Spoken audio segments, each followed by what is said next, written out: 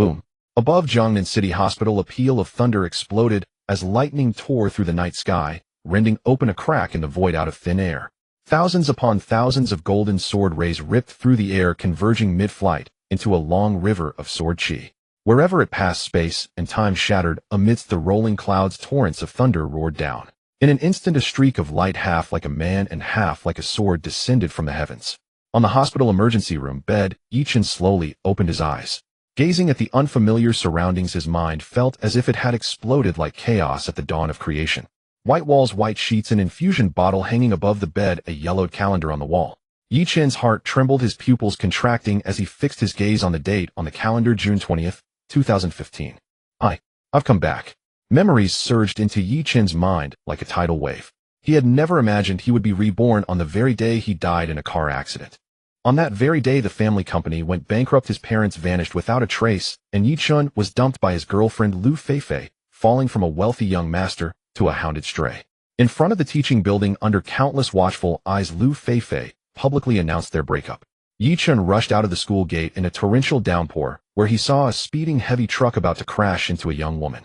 Without a thought for his own safety, he dashed toward her, but the truck's speed was too great.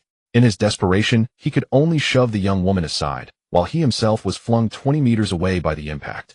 In the end, Yichen suffered massive intracranial bleeding and, lacking money for surgery, died untreated.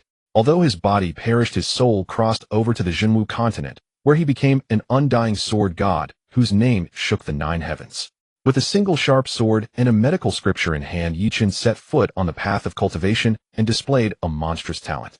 In a mere 500 years, he ascended to the very pinnacle of the Jinwu continent. Seas turned to mulberry fields as tens of thousands of years passed. Though Yichen became lord of the sword domain, he could never forget his parents and younger sister, nor could he forget the lofty Yanjingyi family. Father, mother, no matter where you have gone, I will find you. Little sister, as long as I am here, you will remain a high and noble princess. No one will ever be allowed to bully you. Yichen's gaze hardened, and he was about to yank out the needle in his hand. Yet just as he exerted strength, he realized he did not even have the power to move a single finger. Sensing his condition, he found that not only was all his cultivation gone, but his bones were shattered and his meridians severed, no different from a living vegetable. Fortunately, within his sea of consciousness, there still floated a sword, a book, and a wisp of violet chi. The Dragon Soul Sword and the Shinnong medical scripture are still here, and there is even a trace of chaotic chi. Good. With these as my backing, Yichen will surely stand atop the peak once more. As Yichen wielded, the violet strand of chi scattered into countless specks of light and poured into his limbs and bones, beginning to repair this ravaged body of flesh. That violet strand was chaotic chi Yichen had obtained in a certain secret realm. With this wisp, even a soul dispersed to nothing could be brought back from death. To restore a broken body would take no more than half an hour. As his body was being restored, a pleading voice tinged with sobs drifted in from outside the emergency room. Doctor, please, I'm begging you, you have to save my brother. A girl of about 15 or 16 stood before the doctors. She was around 1.70 meters tall with a sweet, delicate face, but now her long hair was disheveled and her bloodshot eyes spoke of utter exhaustion. The girl's name was Yichen, Yichen's younger sister, a senior high school student. From the moment Yichen's car accident occurred until now, Yichen had not closed her eyes once, yet the money she managed to gather was only enough to pay for one night in the hospital. Compared to the cost of Yichen's craniotomy, this paltry sum was nothing more than a drop in the ocean. After their parents disappeared, the family company went bankrupt and all assets were seized. To pay a 50th annual surgical deposit in one lump sum was an impossible burden for Yichen. Yichen was merely a student, being able to cover even one night in the emergency room was already incredibly difficult. Little girl, according to hospital regulations, you must pay the deposit first. Otherwise, there is nothing we can do. After the doctor finished speaking, he turned and left his departing back a silhouette of despair. Forcing down the bitterness in her heart, Yichen looked toward the emergency room and clenched her fists. Brother, I won't let you die. She had to raise the money. She had to save her brother. Yichen hurriedly pulled out her phone and once more began, Uncle Zhang, for the sake of my father having helped you before, please lend me 50,000 to save my brother's life. Aunt Lu, I'm begging you, I will definitely repay you. Uncle Tion, the money you owe our family. Beep, beep. The number you have dialed is powered off. After yet another heartless disconnect, Yichen's phone slipped from her hand and smashed to pieces on the floor. Her whole body sagged back against the wall as she slowly slid down to sit on the ground, hugging her knees as tears streamed uncontrollably down her face in near complete despair. Just then, a group of fashionably dressed young men and women hurried toward the emergency room. Yi Xian looked up and seeing who had come clutched at them like a drowning person, seizing a life-saving straw thinking, my brother can be saved. They were all rich second-generation friends of her brother from school, each with a monthly allowance of hundreds of thousands. To pool 50,000 for her brother's surgery would be a trifling matter. Moreover, Lu Feifei had come as well. Everyone knew that Lu Feifei's family owned several five-star hotels, and she was also her brother's girlfriend. Sister-in-law, you finally came. Yi Xian sprang up and ran straight toward Lu Feifei, habitually reaching out to take her arm. Lu Feifei, however, drew back to widen the distance, leaving Yi Xian's hand grasping at air. Looking down on Yi Xian with disdain, Lu Feifei said indifferently, Yi Xian, your brother and I have already broken up. It's only for the sake of having been classmates that I came to see whether he's dead yet. As she spoke, Lu Feifei pulled out a wad of cash and tossed it at Yi Xian's feet. You siblings have it rough now. Your brother gave me some gifts before, this 5,000 I'll return to him. Yi Xian had never imagined that her brother and Lu Feifei had actually broken up. Yet the Longin's watch her brother had given Lu Feifei alone was worth over 100,000. This 5,000 was nothing short of an insult to him. But thinking of Yi Chun lying on the hospital bed on the brink of death, Yi Xian struggled inwardly, then pleaded, Sister Feifei, my brother needs 50,000 for the surgical deposit. Please, for the sake of his unwavering devotion to you, lend me 50,000. I will definitely repay you. Opening your mouth and asking for 50,000. Lu Feifei let out a cold laugh. Hey, you really dare to ask for the sky? With your family situation now, even if I did have the money to lend you, how would you ever pay me back? Seeing Lu Feifei's complete indifference, Yi Xian bit her pale lips and turned to look at one of Yi Chen's close brothers, pleading, Brother Yang Chao. Before she could finish, she saw Yang Chao slip an arm around Lu Feifei's waist and sneer, Feifei is right. Even if we had the ability to lend you money, do you have the ability to pay it back? You? Seeing Lu Feifei leaning intimately in Yang Chao's arms, Yi Xian trembled all over her lips, turning white with rage. Yet for the sake of saving her brother, she could only swallow the humiliation and grit out. What will it take for you to lend the money for my brother's surgery? If your family hadn't gone bankrupt, I wouldn't even blink at lending you 500,000, let alone 50,000. But now I won't lend a single cent. Yang Chao slapped Lu Feifei's plump rear, a feral grin twisting his face as he spoke. Faced with the mocking jeers around her, Yi Xian's mind went blank. As the darling of her family, she had never suffered such humiliation. Thinking of her brother's life hanging by a thread, Yi Xian clenched her fists and dropped to her knees, gritting out, I beg you, please lend me 50,000. Haha, didn't Yi Chen always say his little sister was someone none of us could ever reach? And now she's kneeling for 50. With Yang Chao's words, the corridor erupted in raucous laughter. Just as Yi Xian knelt on the floor, Yang Chao shot a look at a rich second-generation youth beside him, named Akuan, then put his arm around Lu Feifei and walked away. Akuan's gaze roamed greedily over Yi Xian, a cold glint flashing in his eyes. He then stepped up to her and drew a bank card from his wallet. Yi Xian's eyes lit up, but when she looked up and recognized Akuan, disbelief spread across her face. You're willing to lend me money? Akuan was a typical scumbag who had once pursued Yi Xian, and Yi Chun had nearly crippled him when he found out. At this critical juncture, with Akuan willing to stay behind and lend money, Yi Xian naturally would not refuse and reached out at once to take the bank card. But Akuan suddenly pulled the card back, smiling faintly as he pointed toward the ward. At such an important moment, how could we possibly leave Yi Chen out of it? After speaking, Akuan turned and walked into the ward, and Yi Xian had no choice but to follow close behind. As soon as she stepped inside, Akuan suddenly locked the door behind them, looking her over with playful eyes, greed blazing openly within them. What are you trying to do? Yi Xian watched him warily. Akuan dangled the bank card and let his gaze linger on her chest, chuckling, Didn't you want to borrow money? But you'll have to agree to one condition. A chill ran through Yi Xian's heart as she frowned. What condition? Be my girlfriend. Yi Xian instinctively wanted to refuse, but her gaze drifted to her brother on the bed. After a fierce internal struggle, she clenched her teeth and nodded. As long as you lend me the money, I can agree. Looking at the once unattainable Yi Xian, a fire flared in Akuan's gut, and he swept her into his arms in a single motion. Yi Xian tried to struggle free, but Akuan's brazen voice sounded at her ear. If you want money to treat your brother, then be obedient and be my woman. Otherwise, I won't lend you a single cent. You can just watch your beloved brother die before your eyes. Under Akuan's assault, Yi Xian sank into utter despair. Yet when her gaze fell upon Yi Chen's pallid face and the cold beeping of the monitor echoed in her ears, a single clear tear traced down her cheek. She closed her eyes, fingers trembling as she unfastened the buttons at her collar. But Akuan was not satisfied. He seized her collar and gave a vicious yank. Rip! Like a ravenous wolf, Akuan lunged at Yi Xian, pinning her onto the hospital bed and tearing at her clothes as he jeered. Yi Chen, didn't you say no one in our circle was worthy of your sister? And now she's obediently becoming my woman. Xian clutched the bedsheet in a death grip, biting down on her lip so hard that blood seeped out, her eyes squeezed shut in despair. Just as Akuin was about to take the next step, the comatose, Yichen's finger twitched, and he slowly opened his eyes.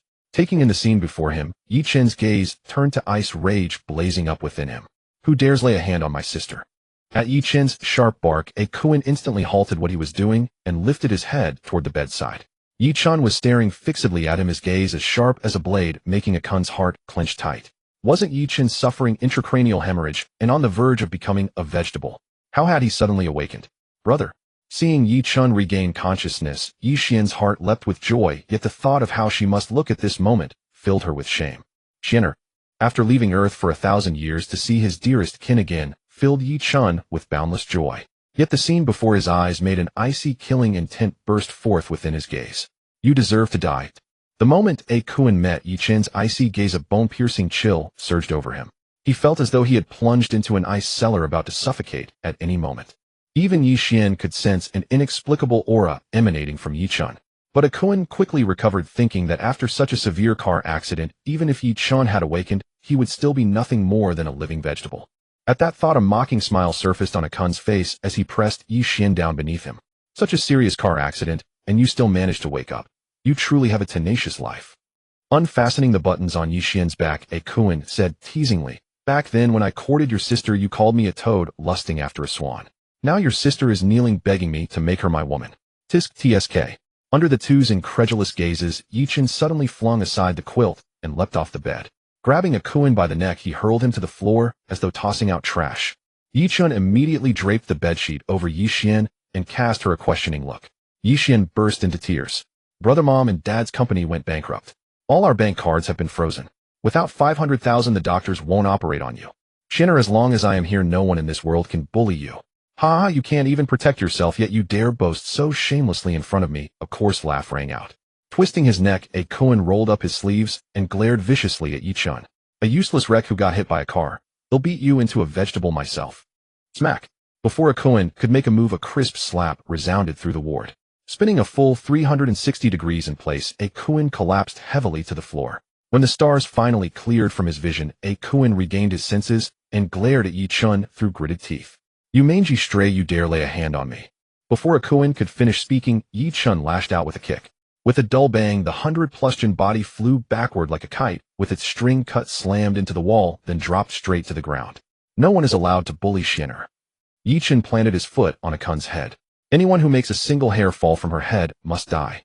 Akuin could not fathom how Yichen had awakened, but sensing the killing intent surging from him, sheer terror flooded his eyes.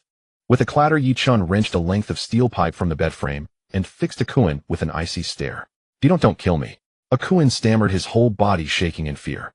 Yichen ignored him, the steel pipe in his hand about to crash down toward Akun's face. Brother, don't kill him. Before the pipe fell, Yixian wrapped her arms around Yichen, urgently pleading. Killing someone means going to prison. Still shaken, Akuin hastily echoed. Why, yet killing is against the law. You mustn't do anything. Yichen suddenly realized that this was no longer that cultivation world where lives could be taken at will, but a modern civilized society. To rashly kill a man would inevitably drag his sister into the aftermath. Yet even a dragon has reverse scales, to touch them is to invite wrath. Yixian was precisely Yichen's reverse scale. The steel pipe, whistling in midair, suddenly changed direction and crashed down on Akun's leg, a sickening crack of shattering bone resounding. In just a few seconds, Yichen mercilessly broke all 4 of Akun's limbs. Finally, he drove the steel pipe into the space between Akun's legs, stripping him of the right to be a man. Yixian stared blankly at Yichen, never having imagined that her brother could strike with such ruthless ferocity. Sensing the doubt in Yixian's eyes, Yichen walked over to her with a faint smile, reached out to rub her head, and said indulgently, as long as your brother is here, no one can bully you. Yixian nodded, then worry clouding her gaze as she looked at the limp Akuin on the floor. She thought of their current plight and urged, brother, hurry and go. They will definitely come after you. They are nothing but a flock of petty chickens and stray dogs not worth fearing. Yichen shook his head and directly took Yixian by the hand, leading her out of the intensive care unit. Being pulled along by Yichen, Yixian could not sense the slightest trace of a recent car accident from him and could not help asking, brother, what about your injuries? Yichen glanced back with a smile, then squatted down. Get on. Seeing that her brother intended to carry her on his back, just like when they were children, Yixian's cheeks flushed red. She was already so grown. Before she could react, Yichen pulled her onto his back and strode swiftly toward the nursing station. Under the restoration of the chaotic qi, Yi Chen's body had not only returned to its original state, but his physical strength now far surpassed that of ordinary people. Even compared to body-refining cultivators in the cultivation world, he was not in the least inferior. Lying on Yi Chen's back, Yi Xian said, "Brother, you injured a Kuan. He definitely won't let us go. We can't possibly stay in Jiangnan City anymore. Where are we going now?" "To save someone," Yi Chen replied. "Save someone?" Yi Xian looked at him in puzzlement. Yi Chen nodded, then still carrying her walked to the nurse's station and asked, "Nurse, which room is the woman from the car accident in?" They did not know that during the time Yi Chen had been taken to intensive care, the eldest young lady of the Morong family had been sent to a special care ward. One by one, the important figures connected to the hospital had arrived, and even the divine physician Jiang Wenhao had been invited. For a time, the entire hospital knew that a great figure was staying in the special care ward. After inquiring about the location, Yi Chen and Yi Xian entered the elevator. Outside the special care ward on the 19th floor, doctors and nurses hurried back and forth, their steps quick. In the corridor, the hospital's upper management and specialists from various departments paced in agitation. At the thought of the young girl's status inside, they knew that if anything happened to her in their hospital, their own positions would likely be forfeit. The ward door opened, and an elderly man with crane-white hair and a childlike face walked out. "Divine Physician Jiang, have you perhaps discovered Miss Muron's illness?" someone asked at once. The dean was the first to speak. Jiang Wenhao sighed. "In 50 years of practicing medicine, I have never seen such a bizarre condition." Jiang Wenhao shook his head and said, "Though Miss Muron's pulse appears steady, in truth, she has entered a state of pseudo-death. With the means at this old man's disposal, I simply cannot cure her." At these words, those around were struck dumb. Jiang Wenhao was the undisputed pinnacle of Jiangnan City's medical world, a master of traditional medicine who had revived countless patients on the brink of death, lauded as the divine physician of Jiangnan.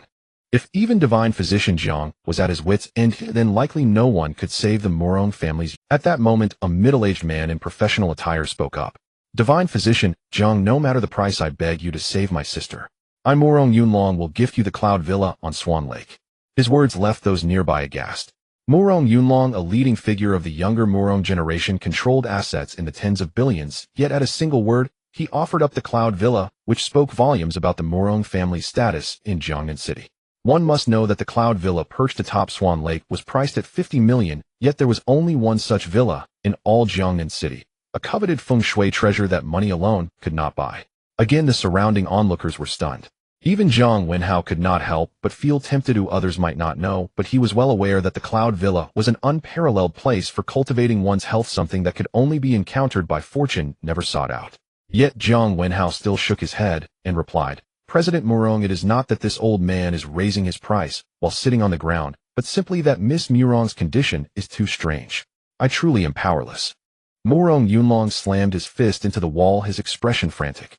"Is there truly no one who can save my sister?" Feeling the fury radiating from him, everyone else clamped their mouths shut. Just as a heavy silence settled outside the ward, a clear, cool voice rang out, "I can save her.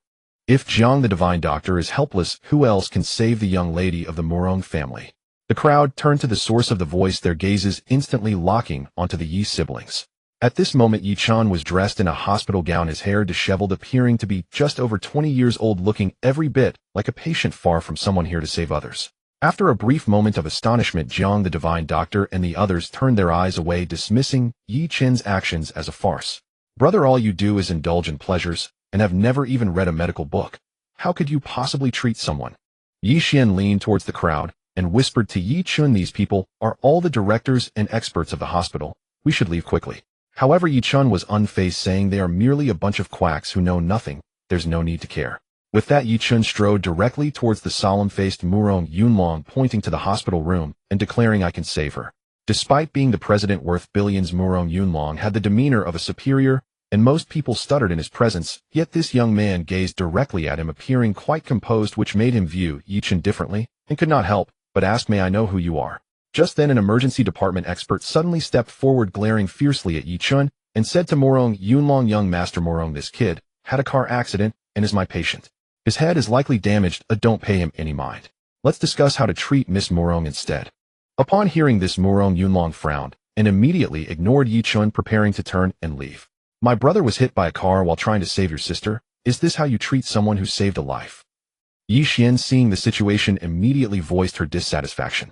A female secretary approached Morong Yunlong and whispered something to him, prompting Morong Yunlong to turn around and look at Yi Chun again.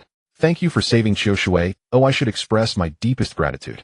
But Qiu Shui is now in life-threatening danger, so I can only offer you 1 million for treatment. At Murong Yunlong's gesture, the female secretary presented a bank card to Yi Chun. In the eyes of the crowd, Yi Chun's appearance here was merely to demand a reward for saving someone from the Murong family. Yi Chun did not even glance at the bank card in the secretary's hand. Instead, he calmly looked at Murong Yunlong and stated, I am not seeking your reward for saving her. If you trust me, let me proceed with the treatment. Yi Chun spoke with an undeniable aura, even affecting someone like Murong Yunlong, who could not help but ask, can you really save my sister? It's just a minor ailment. It's merely a matter of lifting a finger. Yi Chun replied with calm assurance. If you can treat Qiu Shui, I, Murong Yunlong, will agree to any condition you propose. Murong Yunlong excitedly grasped Yi Chun's hands, gazing sincerely. However, at that moment, Jiang Wenhao approached, gravely advising Yi Chun, young brother, life is at stake. Do not act recklessly. Yi Chun glanced at Jiang Wenhao and coldly retorted, with your level of medical skill, you are not qualified. Jiang Wenhao's beard bristled with anger. As the divine doctor of Jiangnan, he had never been confronted by a young person before, and he immediately showed his displeasure towards Yi Chun. Naturally, Yi Chun responded without any politeness.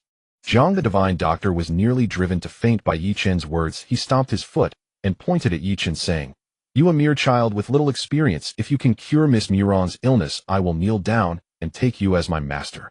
Be my apprentice. Yi Chun paused, then said, you are even less qualified for that. With that, Yi Chun turned and walked directly towards the hospital room where Murong Qiu Shui was. For Yi Chun, his intention to save was not for reward, but merely to settle a karmic debt. Since he had intervened to prevent Murong Qiu Shui from meeting with an accident, he would not allow her to die. Young Master Murong, this kid's head is damaged, but don't let her act recklessly. The hospital leadership urged, but Yi Chun had already reached the bedside, grasping Murong Qiu Shui's delicate wrist, feeling her pulse, and suddenly frowned. What a sinister method. As he spoke, Yi Chun directly removed the oxygen mask from Murong Qiu Shui's face and the needle from her hand. In the midst of the crowd's shocked expressions, he slapped Murong Qiu Shui's chest, and with a beep the life monitor displayed a cold straight line. Yi Chun examined Murong Qiu Shui's exquisite face, noting, she is quite beautiful. Nonsense. Jiang the divine doctor was furious, his beard quivering. Even a celestial being would be powerless in this situation. The life monitor shows no indicators. The young lady of the Murong family has ceased to breathe. It's over. This kid has caused a loss of life, and our hospital cannot escape responsibility. Call the police immediately. Hurry and capture this murderer. In an instant, the crowd turned their ire towards Yi Chun. Yi Xian stood in the corner, her face pale, with fear, beads of cold sweat forming on her forehead. Yet Yi Chun did not stop his actions, continuously pressing the acupuncture points on Murong Qiu Shui's body. Seeing this, Jiang the divine doctor rushed forward to intervene. But Yi Chun's elbow smoothly struck Jiang the divine doctor's chest, sending him crashing against the wall. Jiang the divine doctor was about to erupt in anger when he saw Yi Chun's movements, suddenly revealing a look of shock. This is the technique for reviving through acupuncture. A storm surged within Jiang the divine doctor's heart as he looked at Yi Chun, his gaze dramatically shifting. Seeing the hospital's security personnel about to rush in to arrest Yi Chun, he waved his hand to stop them, saying, do not enter. Seeing this, Yi Chun turned to Jiang the divine doctor. At least you have some insight. Take out the silver needles from your body.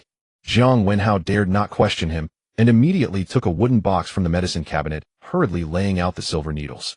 In a flash, Yi Chun's hands moved like lightning, and within mere seconds he had inserted 9 silver needles into Murong Qiu Shui's body. He placed his fingers on Murong Qiu Shui's forehead, and as the silver needles vibrated slightly at the 9 acupuncture points, they emitted a faint humming sound. This humming sound was so faint that only Jiang Wenhao could hear it.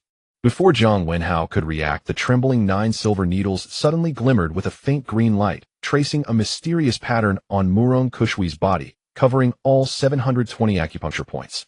This. Jiang Wenhao's mouth fell open large enough to fit an egg. How is this possible? Concentrate. With a wave of Yi Chun's hand, the 9 silver needles plunged into Murong Qiu Shui's body. As a wisp of black smoke flew out from between Murong Qiu Shui's eyebrows, her ashen face gradually regained its color. The 9 silver needles fell onto the bedsheet, appearing entirely black. Beep. The lines on the life monitor began to pulse vigorously.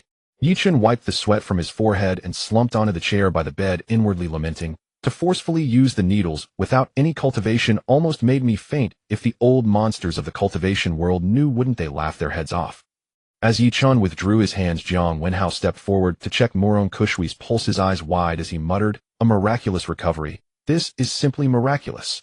Jiang Wenhao never imagined he would witness such an incredible technique in his lifetime, feeling that dying at this moment would be worth it. Outside the hospital room, the hospital experts stared at the patterns on the monitor, all dumbfounded. Although Murong Qiushui had clearly ceased to breathe, that young man had actually pulled her back from the brink of death with just a few silver needles. Such medical skills were nothing short of astonishing. Murong Yunlong rushed into the hospital room, grasping Murong Qiushui's hand excitedly, exclaiming, "Qiushui." At this moment, the way everyone in the hospital looked at Yi Chun had drastically changed. Yi Xian stared at Yi Chun in shock, unable to believe that this person was her wealthy, hedonistic brother.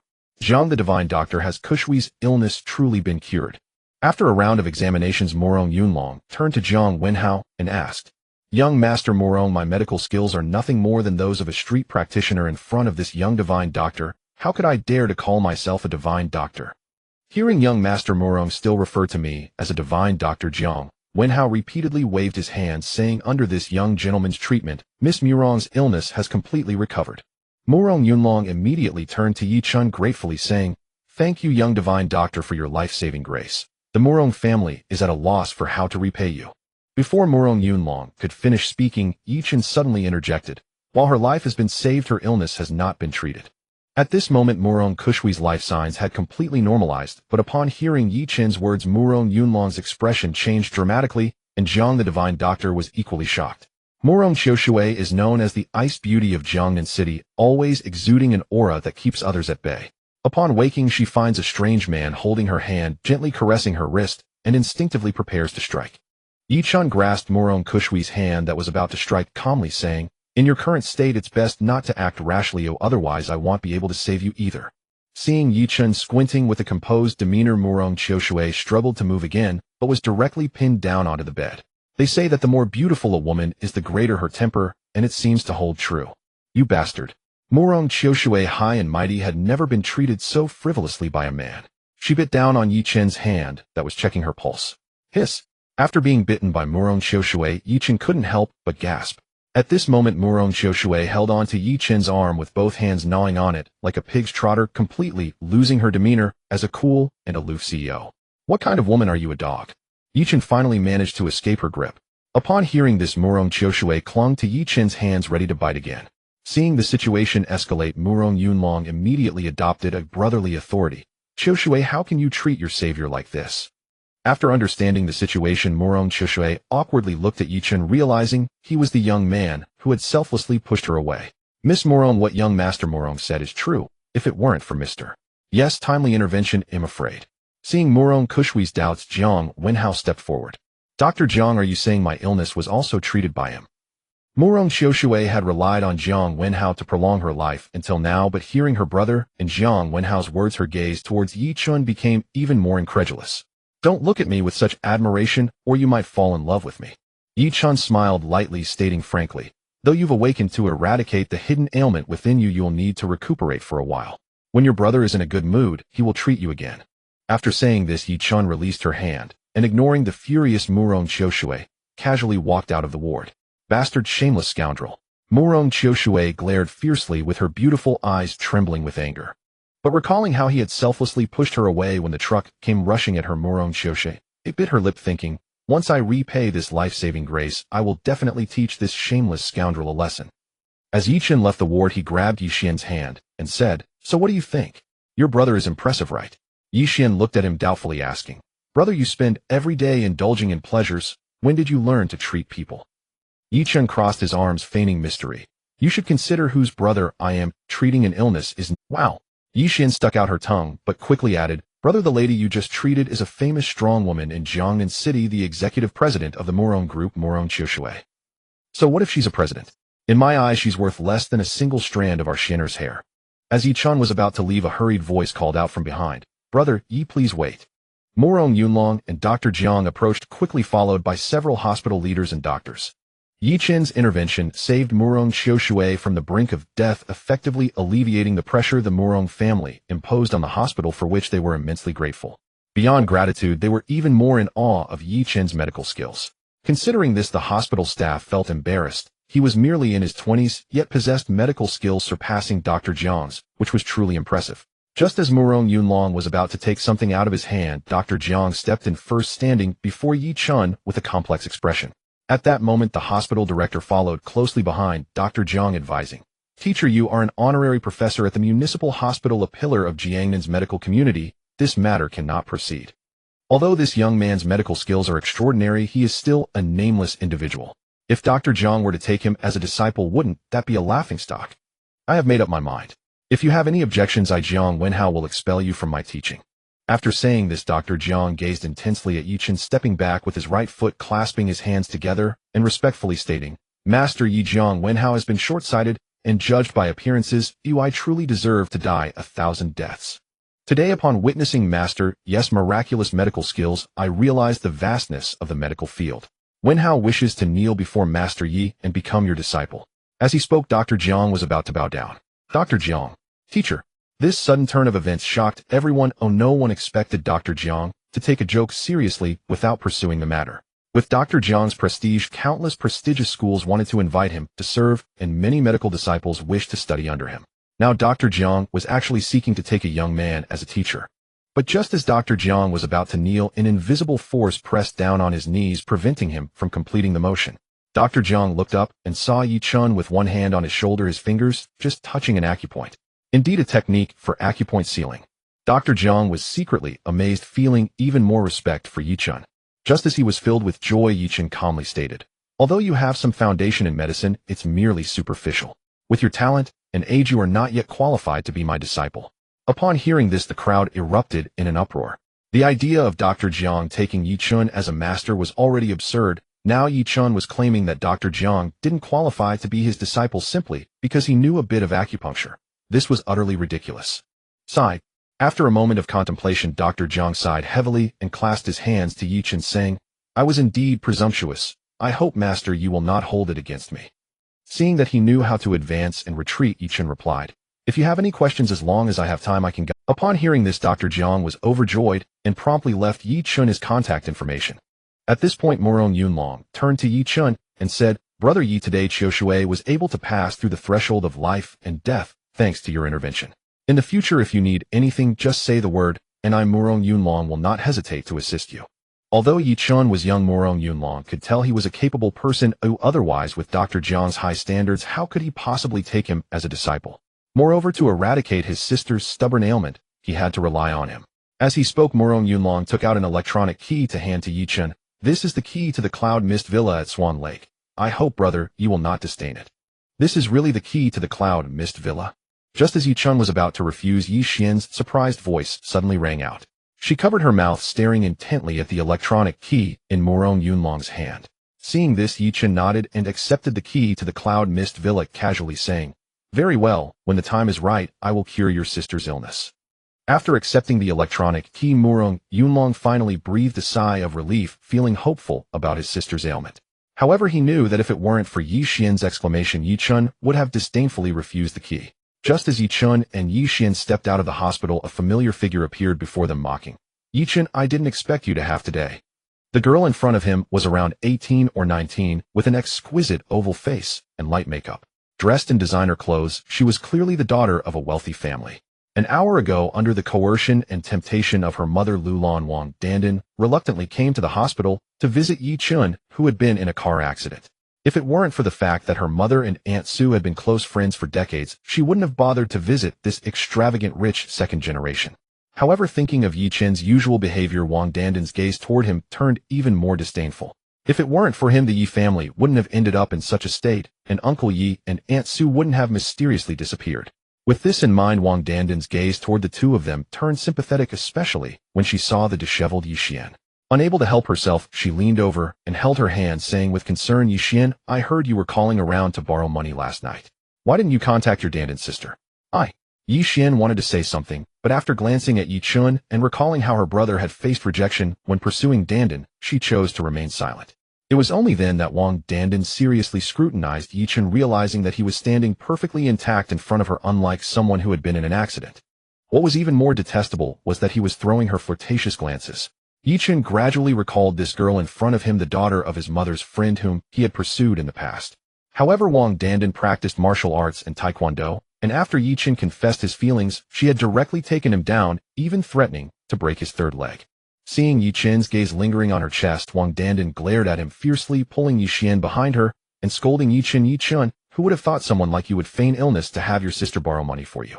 You worthless scum, do you have any humanity left? Dandan sister, it's not what you think. Yi Xian hurriedly explained while holding Wang Dandan's hand. But at that moment Wang Dandan was furiously indignant and continued to chastise. Yi Xian, you don't need to explain for him. Now that Uncle Yi and Aunt Yi are missing, your family's company has gone bankrupt. He is no longer that lavish young Master Yi. We can't allow him to continue like this.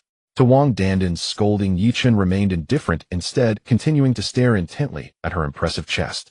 Indeed, utterly hopeless. Wang Dandan's face flushed with anger as she stepped forward, raising her right hand to slap Yi Chen. However, her slap missed as she lost balance from the force of her swing, stumbling and almost falling to the ground. Yi Chen shook his head, and considering that Wang Dandan was still good to her sister and family, reached out to support her waist. But Wang Dandan abruptly leaned back, causing Yi Chen's outstretched hand to land in an inappropriate place. In an instant, Wang Dandan felt as if she had been electrocuted, her whole body going limp as she leaned against Yi Chen.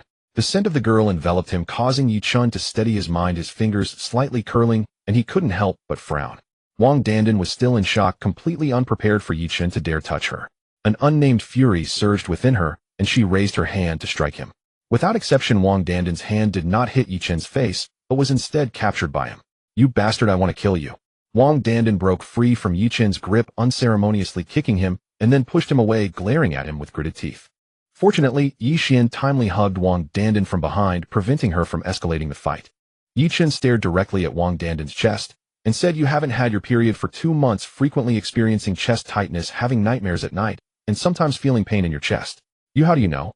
Wang Dandan was stunned, as everything he said was absolutely correct. It's just something you can tell after a touch, Yi Chen said casually. Upon hearing this, Wang Dandan's previously extinguished anger ignited anew, and she raised her hand to strike Yi Chen again. Once again grabbing Wang Dandan's wrist, Yi Chen suddenly focused his gaze, locking onto a jade Buddha hanging on her chest, pondering, so that's how it is.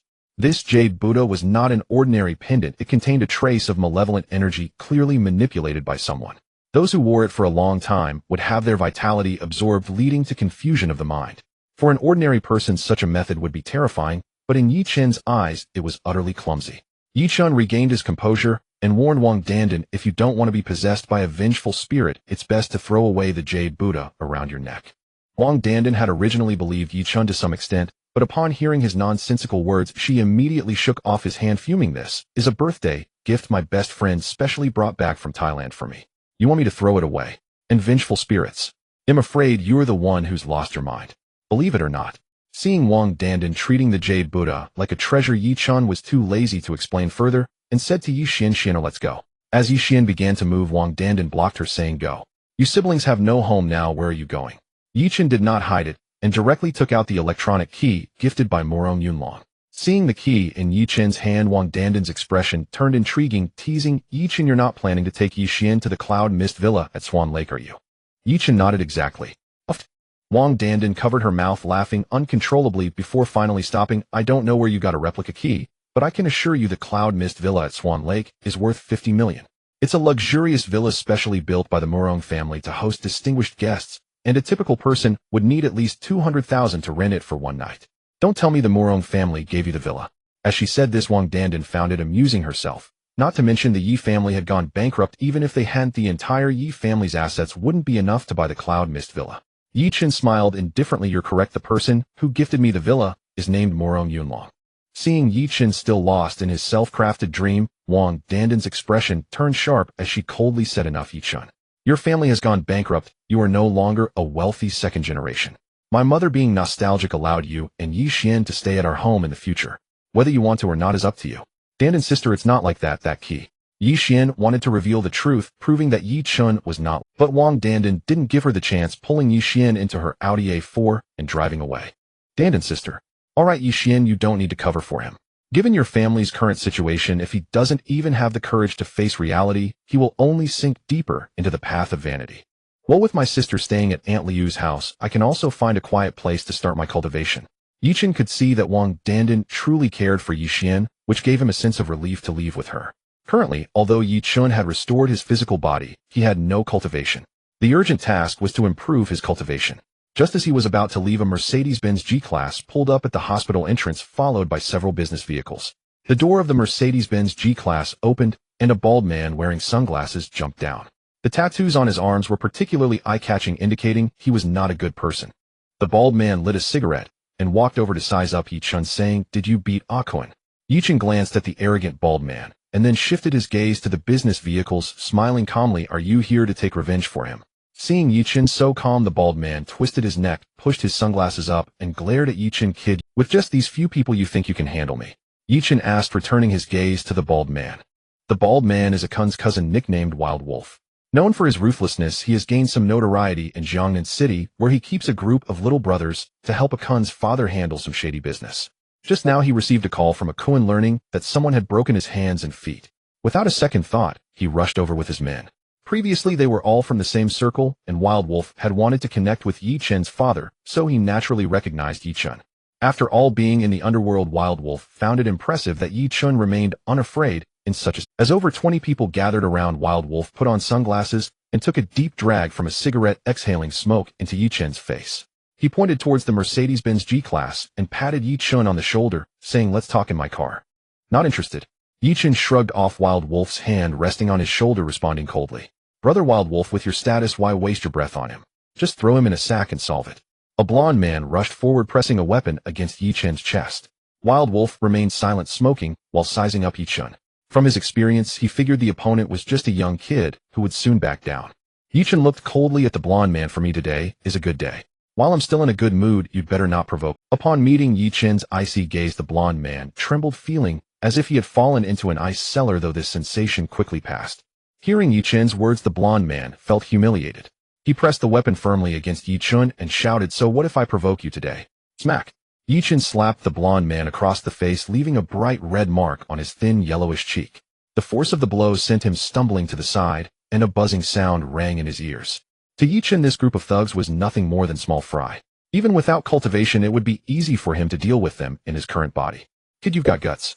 Seeing one of his men get hit, Wild Wolf's eyes flashed with murderous intent. "I'm in a hurry, so you all attack together. Let's go." Yi-chun shrugged his shoulders and succinctly said. Everyone was taken aback, not expecting this kid to be so arrogant.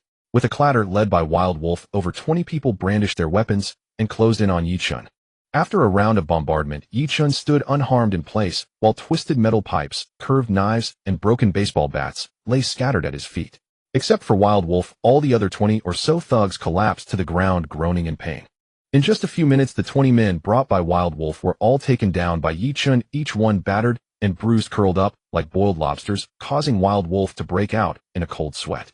Wild Wolf never expected to hit a brick wall this time. This young man turned out to be a martial artist.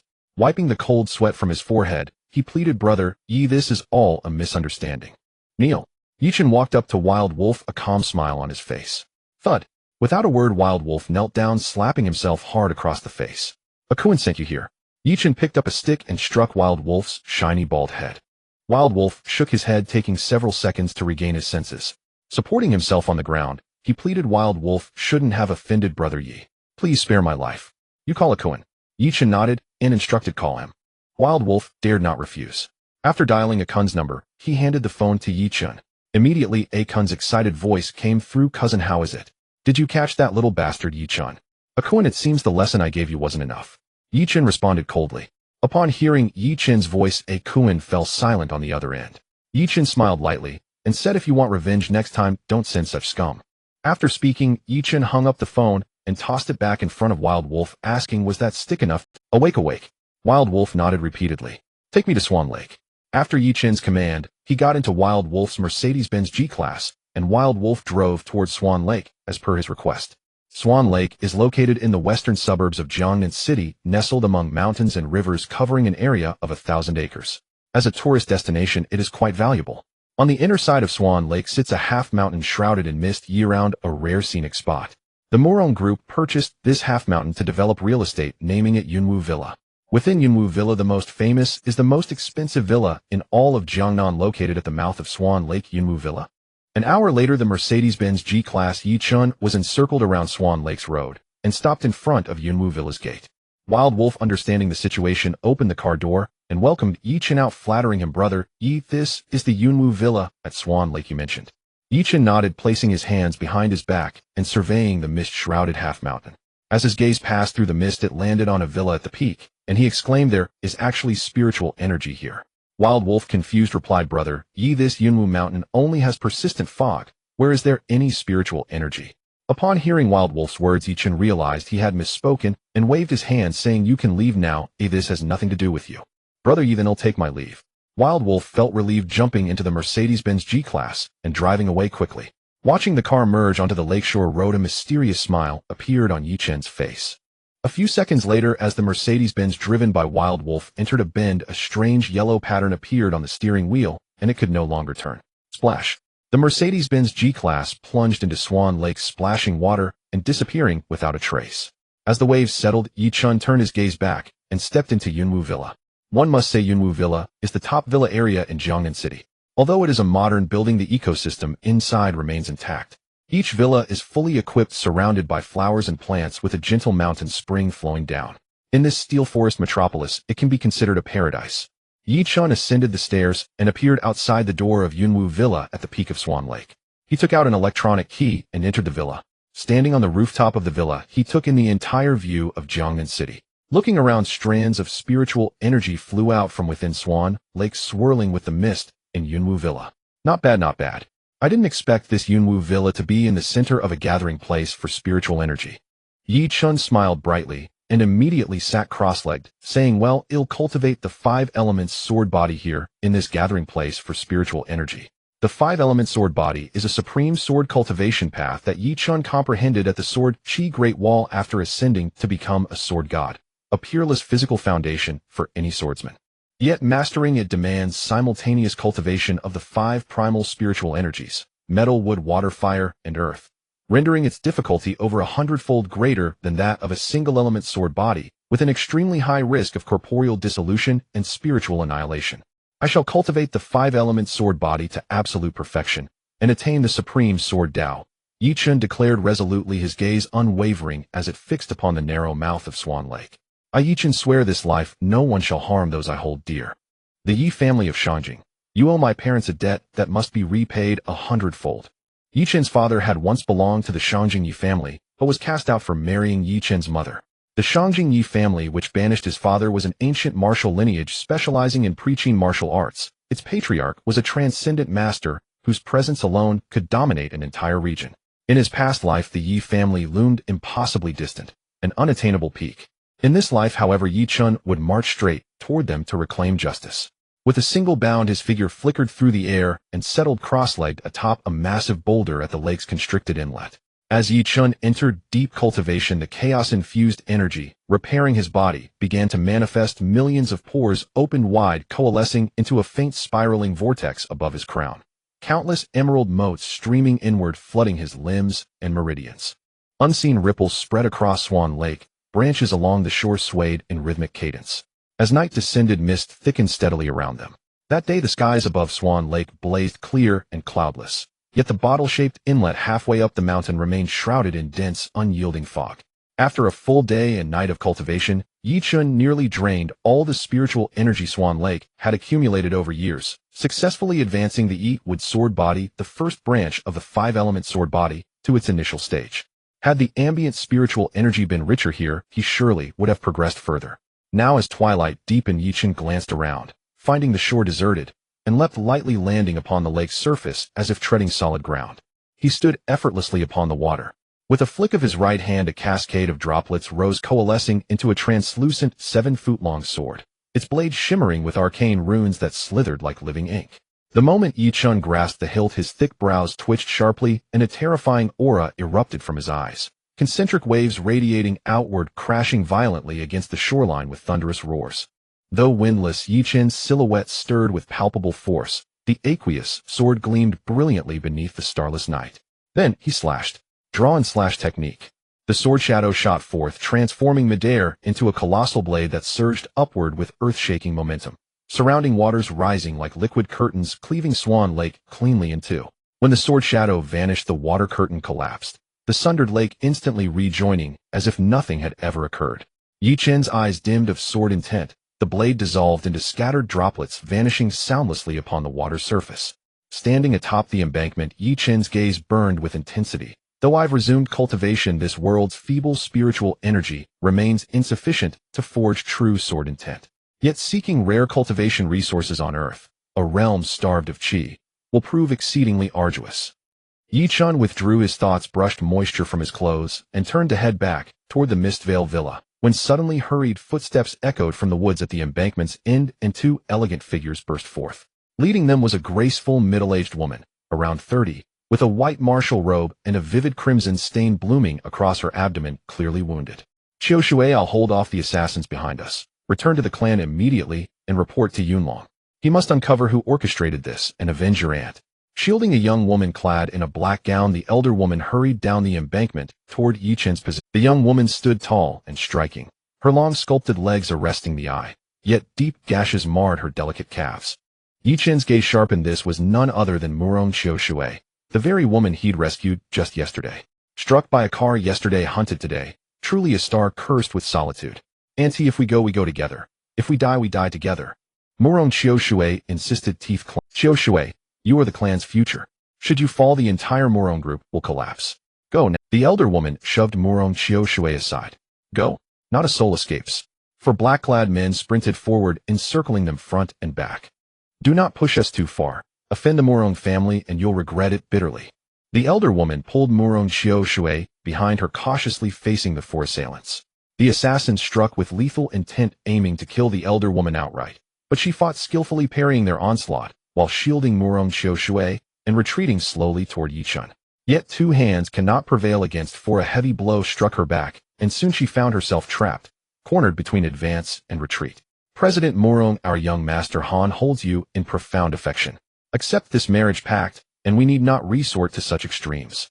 Seeing the elder woman now defenseless, the lead assassin sneered coldly at Murong Qiu Shui. Qiu Shui, never agree. Han Yu is but a playboy obsessed with your beauty, while the Han clan harbors treacherous ambitions to seize control of Murong Group's shares under this pretext.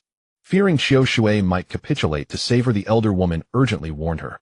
Then, slap, the lead assassin backhanded the elder woman, hurling her at Murong Qiu Shui's feet. President Murong, if you refuse to return with us, we'll have no choice but to execute your aunt.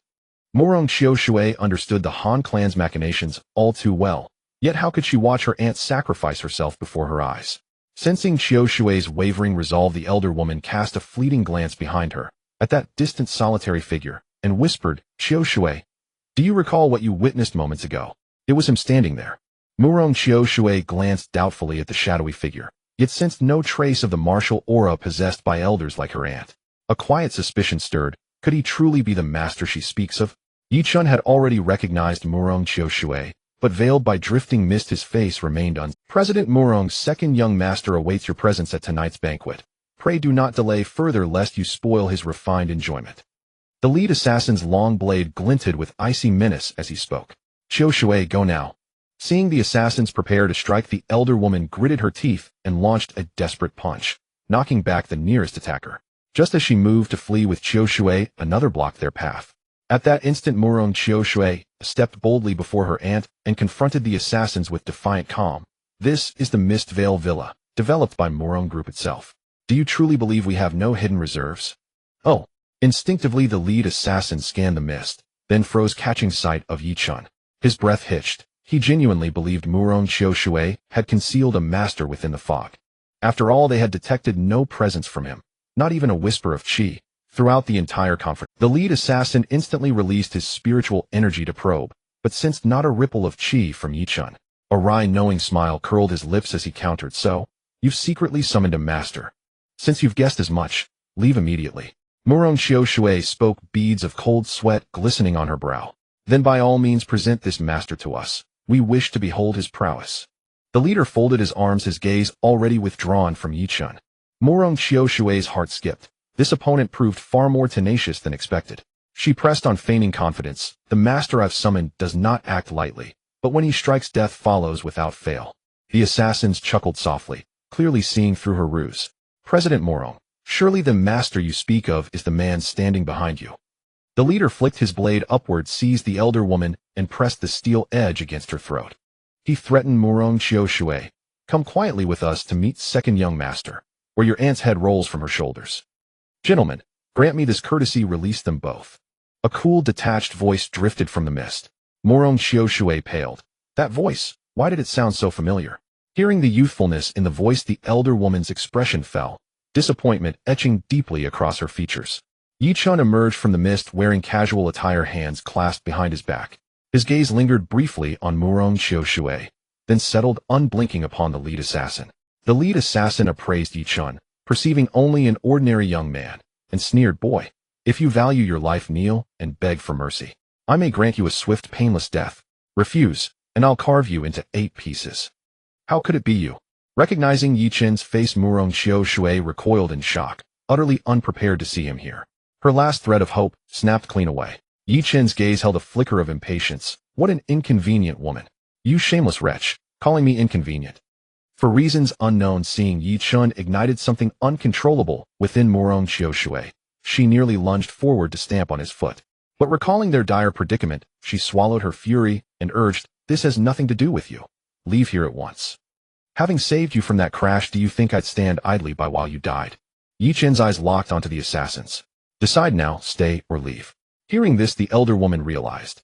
This was the youth who'd saved Xiaoshui, a clay Buddha crossing a river, drowning himself, yet daring to interfere. Kill him. 2 assassins lunged forward, blocking Yi Chun's path. Step aside. I have no desire to kill. His gaze cold and unblinking pinned them in place. Under his stare, both men shivered involuntarily. Arrogant pup, I'll see just how you plan to kill us. A flash of malice lit the lead assassin's eyes. With a flick of his wrist, his blade streaked toward Yi Chun's throat, cold light slicing the air. Daring death. Yi Chun neither flinched nor dodged, standing utterly still. Run!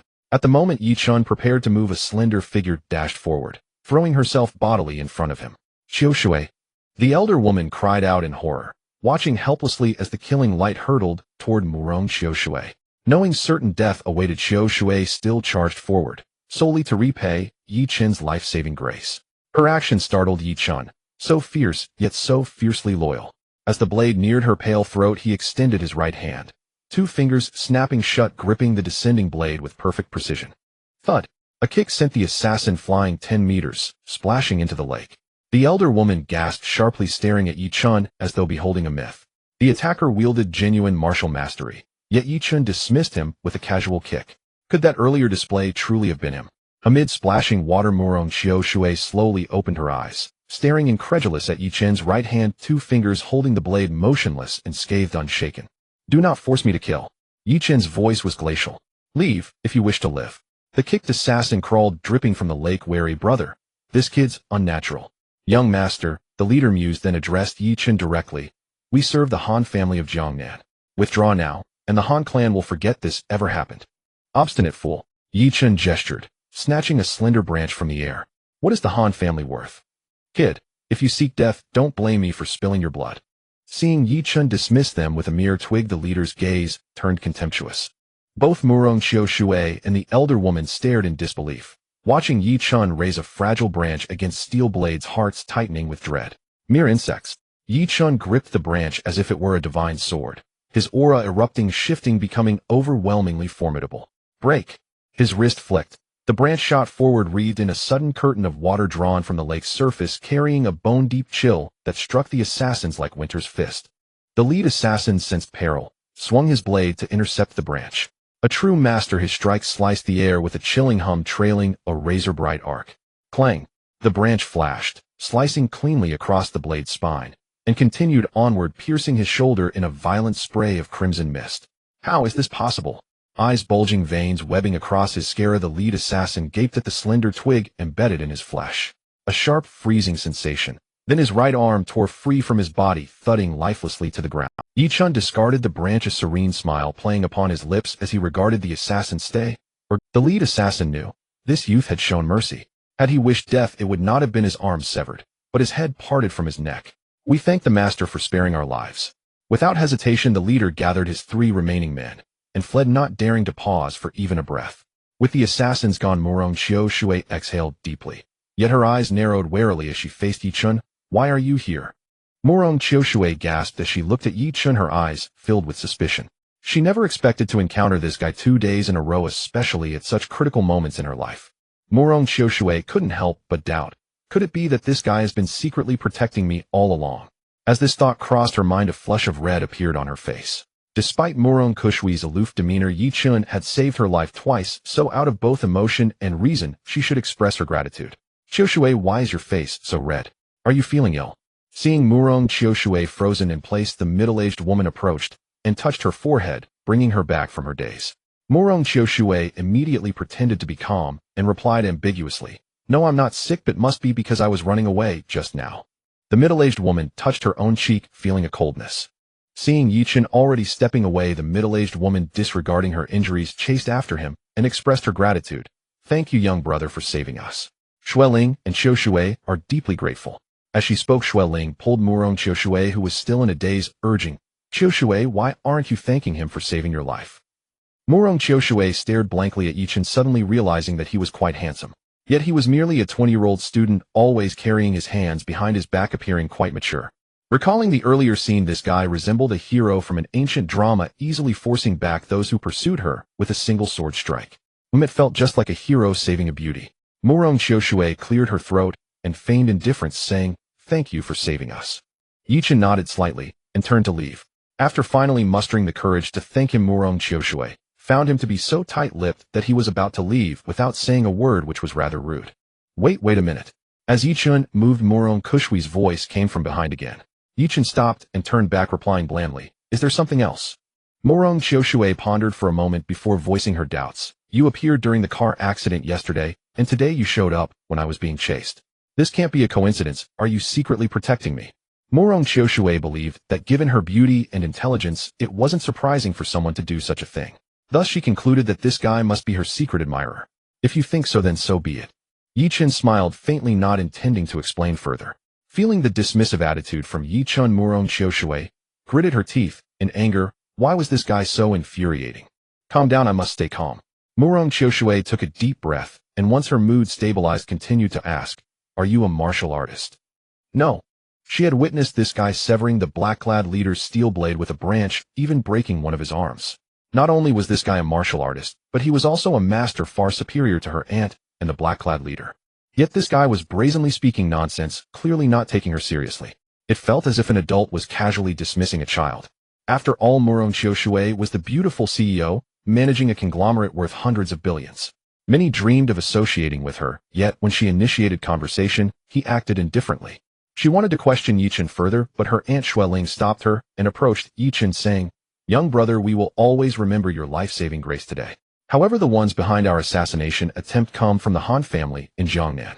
Given the temperament of the second young master of the Han family, they will not let this go easily." The Han family. Yi Chun shook his head. "I haven't heard of them, but am quite curious about the martial artist." With Xueling's explanation, Yi Chun finally understood that there were also cultivators on this earth who to ordinary people were just martial artists, or what everyone referred to as kung fu practitioners. Those exceptional in martial arts were known as martial artists, categorized into ranks heaven-earth mysterious. After learning of the existence of martial artists, Yi Chun looked at the middle-aged woman and asked, "What level of martial artist do you classify as a?" "Don't joke, brother Yi. I'm merely a martial arts practitioner and have yet to cultivate a trace of true energy, so I cannot be considered a martial artist." Seeing Yi Chun's interest in martial artists, Xueling continued, "As for martial artists, aside from the elderly of the Murong family, who have cultivated true energy, there are only 2 yellow-level martial artists in the entire family. The one responsible for protecting Qiushui has already been assassinated, and the attacker is likely a martial artist from the Han family. Brother Yi, you should not let your guard down." "No worries." Yi Chun smiled indifferently, deducing from Xueling's words that the martial artists they spoke of were similar to those in the Qi refinement realm. Yi Chun's calm demeanor did not seem fake, coupled with the strength he displayed when severing the black-clad leader's arm, which made Xueling believe that the earlier scene of the lake parting was highly likely his doing. This further strengthened her desire to befriend Yi Chun. "Brother Yi, can you really cure Qiushui's stubborn illness?" Seeing Yi Chun's intention to leave, Xueling hurriedly asked. Yi Chun glanced at Murong Qiushui. "It's not difficult to save her, but I have other matters to attend to. When the time is right, I will heal her illness." Upon hearing this, Xueling raised her eyebrows and smiled with relief, pulling Murong Qiushui's hand and urging, "Qiushui, hurry and thank brother Yi." Murong Qiushui rolled her eyes at Yi Chun. "What is there to thank? It's not like we're not paying him." Xueling was taken aback by Kushui's response and wanted to explain, but Yichen didn't care and said, "I have to go see you." With that, Yichen walked away with his hands behind his back, heading towards the Swan Lake's mouth, disappearing into the vast white mist. Only after Yichen's figure vanished did Xueling seriously say to Murong Qiushui, "Qiushui, do you remember the scene we saw at the foot of the mountain when the lake waters parted?" Murong Qiushui frowned slightly. "Auntie, I've heard Grandpa say that to block a river with human strength, one must be at least an innate martial artist. Yet there are no innate martial artists in the entire Jiangnan city. What we saw earlier was merely an illusion beneath the mist." Qiushui, given the current strength of the Murong family, our understanding of martial artists is indeed limited. Do not judge a person by their appearance. Xueling looked in the direction Yichen left and said, "Regardless of whether Auntie's guess is accurate based on his medical skills and character, it is worth the Murong family to befriend him." Hearing her aunt's analysis, Murong Qiushui realized that her earlier behavior was somewhat childish and rationally said, "He's just a college student in his early 20s. How could he possibly be an innate martial artist? However, he truly excels in medicine, even surpassing Jiang Shini.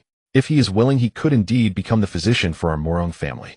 Seeing Murong Kushui's confident expression, Xueling, as her aunt, initially wanted to advise her that this Yichen was not an ordinary person, but knowing Kushui's personality, she ultimately held her tongue. "Han, you will definitely not let this go. We should return immediately. Auntie still needs to ask Jiang Shini for." Xueling looked at Murong Kushui's curvy figure and felt a twinge of jealousy. "I wonder which lucky guy will get to marry our Qiushui." "Auntie, you'll have the driver come to pick you up," Murong Qiushui said. "They'll be staying at Yunwu Villa tonight." "That's fine. Yunwu Villa has great air quality, especially that Cloud Mist Villa, which is indeed a good place for cultivating oneself." The two returned along the riverbank to the entrance of Yunwu Villa, and soon a business car arrived to take Xueling away, while Murong Qiushui headed towards the Cloud Mist Villa. In Jiangnan City, on a bar street. In a private room of a high-end bar, a young man dressed in luxury brands lounged back, with a provocatively dressed internet celebrity straddling him, twisting her supple waist to the music, trying to please him. As the internet celebrity prepared to turn on her electric motors, the young man had already surrendered, feeling disappointed, but forced to reveal a satisfied expression. "Young Master Han, you are truly strong." The internet celebrity flattered him. This person was none other than Han Yu, the second young master of the Han family, whose body had long been drained by wine and lust. Han Yu glanced at the surgically enhanced internet celebrity and couldn't help but recall Murong Kushui's exquisite face. He took out his phone, irritated, and said, "A bunch of useless fools. After so long, you still haven't brought her here." Just as he was about to make a call, a series of urgent knocks sounded from outside. "Young Master Han, something happened to Brother Dao." "What happened?" Han Yu immediately pushed the internet celebrity off him, stood up, opened the door, and his face turned ashen as he glared and asked, "Who did this?" Outside, 4 black-clad men returned with their tails between their legs, and the leader, Brother Dao, was missing an arm, the bandaged wound clearly stained with blood. Just 2 days ago, Brother Dao had led 3 others to eliminate the bodyguard next to Murong Qiushui, making him a top-notch, yellow-level martial artist. "Young Master Han, we have failed." Brother Dao hung his head and recounted in detail the encounter with Yichen. "Smash!" Han Yu smashed his phone on the ground, shattering it, and gritted his teeth. "He ruined my good plans. He must be daring. Immediately find out his background. I want him to pay a heavy price." "Murong Qiushui, you can evade me today, but you won't escape on the 15th. Sooner or later, you will be my woman." "Young Master Han, that kid is not an ordinary martial artist. We must not underestimate him," Brother Dao cautioned nervously. Brother Dao reminded him with lingering fear. Han Yu was not reckless. After a moment of thought, he instructed, "Put Murong Kushui's matter aside for now.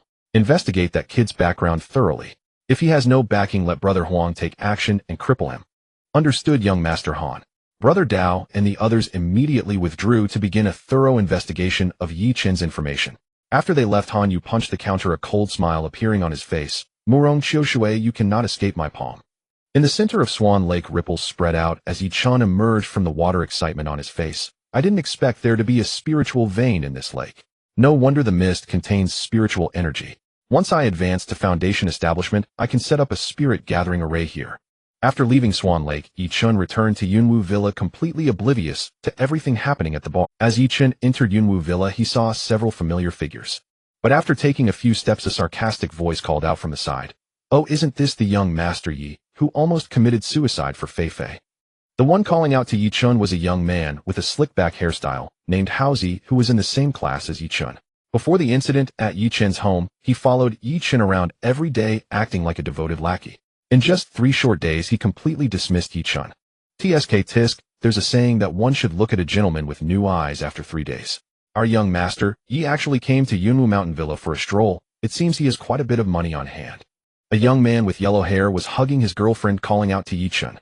You probably don't know, but our young master Yi has long run out of money. Just the day before yesterday, he deliberately staged a hitandron and feigned injury to get money from others. Not only that, but he even conspired with his sister to borrow money for surgery. Truly impressive. Housie is right, his sister really knows how to act. She cried on the phone so pitifully that I was almost moved enough to lend them money. In Yi Chen's eyes, this group of people was nothing more than ants.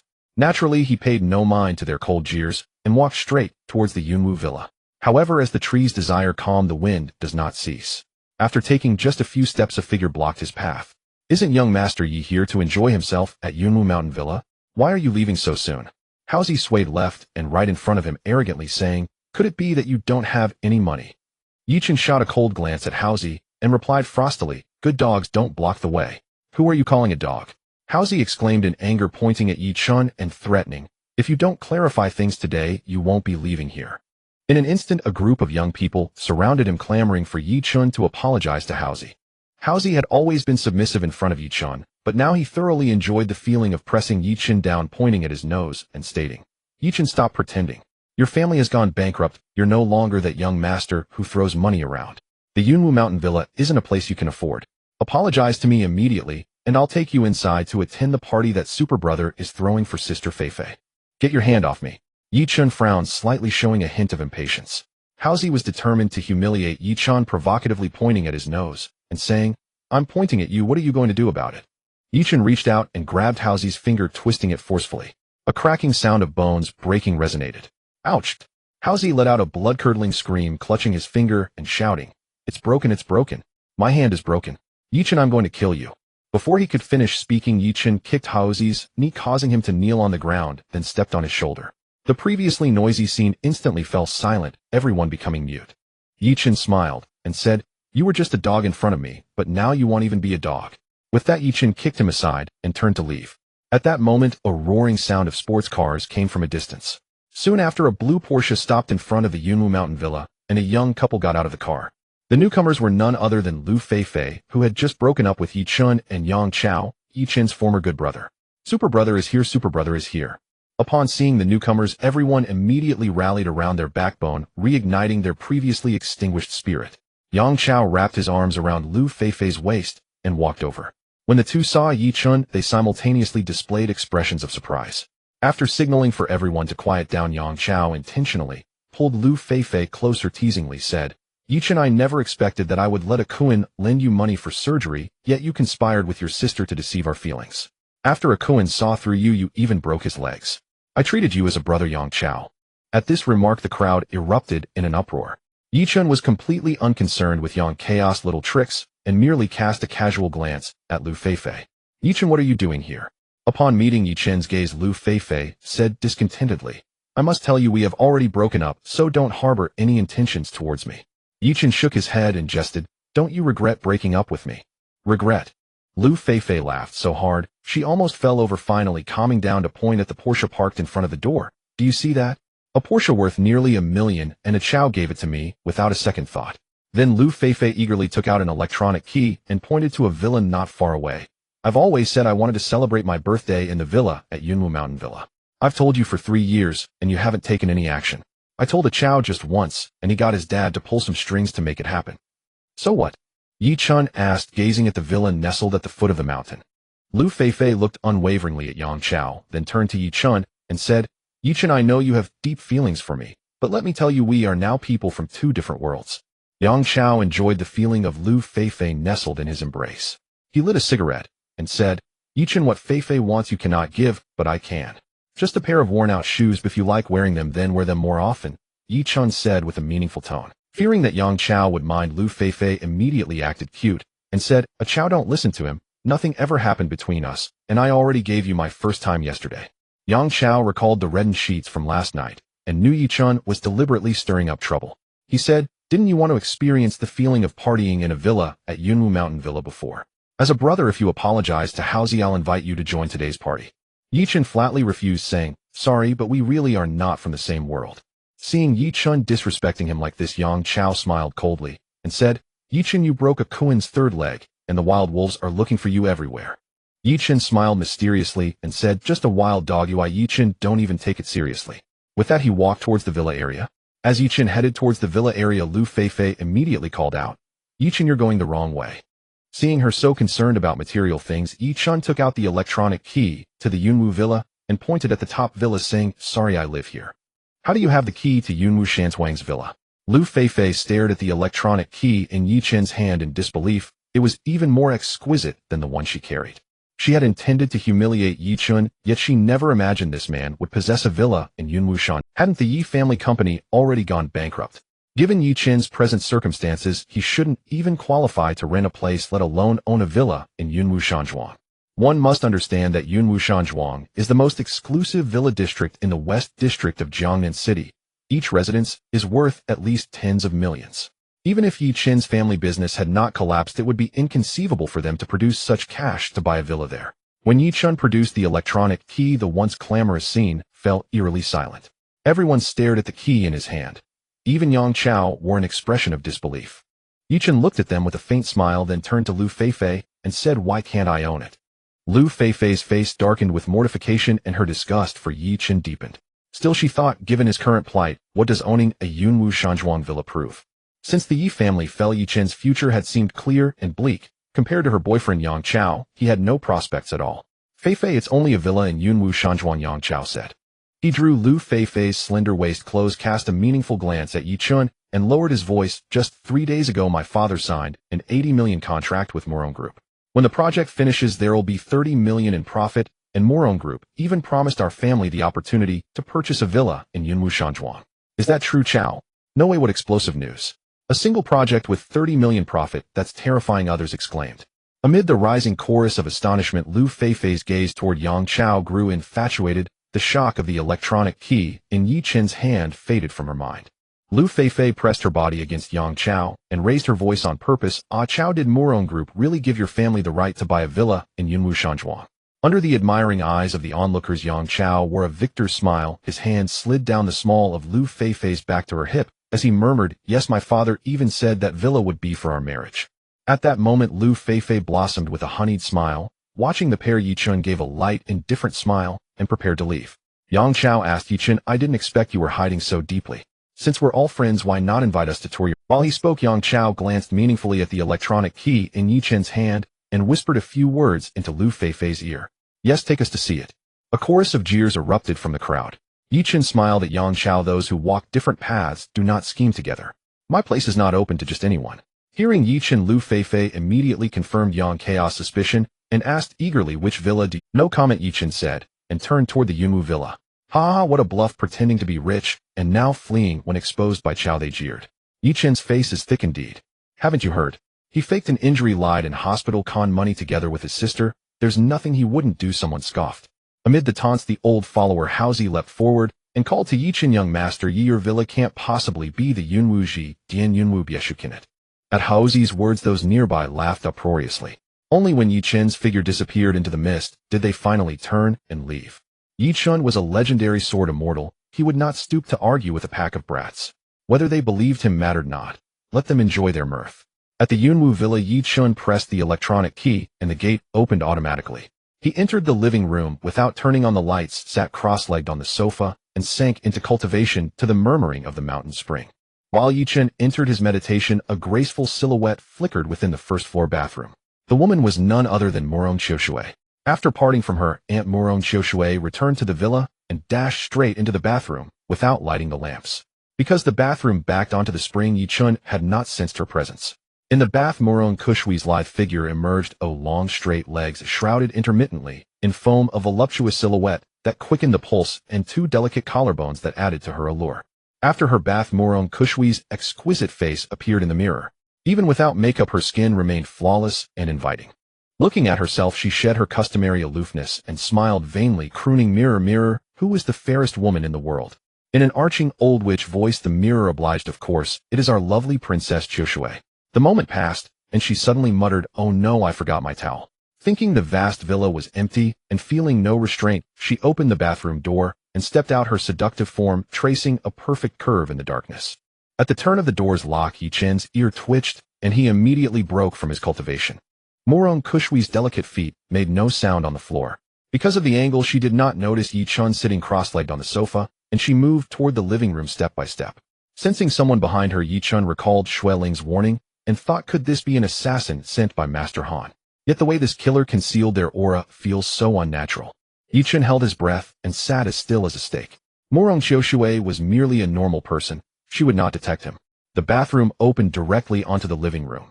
Even if someone sensed a presence, Yi Chun realized that now Morong Xiaoshui was walking toward him completely naked.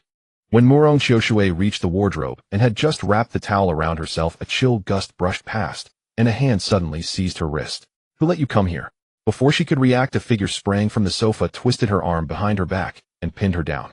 As she struggled, a palm pressed itself against her pert hip. Because she wore no clothes, Yi Chun's hand felt cold and damp to the touch. Morong Xiaoshui felt a flush of warmth. Such contact nearly made her limbs go weak, yet reason snapped back. This could very well be someone sent by Han Yu.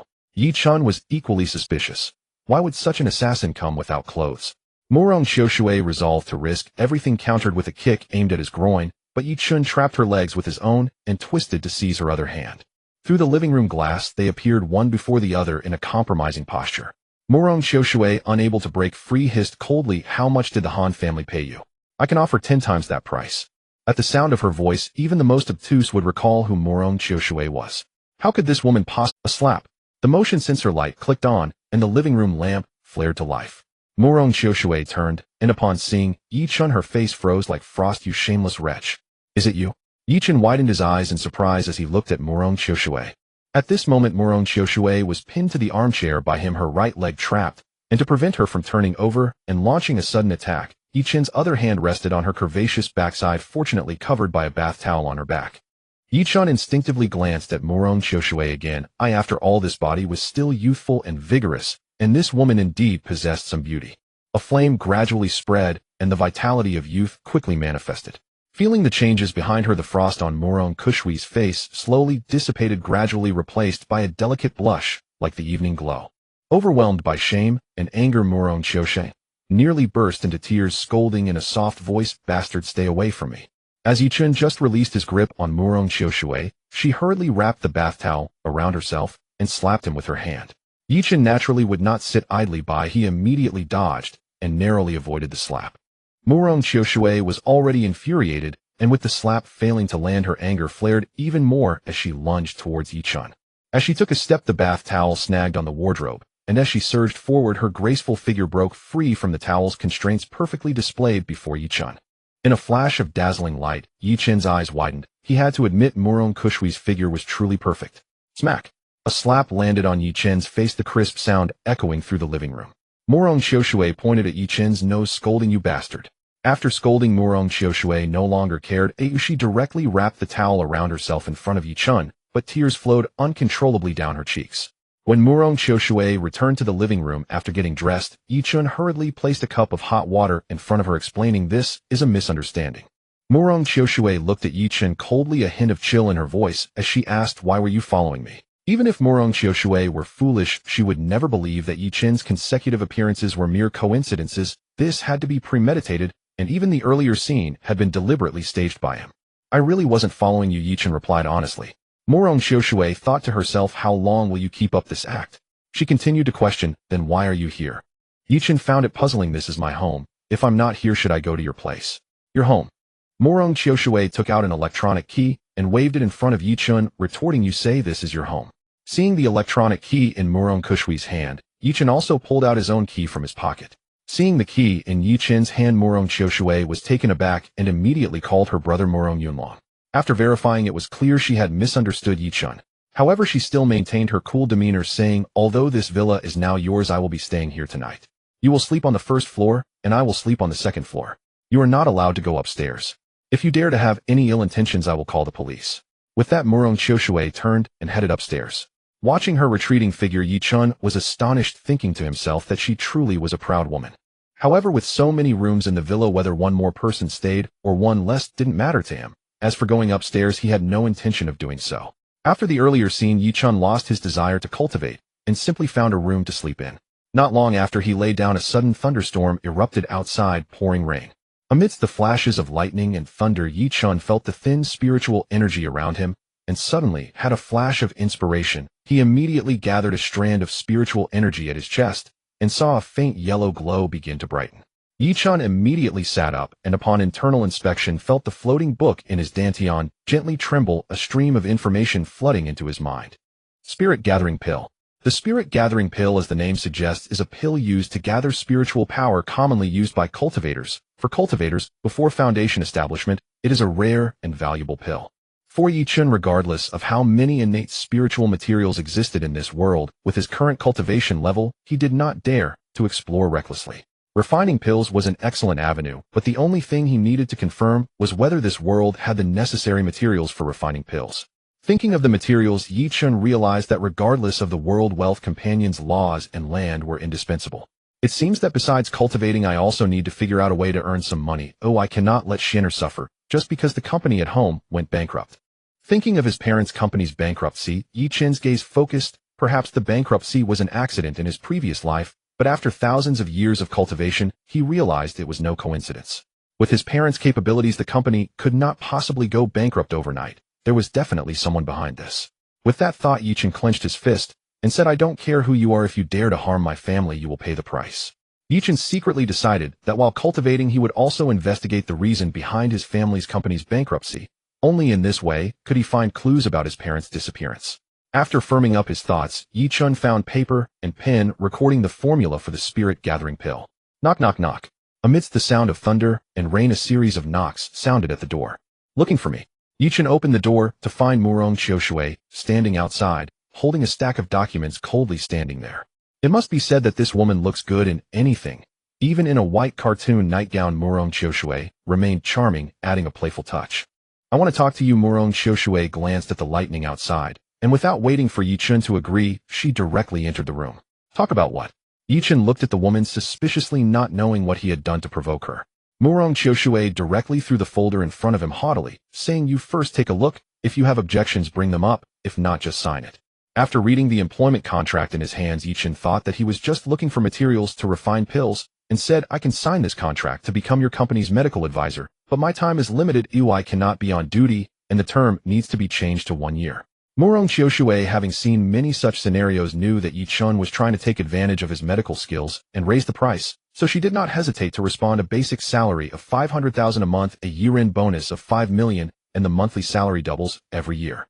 She had investigated Yi Chun's background and knew about his family's situation, believing that such conditions would be impossible for him to refuse. To her surprise, Yi Chun didn't even think, and directly pushed the contract back, saying, I refuse. Murong Qiushui thought for a moment, picked up the contract, and left Yi Chun's room. Yi Chun thought this matter was over, but less than half an hour later, Murong Qiushui returned to his room, placing another contract in front of him. Seeing that the contract only required him to work 1 day a week at the company with no other constraints, Yi Chun readily signed his name and extended his hand to Murong Qiushui, saying, Boss Murong, may our cooperation be pleasant. The company recently collaborated with Yang Group on an important product project that will soon be launched. You will accompany me to see it tomorrow. Murong Qiushui did not extend her hand, coldly glancing at Yi Chun before sitting down at the desk. Yi Chun looked at the woman in front of him in confusion, saying, President Murong, the contract has been signed. Shouldn't you leave? Murong Qiushui wanted to leave, but glanced at the lightning outside, turned her face coldly, and said, I'll sit here for a while. However, not long after, this woman actually laid down on the table and fell asleep. Yi Chun didn't think much of it, and lay down to sleep himself. A bolt of lightning struck, illuminating the entire room through the window. Boom. With a loud bang, Murong Qiushui, who had been lying on the table, suddenly woke up, her small face pale with fright. She jumped onto Yi Chun's bed, pleading in a negotiating tone, I'm scared. Can I sleep next to you for a while? A peculiar smile emerged on Yi Chun's face. He never expected that the seemingly noble and aloof Murong Qiushui actually feared thunder, completely overturning the image he had of her. Listening to Murong Qiushui's hesitant voice, Yi Chun remained silent, pretending to be asleep. Seeing that Yi Chun deliberately ignored her while pretending to sleep, Murong Qiushui stomped her foot in anger and gritted her teeth, ready to storm out. However, upon hearing the rumbling noise outside, she could only sit down at the writing desk in the room. As soon as she sat down, a flash of lightning illuminated the room, followed closely by a tremendous crash. Murong Qiushui's face turned pale. She closed her eyes and covered her ears, but the loud bang startled her, causing her to tremble all over. Oh! With a sharp cry, a fragrant breeze wafted in. Mu Rong Xiaoshui threw off the quilt, leaned against Yi Chun, and unbeknownst to her had grasped a fruit knife in her hand, coldly stating to Yi Chun, "Let me tell you, you'd better not have any sordid thoughts. I have a knife in hand."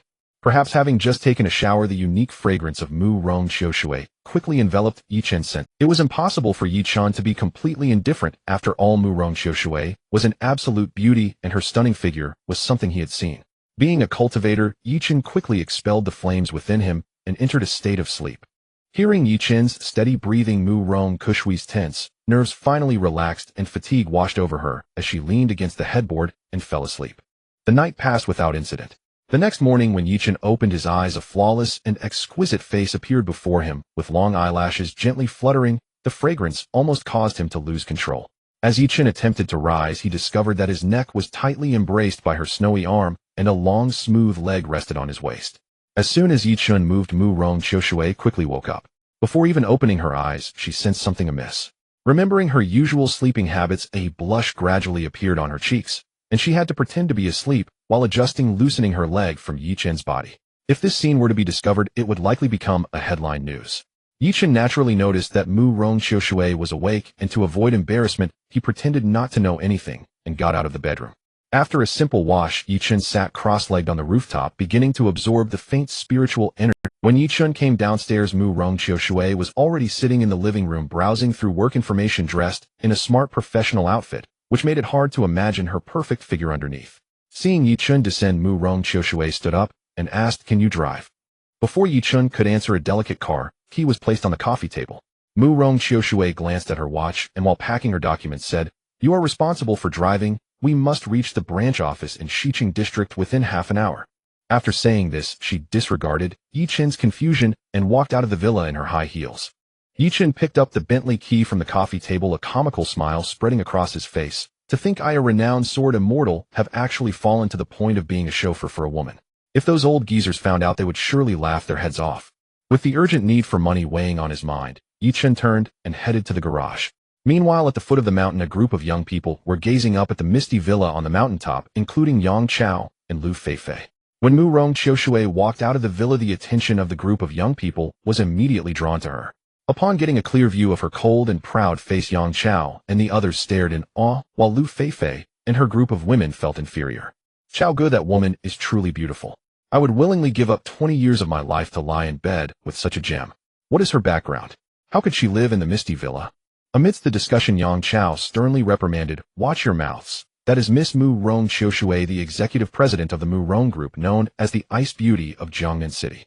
When Yi Chun parked the silver Bentley in front of Mu Rong Xiaoshui, she glanced at her watch and couldn't help but frown. "This guy took 10 minutes just to get a car. We will definitely be late for the branch office." Mu Rong Xiaoshui was a woman with a strong sense of time. Once she got into the Bentley, her expression turned serious. Yi Chun, noticing her stern demeanor, couldn't be bothered to engage her. He pressed the accelerator and the Bentley sped off. As the Bentley passed by the villa where Yang Chao and the others were, a young man couldn't help but exclaim, "Wow, that's a limited edition luxury car worth 12 million. So cool." Watching the silver Bentley speed away, Lu Feifei touched the Porsche key in her hand, revealing a hint of envy in her eyes. But soon a girl mocked that Yi Chun really has no shame claiming that mountaintop villa is his. If that's the case, then the person driving the Bentley must also be him, right? Haha, that's not funny at all. As everyone recalled Yi Chun's acting from last night, they couldn't help but burst into laughter. After a round of laughter, Yang Chao wrapped his arm around Lu Feifei and told everyone, "Alright, everyone has had enough fun. Today is a momentous day, as my dad's company is signing a contract with the Mu Rong Group. I need to head back home, so I won't be joining you all anymore." Upon hearing that the Yang family was about to sign a contract with the Mu Rong Group, Lu Feifei looked at the villa in the distance, following Yang Chaos' footsteps, thinking, "Staying with that useless Yi Chun means no future. Thankfully, I suggested breaking up and cut my losses in time, otherwise I would be regretting it terribly."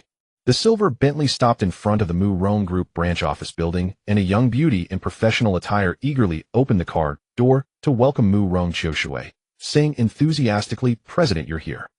Mu Rong Xiaoshui handed her briefcase to the young beauty and asked, "Xiao AI, how did things go?" The beauty, named Xiao AI, immediately replied, "President, as per your instructions, I did not notify the branch office." "Very good." Mu Rong Xiaoshui nodded and instructed, "Now inform the company personnel that we are going directly to the RD center." Seeing that Xiao AI had contacted the company personnel, Yi Chun, who had parked the Bentley, walked over and stood beside Mu Rong Xiaoshui. Xiao AI glanced at Yi Chun and couldn't help but feel puzzled that this young man didn't seem like a driver from the company, and he stood beside the president, which was quite inappropriate. Mu Rong Qiushui saw this scene, but didn't introduce Yi Chun, and a subtle smile appeared on her face. Sure enough, Xiao AI quickly approached Yi Chun sternly saying, "Step back. How can you stand beside the president?" At that moment, Mu Rong Qiushui said to Xiao AI, "This is my newly hired medical consultant Yi Chun." Xiao AI looked at Yi Chun in disbelief. "President, are you joking?" In Xiao Ai's eyes, Yi Chun dressed casually looked like a student. Although he was handsome, he was a far cry from the image of a medical consultant. Xiao AI, being Mu Rong Qiushui's secretary, had seen countless renowned doctors, who all of them were in their 60s or 70s, while this young man appeared even younger than her. Mu Rong Qiushui didn't explain, and simply walked into the branch office. Yi Chun could see that Mu Rong Qiushui was indeed rather petty, deliberately trying to make him feel embarrassed in front of her secretary. As Xiao AI walked beside Yi Chun, she suddenly recalled the contract the president had her draft last night, and couldn't help but ask, "Are you really the medical consultant hired by the president?" Yi Chun nodded, and didn't say much, which only made the young secretary more suspicious. She couldn't help but ask, "Dr. Yi, can you tell me what illness I have?" Yi Chun glanced at the young secretary, and shook his head saying, "No illness." Seeing Yi Chun's dismissive conclusion made the young secretary even more doubtful, but Yi Chun quickly added, "However." At this, even Mu Rong Qiushui perked up, wanting to hear what insights Yi Chun had. Yi Chun smiled mysteriously and pulled the young secretary aside, whispering a few words in her ear. Xiao Ai's mouth dropped open in shock, her eyes filled with disbelief. Then she blushed and pleaded with Yi Chun, "All right, Dr. Yi, please don't say any more." In less than 5 minutes, a group of well-dressed staff members had already come out to greet. At the forefront was a lean, middle-aged man who smiled and extended his hand, saying, "President Murong, why didn't you give a heads up before coming?" Murong Qiushui coldly looked at the middle-aged man and said, "Manager Feng, do I need to seek your approval before I come over?" Upon hearing this, the middle-aged man was so frightened that he broke into a cold sweat, hurriedly laughing. "What you said, President, means that if you come to the company, we can prepare accordingly." At this moment, a middle-aged man in a well-tailored suit stepped forward and explained to Murong Qiushui, "President Murong, are you here to inspect the work?" "Yang Dongping, what are you doing here?" Upon seeing this person, Murong Qiushui expressed slight surprise. Yang Dongping winked at Manager Feng and smiled, saying, "President Murong, the first batch of product development is about to succeed, and I, Old Yang, dare not be negligent. I've been living with Manager Feng at the RD Center to ensure I can report to you." Murong Qiushui nodded, her imposing aura slightly diminishing, and directly instructed Manager Feng, "Manager Feng, take me to the RD Center to see the products." Under Manager Feng's guidance, Murong Qiushui, surrounded by the crowd, proceeded, and after passing 2 buildings, arrived at the Medical Research Center, filled with the fragrance of medicines. Seeing the staff at the RD Center busy and orderly at their respective posts, Murong Qiushui finally revealed a satisfied expression. Yi Chun followed Murong Qiushui into the Medical Research Center, where several pharmacists in white coats were discussing something at their workstations, completely oblivious to the arrival of the group. Clearly, Murong Qiushui was very pleased with this meticulous work attitude. However, Yi Chun noticed that several people had just put on their gloves, and the scent of the medicine in the research room had just started to waft. At this moment, Manager Feng clapped his hands and shouted to everyone, "Everyone put down your work. The group president has come to visit." Only then did everyone stop their work and respectfully look towards Murong Qiushui, saying, "Hello, President." Murong Qiushui waved her hand and smiled, saying, "Thank you all for your hard work. I'm here to visit today to see the development status of the products as they are about to hit the market." At that moment, Manager Feng spoke up and said, "President, rest assured, with the high-quality medicinal materials provided by General Manager Yang, the beauty products launched by Murong Group will surely be a hit. President Murong, you can rest assured. They'll personally oversee it, and there absolutely won't be any issues." Yang Dongping confidently patted his chest and guaranteed. Just then, at Manager Feng's signal, a staff member presented a box saying, "President, this is the newly developed skincare product." The staff member opened the box, revealing its contents, and a refreshing fragrance wafted out. Manager Feng flattered, "President, the product is definitely high quality. Why don't you try it out yourself?" Murong Qiushui did not refuse and was about to reach out, but Secretary Xiao AI immediately stepped forward, saying, "President, let me try it out instead." Yi Chun nodded, raising his opinion of the little secretary. Xiao AI extended her fair fingers and evenly applied the skincare product on her face, commenting, "President, it feels quite good." Then Xiao AI picked up a mirror and looked at herself, suddenly exclaiming, "The whitening effect is amazing. Once this product is launched, it will surely create a storm of excitement." Murong Qiushui had absolute confidence in Xiao Ai's professional abilities. Since she gave such a high evaluation, there would definitely be no issues. Only at this point did a slight smile appear on Murong Kushui's face as she said to manager Feng, "Thank you for your hard work, but you must remember our Murong Group's principle in product development is to prioritize quality and safety. I do not wish for any issues in this regard." Manager Feng patted his chest and pointed to a 28 or 29-year-old young man saying, "President, you can rest assured this time, we have specifically hired the chief disciple of divine physician Zhang Professor Huang from the medical university to oversee, so there will absolutely be no problems." Professor Huang, named Huang Ping, graduated from a prestigious school abroad, and after returning to the country, he became a disciple of Jiang Wenhao. At a young age, he was already a professor at the medical university. Not to mention the influence Jiang Wenhao has in the medical field, just based on his papers and research achievements in globally renowned medical journals, his abilities are sufficient to prove his competence. Moreover, divine physician Jiang once asserted that Huang Ping's research on the integration of traditional Chinese and Western medicine would undoubtedly surpass his own in the future. Huang Ping approached Murong Qiushui maintaining a gentlemanly demeanor and said, "Miss Murong, you can rest assured. The product's formula has been personally overseen by me, and there will absolutely be no problems." Clearly, Murong Qiushui had heard of this person before, and upon hearing this, she finally felt reassured, having completely forgotten about Yi Chen, the medical consultant. Just as everyone was immersed in joy, Yi Chen, who had been silently observing, pulled the little secretary close to him and said, "Secretary, let me see your face." "My face?" Remembering what Yi Chen had said to her not long ago, Secretary A's face flushed. Before she could react, Yi Chen had already lifted her chin with one hand while the other touched her cheek, causing the little secretary's heart to race, as she quickly pushed his hand away, saying, "Dr. Yi, what are you doing?"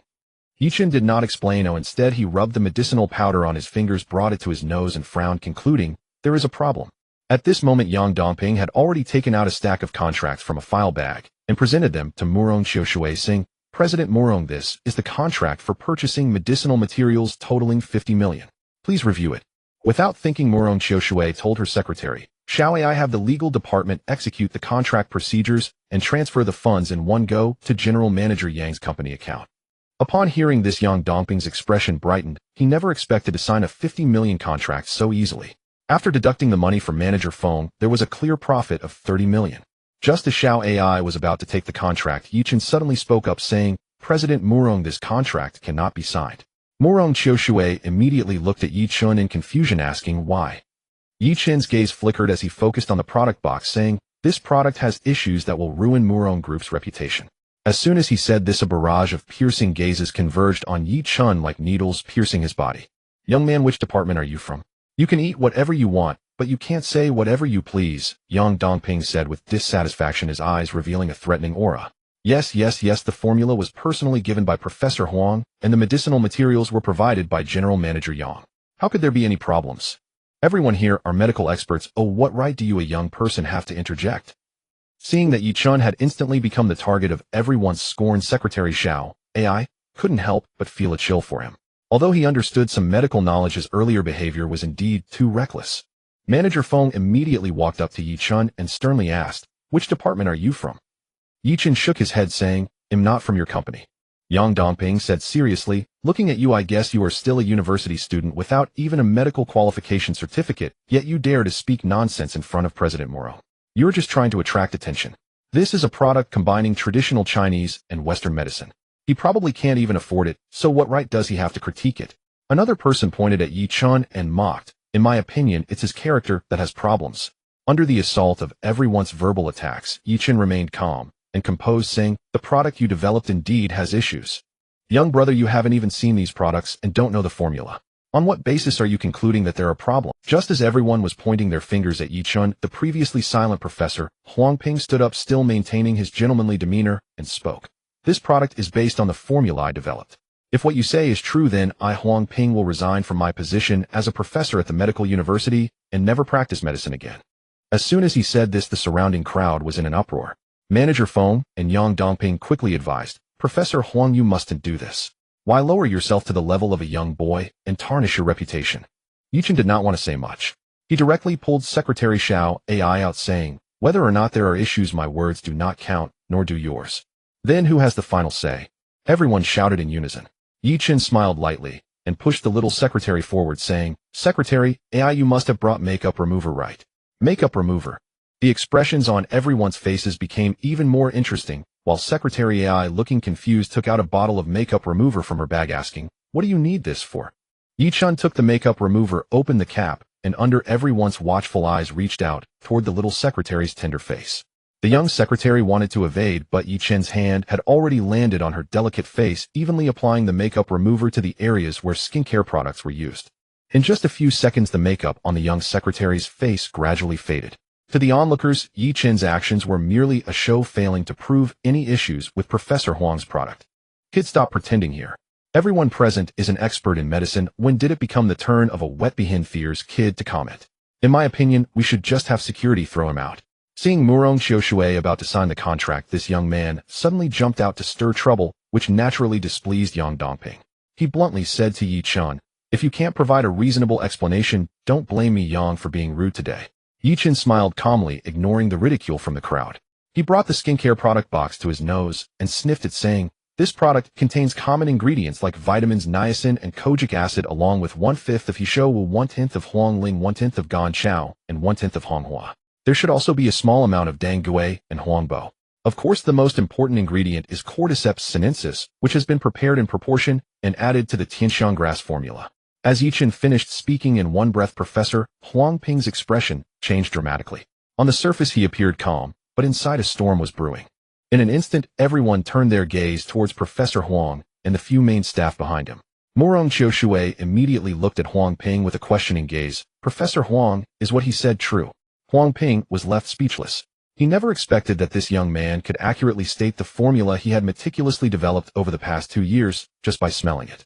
At this moment, a staff member had already delivered the formula to Murong Xiaoshui. After seeing the contents, her gaze towards Yi-chun changed completely. Just based on his earlier method, he was already worthy of that contract. This young man truly hides his abilities. "I, Huang, have researched this formula for 2 years, yet you stated it outright. What a skill." Huang Ping squinted at Yi-chun and asked, "But do you have any evidence to support your claim that this product is—" Huang Ping firmly believed that even if this young man had some skills, he could never uncover the secrets within, as they were beyond the detection of medical instruments. Yi-chun's gaze lingered on Huang Ping manager Feng and Yang Dongping for a moment before he spoke frankly. "It seems some people are destined to be stubborn until the bitter end."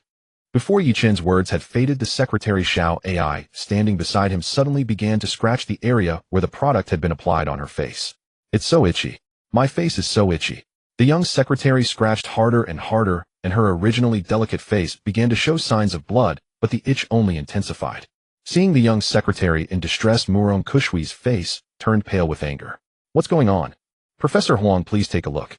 Xiao AI was a favorite aide of Murong Xiaoshui, and manager Feng immediately sought help from Huang Ping, saying, "Professor Huang, please take a look at Xiao AI." Huang Ping was also taken aback. By the time he put on the examination instrument, Xiao Ai's face had turned bright red, covered in countless red spots, visibly spreading towards her neck. Huang Ping placed the instrument on Xiao Ai's face, and upon seeing the condition under the microscope, his hands trembled, causing the instrument to fall to the ground and shatter into pieces. His voice quivered. "How can this be possible? It's so itchy. I'm so itchy." Xiao AI kept scratching her neck, her breathing becoming rapid as she seemed about to reach inside her collar. In her extreme itchiness, Xiao AI wished she could just knock herself out. "Professor Huang, you must help Xiao AI." Manager Feng and Yang Dongping surrounded Huang Ping, saying, "You are the chief disciple of Jiang Shenshi. Two can't do anything either," Huang Ping said helplessly, looking at Xiao AI equally at a loss. At this moment, Murong Xiaoshui suddenly remembered Yi-chun's earlier actions. She quickly walked to Yi-chun's side and said, "Yi-chun, please help Xiao AI." Seeing that Murong Xiaoshui had realized the problem, Yi-chun nodded and went to a corner of the research room, selected a few medicinal herbs, and mixed them with clean water before applying the mixture to the left side of Xiao Ai's face. A cool sensation penetrated Xiao Ai's cheek, and in just 10 seconds the unbearable itch surprisingly stopped, with the red spots on her body gradually disappearing. With the itch gone, Xiao AI felt as if she had survived a disaster.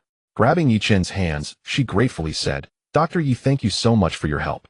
I almost lost my life." Seeing that Xiao AI was fine, everyone finally let out a long breath, but the way they looked at Yi-chun had changed drastically. "How did you do that?" Professor Huang looked at Yi-chun with suspicion. Yi-chun picked up a medicinal herb and presented it to the crowd, confidently stating, "Because I just used real Cordyceps sinensis in the medicine combined with Tianhua, and it just so happens to counteract the fire toxin on Xiao Ai's face." Fire toxin. The crowd gasped in shock, never expecting that Xiao AI would have fire toxin on her face, a substance capable of disfiguring someone. Upon hearing about the fire toxin, Xiao AI touched her cheek, her heart filled with dread, while her gaze towards Yi Chun grew increasingly respectful. Slap. Murong Xiaoshui slammed her hand on the table and pointed at Manager Feng, scolding. Manager Feng, if you can't provide me with a reasonable explanation, prepare to pack your things and leave immediately. Under Murong Kushui's furious gaze, Manager Feng was so scared that cold sweat broke out on his forehead, involuntarily looking at Huang Ping. Yi Chun handed the cordyceps sinensis he had in his hand to Huang Ping and said no more. Sigh. Huang Ping let out a long sigh and spread his hands, saying, President Murong, we were blinded by profit and replaced the cordyceps sinensis in the formula with ordinary cordyceps. At these words, the research room erupted in an uproar. The other staff members looked at Professor Huang Ping in disbelief. Manager Feng hung his head like a deflated ball. But Professor Huang walked up to Yi Chun and asked in confusion, I conducted over 200 comparisons. Even if I replaced it with cordyceps, the formula after adjustment showed no issues under the instrument's detection. Why did this happen? Yi Chun smiled calmly and said, though the two types of cordyceps seem indistinguishable, when mixed with other herbs, different effects will emerge.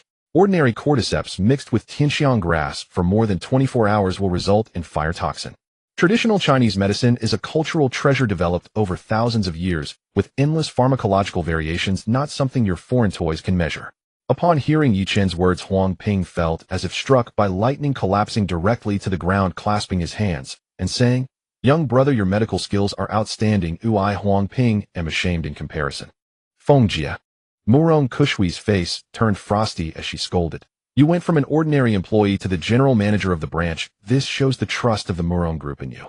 Have you forgotten our principles in doing business? Do you understand that if this batch of products reaches the market, it will not only tarnish the Murong Group's hard-earned reputation, but also endanger customer safety? Do you realize your crime? Thud. Feng Jie knelt on the ground, cold sweat pouring from his forehead. He harshly slapped himself and said with guilt, President, I've been blinded by greed. I'm sorry for the Murong Group's nurturing over the years. I deserve to die 1,000 deaths. Humph. Murong Qiushui snorted coldly, then turned her attention to Yang Dongping, who was holding the contract, questioning, President Yang, do you think we still need to sign the contract you hold? President Murong, this is all a misunderstanding. Yang Dongping glared at Yi Chun and then said flatteringly, to show my sincerity, I will provide this batch of medicinal materials free of charge. But Murong Qiushui waved her hand and announced, from now on the Murong Group will suspend all cooperation with the Yang Group. Immediately afterward, Murong Qiushui announced, in the future the procurement of medicinal materials and product sales must be personally inspected by Dr. Yi. Without his consent, all will be rejected. Secretary AI, according to company regulations, report this matter to the board of directors. Manager Feng and Professor Huang are temporarily suspended pending further actions. As Murong Kushui's words fell, the entire research room fell into silence. After finishing her statement, Murong Qiushui turned and left with Secretary AI and Yi Chun. Watching Murong Kushui's retreating figure, Yi Chun couldn't help but sigh. She truly is a woman of decisive action. Secretary AI is so beautiful, I naturally wouldn't stand by and do nothing. As he spoke, Yi Chun started the silver Bentley. Unbeknownst to him at the moment he said this, Xiao A's face turned as red as a ripe apple. In the car after Murong Qiushui calmed down, she spoke. Yi Chun, thank you so much this time. Otherwise it would have caused irreparable losses. On behalf of the Murong Group, I express my gratitude. Just as Murong Qiushui was being sincere, Yi Chun replied, no need for thanks. Can I first request an advance on my salary for the month? Murong Kushui's face instantly showed a layer of frost, coldly saying, Secretary AI, pay Dr. Yi 1 month's salary in advance. After saying this, Murong Qiushui leaned back in her chair with a serious expression, remaining silent. After dropping Murong Qiushui off at the group company, Yi Chun received a call from his sister Yi Xian. Brother Aunt Su asked you to come home this afternoon. The Su aunt mentioned by Yi Xian is named Su Qing, a close friend of her mother, who treats Yi Chun and Yi Xian as her own children due to their intimate relationship. Yi Chun vaguely remembers that after his parents went missing and the family business collapsed, Su Qing was the first to call him, inviting them to stay at her home. Due to the issue with Wang Dandan, Yi Chun directly rejected Su Qing's kind offer, not knowing that a subsequent accident would occur. Brother Su aunt took the day off work today to personally cook your favorite sweet and sour ribs. You must come. Seeing that there was no response on the other end of the phone, Yi Xian feared he might refuse. Yi Chun thought for a moment, since he had been reborn, he should indeed see Su Qing. He smiled and replied, Shinner, focus on your class. I will arrive on time this afternoon. After Yi Chun hung up, Secretary AI smiled and said, Dr. Yi, you are so handsome. Your sister must be very beautiful, right? Yichen smiled and nodded. After stopping the car, he handed the Bentley key to Murong Qiushui, saying, President Murong, here's your car key back. To his surprise, Murong Qiushui shot him a cold glare and instructed Secretary AI, Shao AI, you take Dr. Yi to the office. After saying that, she ignored Yichen's shock and turned to enter the Murong Group's office building. Yichen glanced at Murong Qiushui's back and then at the car key in his hand, thinking, this woman is good at everything except being too cold and proud. Helpless Yichen had no choice but to hand the car key to Secretary AI, but Shao AI shook her head and refused, saying, Dr. Yi, this car now belongs to you. Belongs to me, eh? Yichen looked at Secretary AI in confusion. In his past life, Yichen would have dreamed of owning a luxury car worth tens of millions, but in this life he only needed to successfully establish his foundation and condense his sword essence in his dantian to fly with a sword, thus a luxury car held little significance for him. Secretary AI chuckled and explained, Dr. Yi, thanks to your timely intervention today, you exposed the wrongdoing of Manager Feng and his associates, saving Murong Group from immeasurable losses. The president said this Bentley is a reward for you. Yichen shook his head, not expecting Murong Qiushui to be so generous. Since Murong Qiushui had given it to him, Yichen didn't want to be overly polite. After all, having a car would be convenient before he successfully established his foundation. Even if he couldn't use it, he could give it to his sister. Under Secretary A's lead, Yichen arrived at a bright office, one that he had all to himself, which clearly indicated Murong Qiushui's regard for him. It must be said that this woman's outward coldness belies her strong ability to discern people. After settling, Yichen's Secretary AI, blushing, finally mustered the courage to invite him, saying, Dr. Yi, thank you for saving me today. Let me treat you to dinner after work. Yichen did not expect the shy Secretary AI to take the initiative to invite him to dinner. Normally he would agree, but since he had plans to go to Su Qing's house tonight, he could only politely decline, saying, I'm sorry, I have already made plans with my sister tonight. Secretary AI was not disappointed and smiled, saying, then let's wait until Dr. Yi is free. Please give me your bank card number, and he'll handle the paperwork for you in HR. In less than half an hour, Yichen received a text message notifying him that the advance of 500,000 yuan in salary had been credited. Looking at the notification, Yichen had a pretty good impression of this little secretary. Yichen opened his computer and began searching for the materials to refine the gathering spirit pill, discovering that several of the main ingredients were extremely rare and not available at ordinary pharmacies. It seemed that the spiritual energy here was too thin, even affecting the availability of herbs, making the difficulty of refining this gathering spirit pill quite significant. Before long, the phone in Yichen's office rang, and Secretary A's voice came through. Dr. Yi, the president would like you to come to her office. In the president's office, Murong Qiushui looked at Secretary AI suspiciously and said, Shao AI, you call him Dr. Yi so affectionately. Why don't you tell me what that guy said to you when you got in the car? Your face is all red. You aren't having a crush on him, are you? No, it's nothing. When it came to Yichen treating her, Secretary A's face turned red again. Murong Qiushui, not letting up, pressed on. Oh, Shao AI, you just met him less than a day ago, and you're already bending your elbow outwards. Upon hearing this, Shao AI quickly waved her hand, saying, No, President, it's not like that. It's because I watched a little film last night, and After listening to Shao A's private affair, Murong Qiushui couldn't help but recall the scene of being in bed with Yichen last night, and her pretty face turned hot. To cover up her flustered heart, Murong Qiushui cautiously asked, Did Dr. Yi say anything else? Secretary AI then said, Dr. Yi tricked me, saying that the president is timid and afraid of thunder. Smack! Murong Qiushui slapped the table, but due to the force, she felt a pang of pain. Almost immediately, there was a knock on the door. Murong Qiushui instantly regained her usual cold demeanor. When Yichen entered, she said, Your medical skills are quite good. My family's old man has a long-standing ailment. My brother wants to invite you to take a look at him, and the remuneration will be discussed separately. Yichen thought for a moment. Since he had accepted the villa and was being paid by them, he agreed, saying, Forget the remuneration. Where does your family live? Seeing Yichen agree, Murong Qiushui felt excited, but her expression remained cold as she said, My brother will send someone to pick you up. If there's nothing else, I'll be leaving now. Yichen immediately turned to leave. Just as he was about to take a step, Murong Qiushui ordered, You drive me out to run some errands. Yichen directly refused, saying, I'm not your hired driver. But Murong Qiushui revealed her authority, stating, According to the contract, even though you only work 1 day a week, you must comply with all arrangements on that day. Yichen had no choice but to comply with Murong Qiushui's request, and the two went to a shopping mall in the city center. Throughout the process, the woman remained silent. Looking at the bustling crowd, Yichen wondered, President Murong, you aren't taking me here to shop, are you?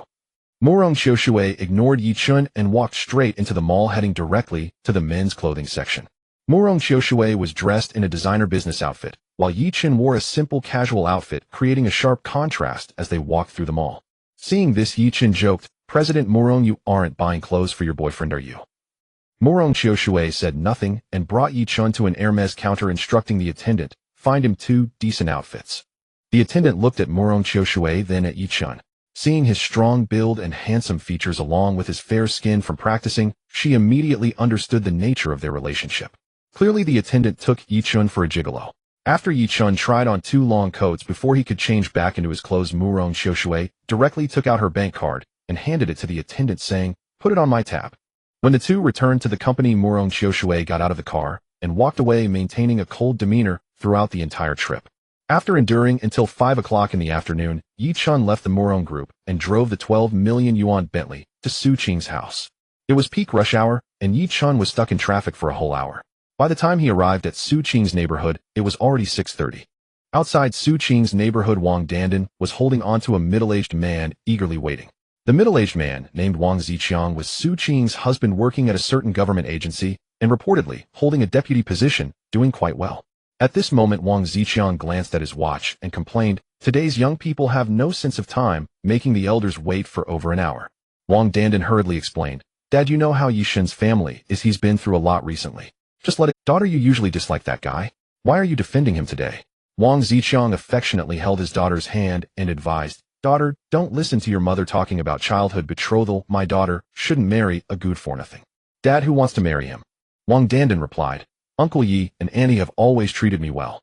I just hope Yi Chen doesn't fall into despair. As for what Mom said about childhood betrothal, it's a different era now." Seeing this, Wang Ziqiang finally smiled with relief. Suddenly, he spotted a silver Bentley driving into the parking lot and pointed, saying, "My daughter is going to be a big star. Her boyfriend has to drive that kind of car." "Dad, what are you talking about?" Wang Dandan exclaimed upon seeing the car. "That Bentley is worth over 10 million. Wang Ziqiang waved his hand and pulled Wang Dandan back, saying, "Forget it, it's been over an hour. Let's go." As the father and daughter turned to leave, Yi Chen appeared downstairs in the neighborhood after parking his car. Although the community where Su Qing lived could not compare to Yunwu Villa, it was still considered top-notch in the entire Xiqing district, with no apartment available for less than 5 or 6 million. Thanks to Su Qing being a shrewd and capable woman, she had already become the deputy manager of the company's project department by the age of 30, along with her husband, holding a significant position in a government agency. Otherwise, they would not have been able to afford this house priced at 40 to 50,000 per square meter. Upon arriving at Su Qing's home, Yi Chen pressed the doorbell, and when the door opened, a middle-aged beauty in casual clothing greeted him with a smile, taking his hand and saying, "You rascal, it's been years since you last visited Aunt Su's home." Before Yi Chen could step inside, a middle-aged man's voice came from inside. "It's been almost an hour and a half, and a young man like you has no sense of time at all." With an embarrassed smile on his face, Yi Chen apologized, "Aunt Su, I'm sorry I got stuck in traffic on the way here." Su Qing shot a fierce glare at Wang Ziqiang, then gently said, "What's there to apologize for? I just finished preparing the dishes, coming quickly." Once Yi Chen entered the house, Yi Xian quickly approached, and the 5 of them soon sat down at the dining table. During the meal, Su Qing took the initiative to ask Yi Chen, "I heard you were in a car accident a couple of days ago, and Yi Xian even stayed up all night trying to borrow money for your surgery. What happened?" Seeing Yi Chen's current appearance, which showed no signs of injury, Su Qing placed a piece of sweet and sour pork rib into his bowl, infuriating Wang Dandan, who was sitting nearby. "I'm fine, it's just a little scratch, nothing serious," Yi Chen said, while savoring the sweet and sour pork ribs. "As long as you're okay, come on, eat more ribs." Su Qing placed another piece of sweet and sour pork rib in Yi Chen's bowl, which made Wang Dandan, sitting opposite him, pout in dissatisfaction and say, "Mom, I also like ribs. You gave them all to him, what are Yi Xian and I supposed to eat?" Su Qing smiled and pretended to be angry as she scolded, "You can eat whenever you want. Yi Chen rarely comes home, let him eat a bit more." "Bah." Wang Dandan threw down her chopsticks, grabbed Yi Xian's hand, and complained, "Yi Xian, let's not eat anymore. We'll leave him to eat alone. Later, Sister Dandan will take you to a good place." With that, she angrily sat down on the sofa. Su Qing served Yi Chen a lot of dishes and said Yi Chen don't mind her. "Dandan just has a bad temper, eat more." After finishing the meal, Yi Chen planned to leave, but due to Su Qing's warm hospitality, he had to sit in the living room to watch TV. In the living room, Wang Ziqiang assessed Yi Chen and in a tone typical of an elder said, "Yi Chen, that outfit of yours from Hermes must cost at least 100,000, right?" This remark immediately caught Wang Dandan's attention. As someone aspiring to be a big star, she recognized many international brands. Seeing Yi Chen's brand new clothes, she expressed her dissatisfaction, saying, "The money that Yi Xian worked so hard to borrow for you, and you turned around and spent it on luxury goods. Are you even a brother?" Yichen did not argue, but simply smiled lightly and picked up his teacup to drink. Noticing the situation, Wang Ziqiang glanced at his busy wife in the kitchen and said, Yichen, I didn't expect you to enjoy tea. Come, let's go to my study and taste the newly arrived Yunwu tea. During dinner, Yichen sensed that Wang Ziqiang had hesitated to speak several times, so he stood up and followed him into the study. Come smoke a cigarette. Wang Ziqiang took out a pack of special cigarettes from the drawer and pushed it toward Yichen, deliberately displaying the brand. Yichen glanced at the cigarettes on the table and shook his head, saying, I've quit smoking. Wang Ziqiang was taken aback, not expecting this wasteful young man to have quit smoking. Considering Yichen's current situation, he guessed he probably couldn't afford it anyway. Wang Ziqiang poured Yichen a cup of Yunwu tea and smiled, then, try this Yunwu tea from your Uncle Wang.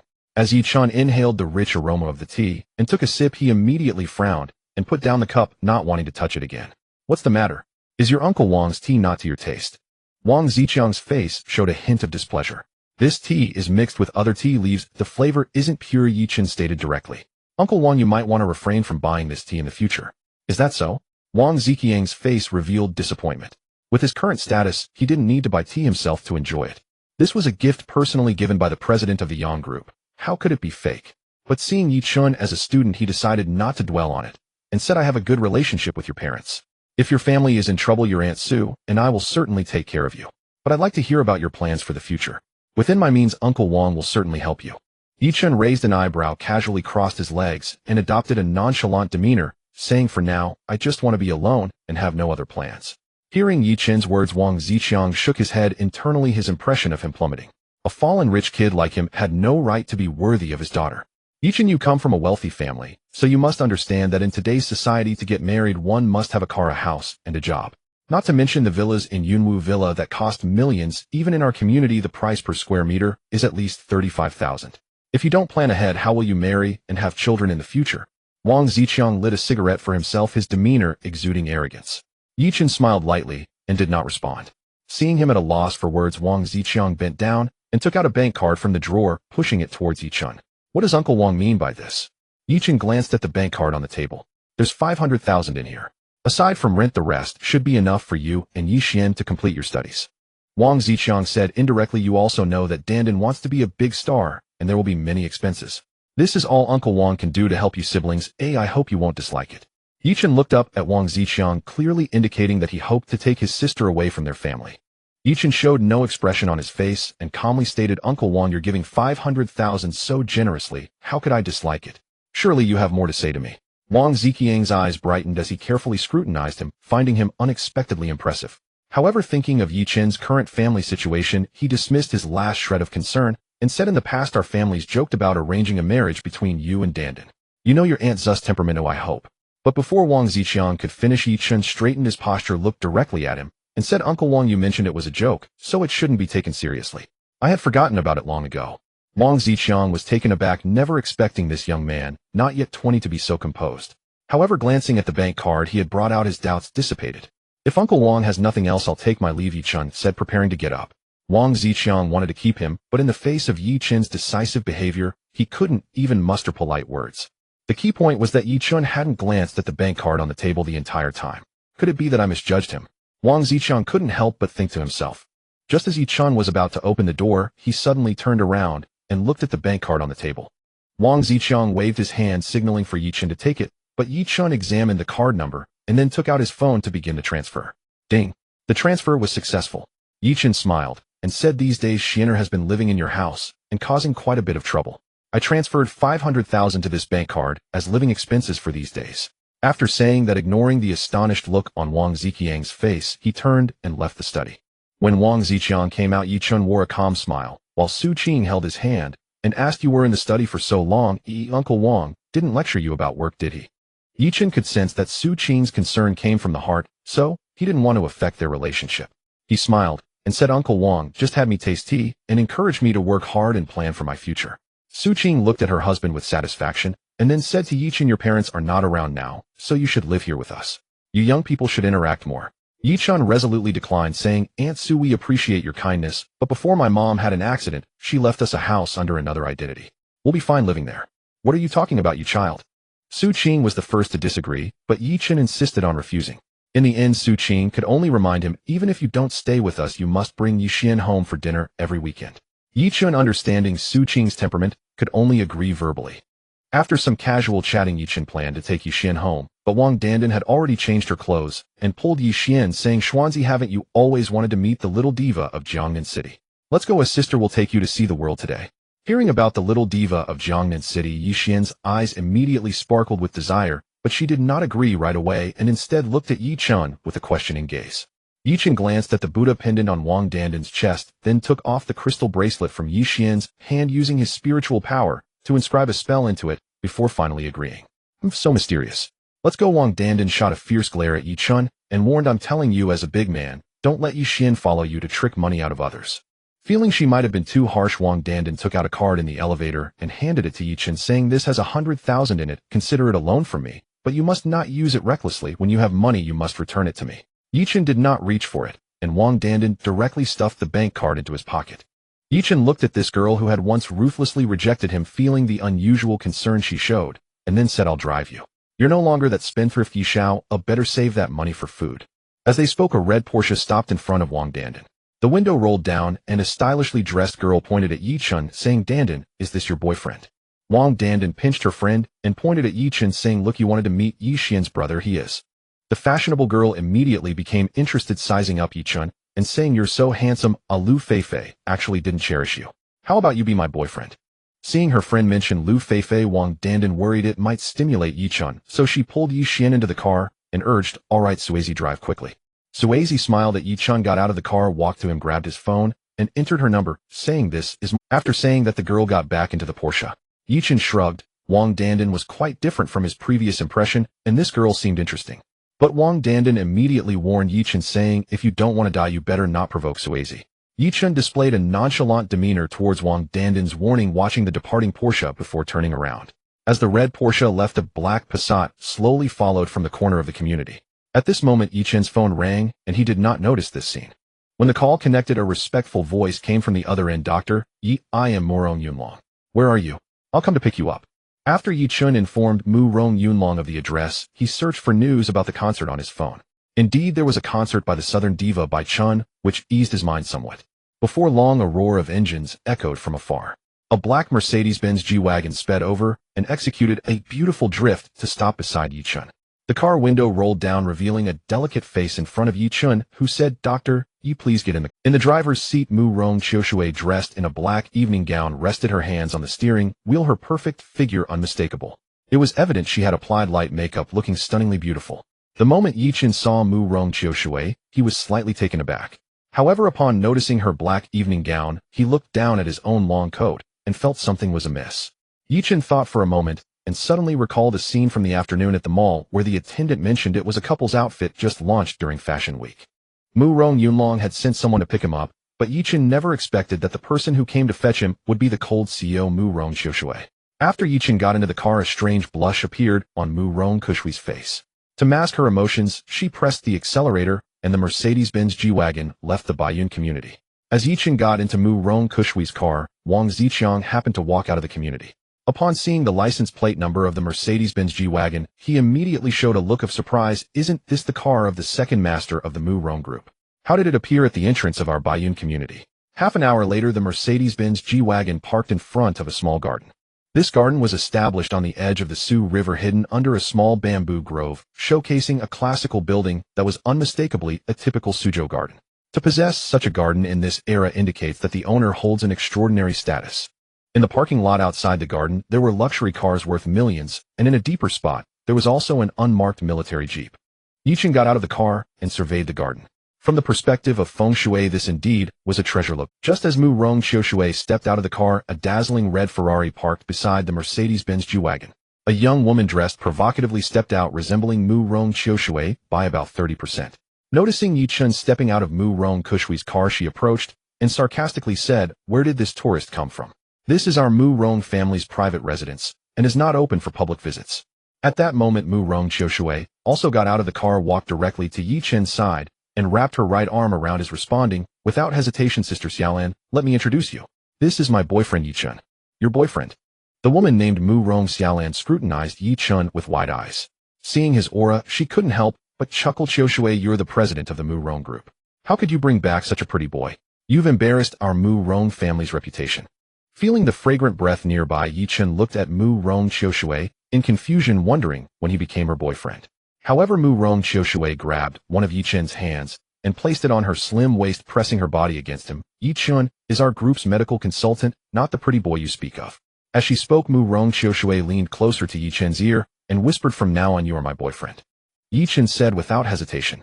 Mu Rong Xiaoshui pinched him hard, threatening, "You've already advanced a month's salary. As a grown man, you wouldn't just take the money without doing anything right." At that moment, Yi Chen finally realized why Mu Rong Xiaoshui had taken him to the mall to buy clothes in the afternoon. It turns out she had already plotted to use him as a shield. Mu Rong Xiaolan said with sarcasm, "Medical consultant. No wonder our Mu Rong group's profits have shrunk so quickly this quarter. It turns out you hired such a medical consultant. Don't blame me for not warning you. The Mu Rong family is a prominent family in Jiangnan City. Don't think just because grandpa dotes on you, you can bring any Tom, Dick, or Harry into the family." Mu Rong Xiaoshui did not back down. Yi Chen earns his keep based on his abilities, unlike my cousin, who brings in talent from the street. You dare to mock me? In her fury, Mu Rong Xiaolan suddenly raised her hand to slap Mu Rong Xiaoshui.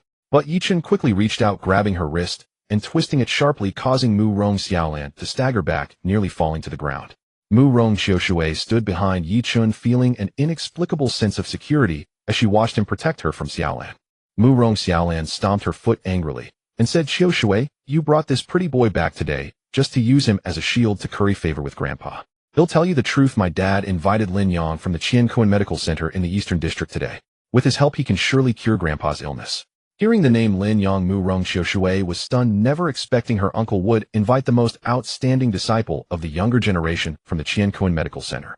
According to Jiang Wenhao, the Qianquan Medical Center has a long-standing reputation in the entire Jiangnan region and possesses exceptional medical skills.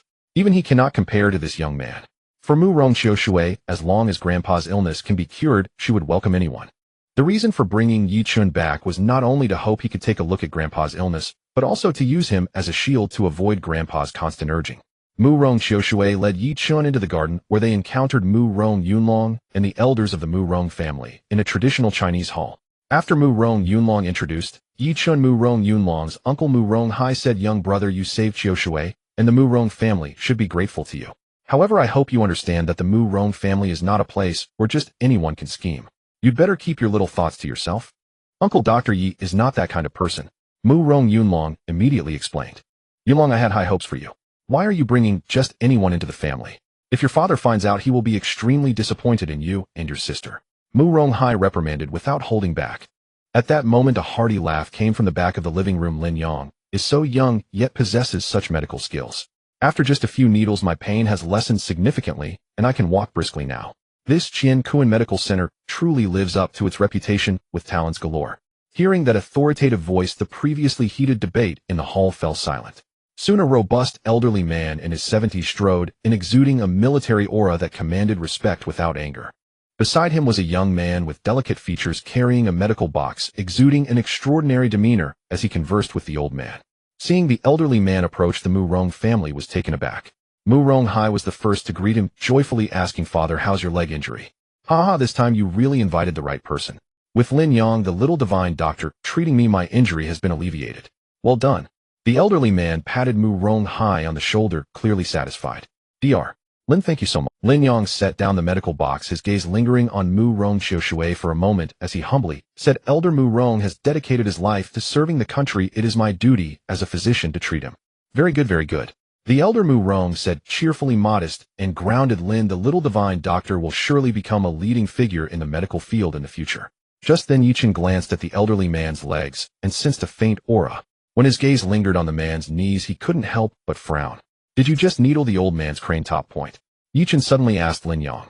As Yi Chen's words fell, all eyes were drawn to him. The ones present were all core members of the Mu Rong family. What right did an outsider have to interrupt? Lin Yang, seeing Yi Chen being supported by Mu Rong Xiaoshui, suddenly displayed a barely noticeable jealousy on his face, but he still spoke in a cultured manner.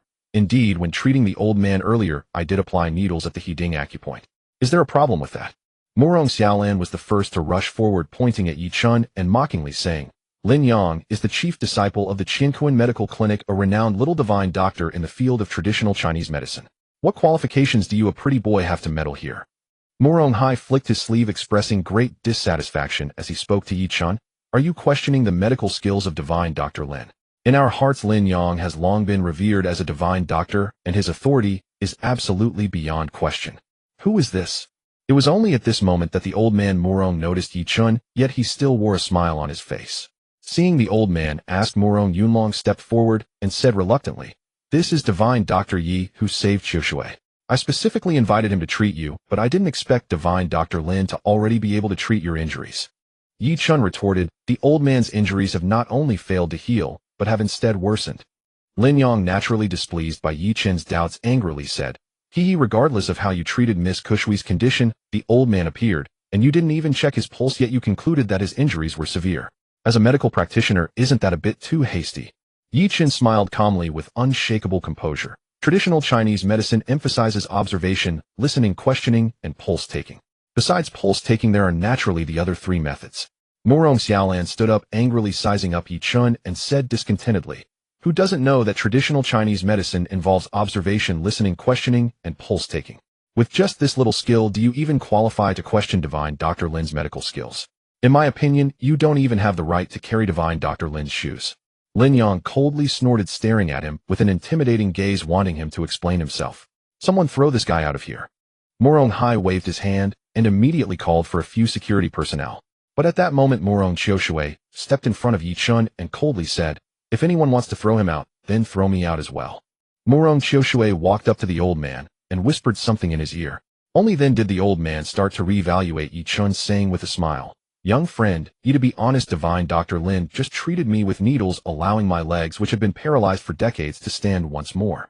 The old man's words were clear. Lin Yang had indeed healed his legs, and there was no need for further debate on this matter. However, Lin Yang stepped forward, staring aggressively at Yi Chun. "Since you doubt my medical skills, then you should explain yourself." Yi Chun calmly said, "Within 3 minutes the muscles in the old man's legs will cramp. If not treated in time, he may spend the rest of his life in a wheelchair." Instantly, the expressions of the Morong family changed drastically, and their gazes towards Yi Chun were filled with hostility. Lin Yang let out a cold snort, saying, "Little brother, you must take responsibility for your words." "Responsibility? What responsibility can he take?" Morong Hai was furious. "Nonsense, how dare you curse the old man? Get out of here." At this moment, even the old man's face showed a hint of displeasure. Sensing the situation was dire, Morong Yunlong quickly pulled Morong Qiushui, signaling her to take Yi Chun away from the Morong family. "Little sister, you take divine Dr. Yi home first." Yi Chun waved his hand. "The words have been spoken, whether you believe them or not is up to you." Having said that, Yi Chun strode out of the reception hall. But before Yi Chun could reach the entrance, the originally cheerful old man, Morong, suddenly turned pale, stumbling to his knees and letting out a sound of discomfort. "Old man, what happened to you?" The crowd in the hall panicked, and Lin Yang rushed forward to feel the old man. Feeling the old man's chaotic pulse, Lin Yang placed his hand on the old man's knees, turning pale with fright. "What's happening?" Seeing the old man's pained expression, Morong Xiaolan hurriedly urged, "Divine Dr. Lin, quickly do something to save the old man." Lin Yang didn't dare to be negligent, and quickly opened the medical kit, taking out silver needles and inserting them into the old man's knees, 3 on each side. "Oh, it hurts so much." Even the old man, who had experienced many battles, couldn't withstand the intense pain in his knees and let out a painful roar. For a moment, Lin Yang was also at a loss for what to do and hurriedly took out his phone to call his master. But the old man was already in agony, pleading, "I can't take it anymore, just cut off my legs." At this moment, Morong Yunlong's eyes lit up and he rushed out of the hall, grabbing Yi Chun, who was about to leave, and kneeling down. "Divine Doctor Yi, the old man is about to be done for you. I beg you to help him." "If I had known this would happen, I wouldn't have done it in the first place." Considering the feelings of Morong Yunlong and Morong Qiushui, plus the fact that the old man had fought throughout his life, Yi Chun turned back to the hall, waved his hand, and directly pulled out the 6 silver needles from the old man. Seeing Yi Chun pulling out the needles, Lin Yang quickly scolded, "What nonsense, who allowed you to pull out the needles?" Yi Chun ignored Lin Yang's anger, placing both hands on the old man's knees at the He-Ding acupoint, asking, "Isn't your cultivation technique reliant on these legs?"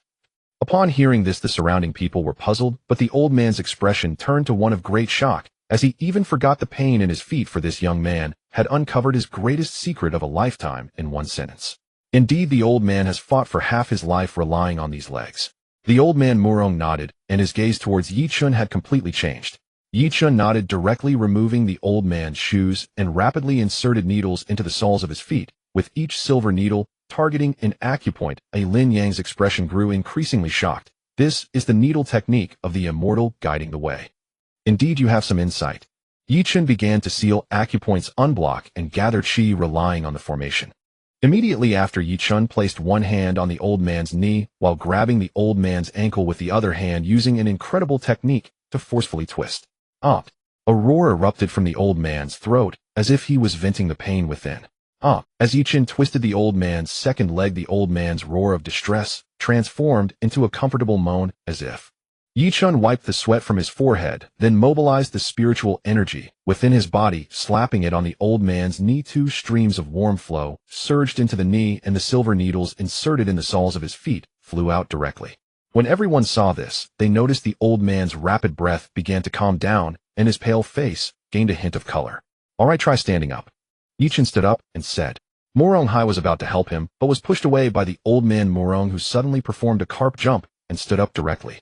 Before everyone could react, the old man took a step and suddenly leaped up, landing on a 5-meter-high artificial hill in the garden. Lin Yang looked at the scene before him in terror, his mouth agape enough to fit an egg. As for the other members of the Murong family, their gazes towards Yi Chen were filled with shock. Murong Yunlong punched his chest, full of admiration for Yi Chen, while Murong Qiushui silently stood beside Yi Chen, her eyes revealing a hint of something unusual.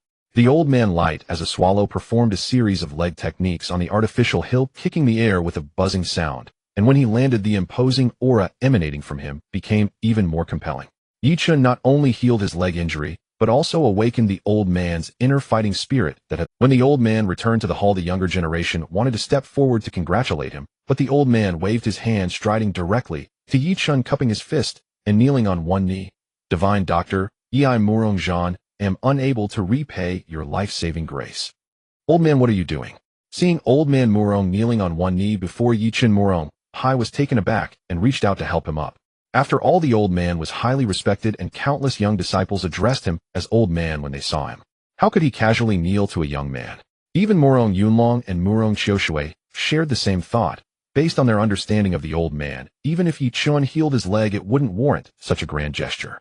Standing aside, Lin Yang felt extremely unbalanced. Previously, he had asked the old man to stand, and the old man merely patted his shoulder in acknowledgement. Only Yi Chen understood that the reason Murong Zhan knelt was that Yi Chen had restored his identity as a martial artist. For a martial artist, especially one from the military, nothing was more significant than that. Moreover, the old man had a sharp eye and knew that this young man named Yi Chen was not someone of Lin Yang's caliber. If the Murong family could befriend a powerhouse like Yi Chen, it would be nothing but beneficial.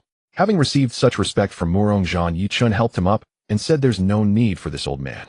However, Murong Zhan clasped his hands in gratitude and said, today, I, Murong Zhan, have regained my martial prowess entirely thanks to Dr. Yi's miraculous hands. I deserve this respect. If Dr. Yi doesn't mind, how about we treat each other as equals? Before Yi Chen could respond, Murong Qiushui interjected, grandfather, Yi Chen is my boyfriend. How can you treat him as an equal? Upon hearing that Yi Chen was Murong Qiushui's boyfriend, old man Murong's eyes lit up with joy. Wonderful, wonderful. Qiushui, you and Dr. Yi truly make a perfect couple.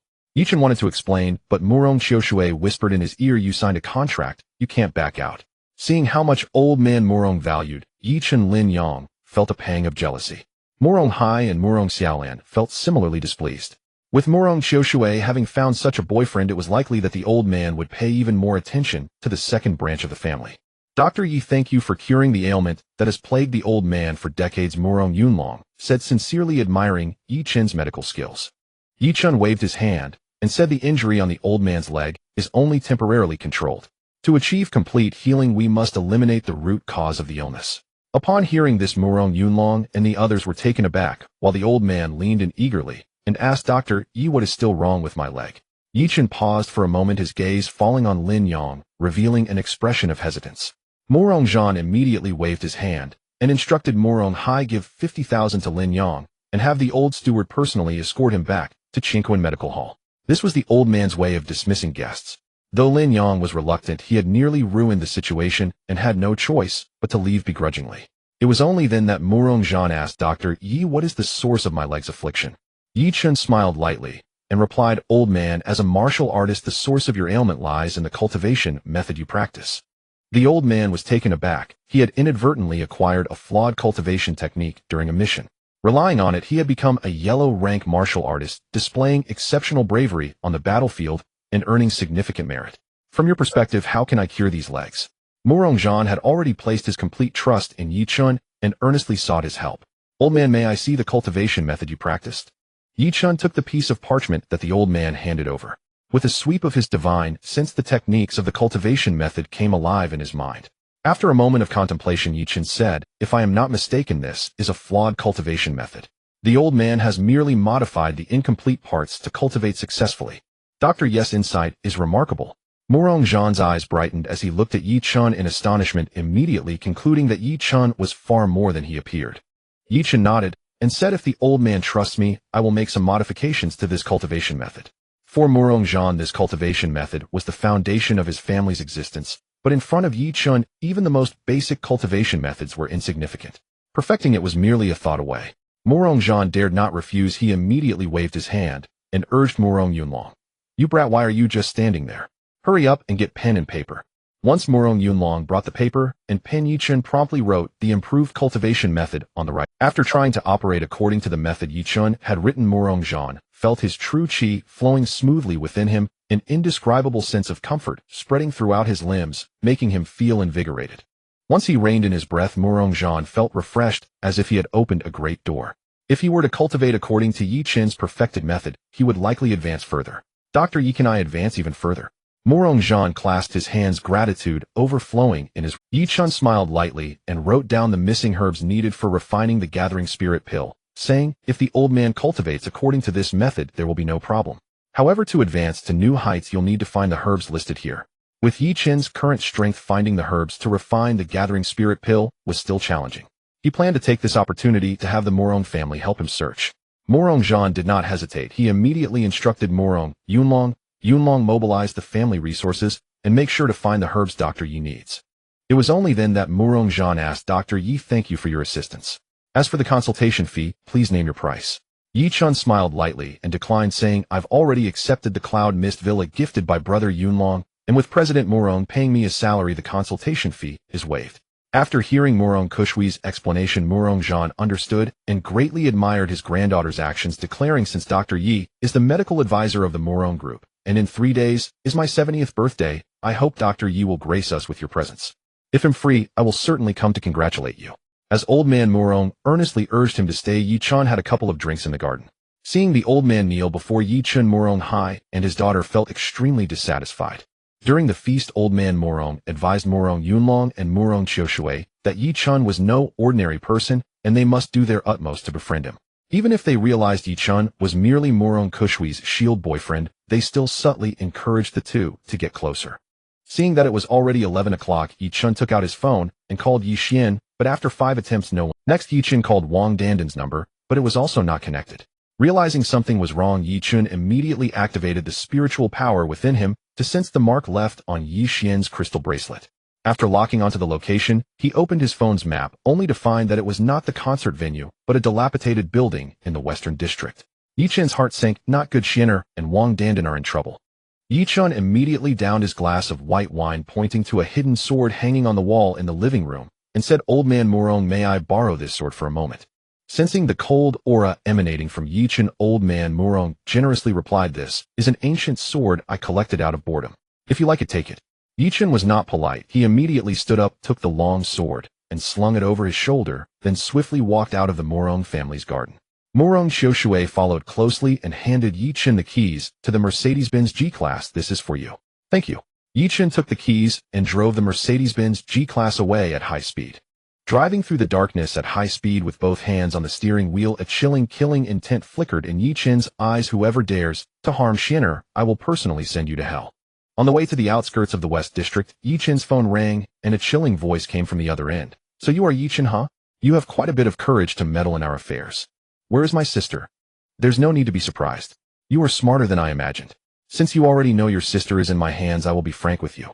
No matter what method you use, you must bring Murong Qiushui to the abandoned building in the outskirts of the West District by 11:30 tonight." But at that moment, Yi Xian's familiar voice came from the phone. "Brother, don't worry about me. Whatever you do, don't come. If you do, you will lose your life." Slap. A crisp sound of a slap echoed from the phone. "Take her away, and if she shouts again, ruin." Yi Chun, we have been captured. Hurry up and call the police. Wang Danden's voice came through. Slap. Another crisp slap sounded and the voice on the other end threatened. You can choose to call the police, but I cannot guarantee that what you will see are not 3 corpses. Yi Chun gripped the steering wheel tightly with one hand, his nails leaving marks on the leather, a chilling, killing intent filling the car. I don't care who you are. If they lose even a single hair, I will personally send you to hell. Ha ha ha. The arrogant voice came through. Just a beginner in the Huang level martial arts, and you dare to boast in front of me. Remember to bring Murong Qiushui on time. Arrive a minute early or late, and you will see corpses. Shinner Dandan, don't worry, I will come to save you. Yi Chen's eyes released a deadly killing intent. But the next second another arrogant voice came from the phone. Not to mention these 3 women are indeed beautiful and youthful, and it seems they are still innocent. If you want to play any tricks, I wouldn't mind indulging myself. After saying that, the line went dead. You dare. Yi Chen's right hand clenched tightly, and the phone shattered instantly.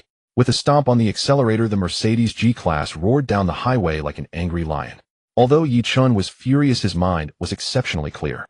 Since the other party was targeting Murong Qiushui, it must be related to the 4 black-clad men encountered at Swan Lake yesterday.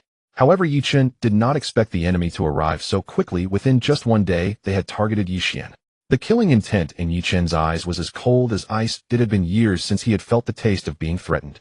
Given Yi Chen's temperament, he would never involve Murong Qiushui in this matter. To avoid alarming the snake, he exited the highway, abandoning the Mercedes G-Class and carrying the hidden sword given by Murong Zhan on his back. Inside the dimly lit room of the abandoned building, several men, dressed in black, cornered 3 slender women. One of them rubbed his hands, exposing a lewd gaze, and joked. Not to mention these 3 women are indeed young and beautiful. At that moment 2 men in gray martial arts uniforms entered the room, one of whom was the man with a severed arm, Brother Knife, followed by a fierce-looking man. Brother Knife, Master Huang. Once the 2 entered the room, the black-clad men immediately became cautious, especially when looking at the fierce man, fear evident in their eyes. The fierce man, named Master Huang, was a peak Huang-level martial artist, his strength far surpassing Brother Knife's, and like Brother Knife, he was a guest of the Han family. Senior brother, do you think he will bring Murong Qiushui? Remembering the scene from last night, when his arm was severed, Brother Knife still felt lingering fear. The fierce man sneered and glanced at Yi Xian and the other 2. To save his sister, he will definitely come. Don't worry, if he dares to sever your arm, I will make sure to sever his 4 limbs. Senior brother, although that man is young, his moves are strange. It's better to be cautious, Brother Knife. However, the fierce man waved his hand dismissively. He is just a Huang-level martial artist. Huang, how can easily kill him? Moreover, we have set up beforehand here. Even if he is a peak Huang-level martial artist, he won't leave here alive. The fierce man then looked at Yi Xian and the others, causing Yi Xian and Wang Dandan to tremble in fear. Wang Dandan, however, tried her best to protect Yi Xian behind her, comforting her. Xuanzi, don't be afraid, the police will be here to save us soon. At this moment, a woman dressed provocatively stepped forward. You better not act recklessly. I am from the Song family in Qingzhou. If you dare to touch us, the Song family will not spare you. The Song family in Qingzhou. Master Huang looked at Song Suizi and sneered. If you hadn't said that, I might have spared you. Since you are from the Song family, don't blame me for being ruthless. As he spoke, Master Huang instructed the black-clad men behind him. Let these 3 beauties taste the flavor of the immortal pill and deliver them to my and Brother Knife's room in half an hour. Under the instruction of Master Huang, 3 men in black surrounded Wang Dandan and her companions. As one of them grabbed Yi Xian, Wang Dandan seized the opportunity to kick towards the man's groin, only to receive a slap in return, leaving a bright red handprint on her fair face. The man in black immediately pinched Wang Dandan's chin, leaning towards her neck and greedily inhaling the fragrance emanating from her body. Tsk tisk, she has a celebrity's face. After Master Huang and Brother Dao have their fun, we must have a taste ourselves. Indeed, these 3 girls are all stunning. After sleeping with them, even as ghosts, we would still be charming. The others echoed in agreement, their hands beginning to wander on Wang Dandan's body. Quick, feed them the immortal pills. If we delay Master Huang's pleasure, we might lose our heads. The leader reminded them immediately. Upon mentioning Master Huang, the previously arrogant men immediately subdued themselves. One of them took out a small vial, poured out 3 pills, and forcefully pushed them into the mouths of Yi Xian and her companions by pinching their chins. As the pills entered their mouths, the 3 felt their bodies surging with power, yet they lacked the strength to stand, collapsing weakly against the wall. What's happening? After sensing the oddity in her body, Song Suizi's eyes immediately filled with terror. As the daughter of Song Yi from East City, she had naturally heard of such drugs. Thirsty Sister Dandan, am so thirsty. Yi Xian's gaze began to grow hazy. Song Suizi and Wang Dandan immediately shared the same feeling. Seeing Yi Xian and her companions collapse on the ground, the men in black revealed greedy looks and joked, Master Huang's immortal pills are indeed miraculous, just one pill, and these three women are almost in ecstasy. Song Suizi clutched her clothing tightly, her graceful figure unmistakably visible beneath the disheveled fabric. She bit her tongue, trying to keep herself awake, but the potency of the drug was too strong, she resisted with all her might. In her moment of despair, she suddenly spotted a cold figure swaying outside the dilapidated glass window. That person she felt she had seen somewhere before. The figure outside the window was none other than Yi Chun, who had stealthily approached. Fortunately, Yi Chun had been cautious, leaving a mark on Yi Xian's bracelet which allowed him to evade the layers of surveillance outside the abandoned building and find Yi Xian and her companions without revealing his presence. Damn it! Upon seeing the condition of Yi Xian and her companions, rage ignited in Yi Chen's eyes, and a wave of murderous intent surged forth. These bastards actually drugged Yi Xian, and their intentions were clear. As for Wang Dandan and her friend, it was naturally because he had been implicated. Had Yi Chen not discovered this in advance and arrived at the agreed time, the consequences would have been unimaginable. Like a specter, Yi Chen stood before the window of the abandoned building. A cold wind blew, accompanied by the sound of countless glass windows shattering. Fourth brother, in this desolate place, go close the window. The leader exhaled a puff of smoke, impatient. The man known as Fourth Brother reached out and wiped his hand over Wang Dandan, then stood up, satisfied, to walk towards the window. Just as he was about to close it, an invisible force swung the window open. Fourth Brother looked up and saw a cold face reflected before him. He widened his eyes in terror and exclaimed, "It's you." Just as his words fell, a pair of fair hands twisted his neck, and with a snap the sound of breaking bones echoed, causing the man in black to collapse limply to the ground. By the time the others reacted, Yi Chun had already quietly entered the room. Upon recognizing the visitor, one of them immediately grabbed a nearby longsword, pointing it at Yi Chun. "Why you? How did you come here?" The one speaking was the same person who had chased after Muron Qiushui at Swan Lake yesterday, so he naturally recognized Yi Chun. Wasn't it agreed that he would come at 11:30? Why was he here now?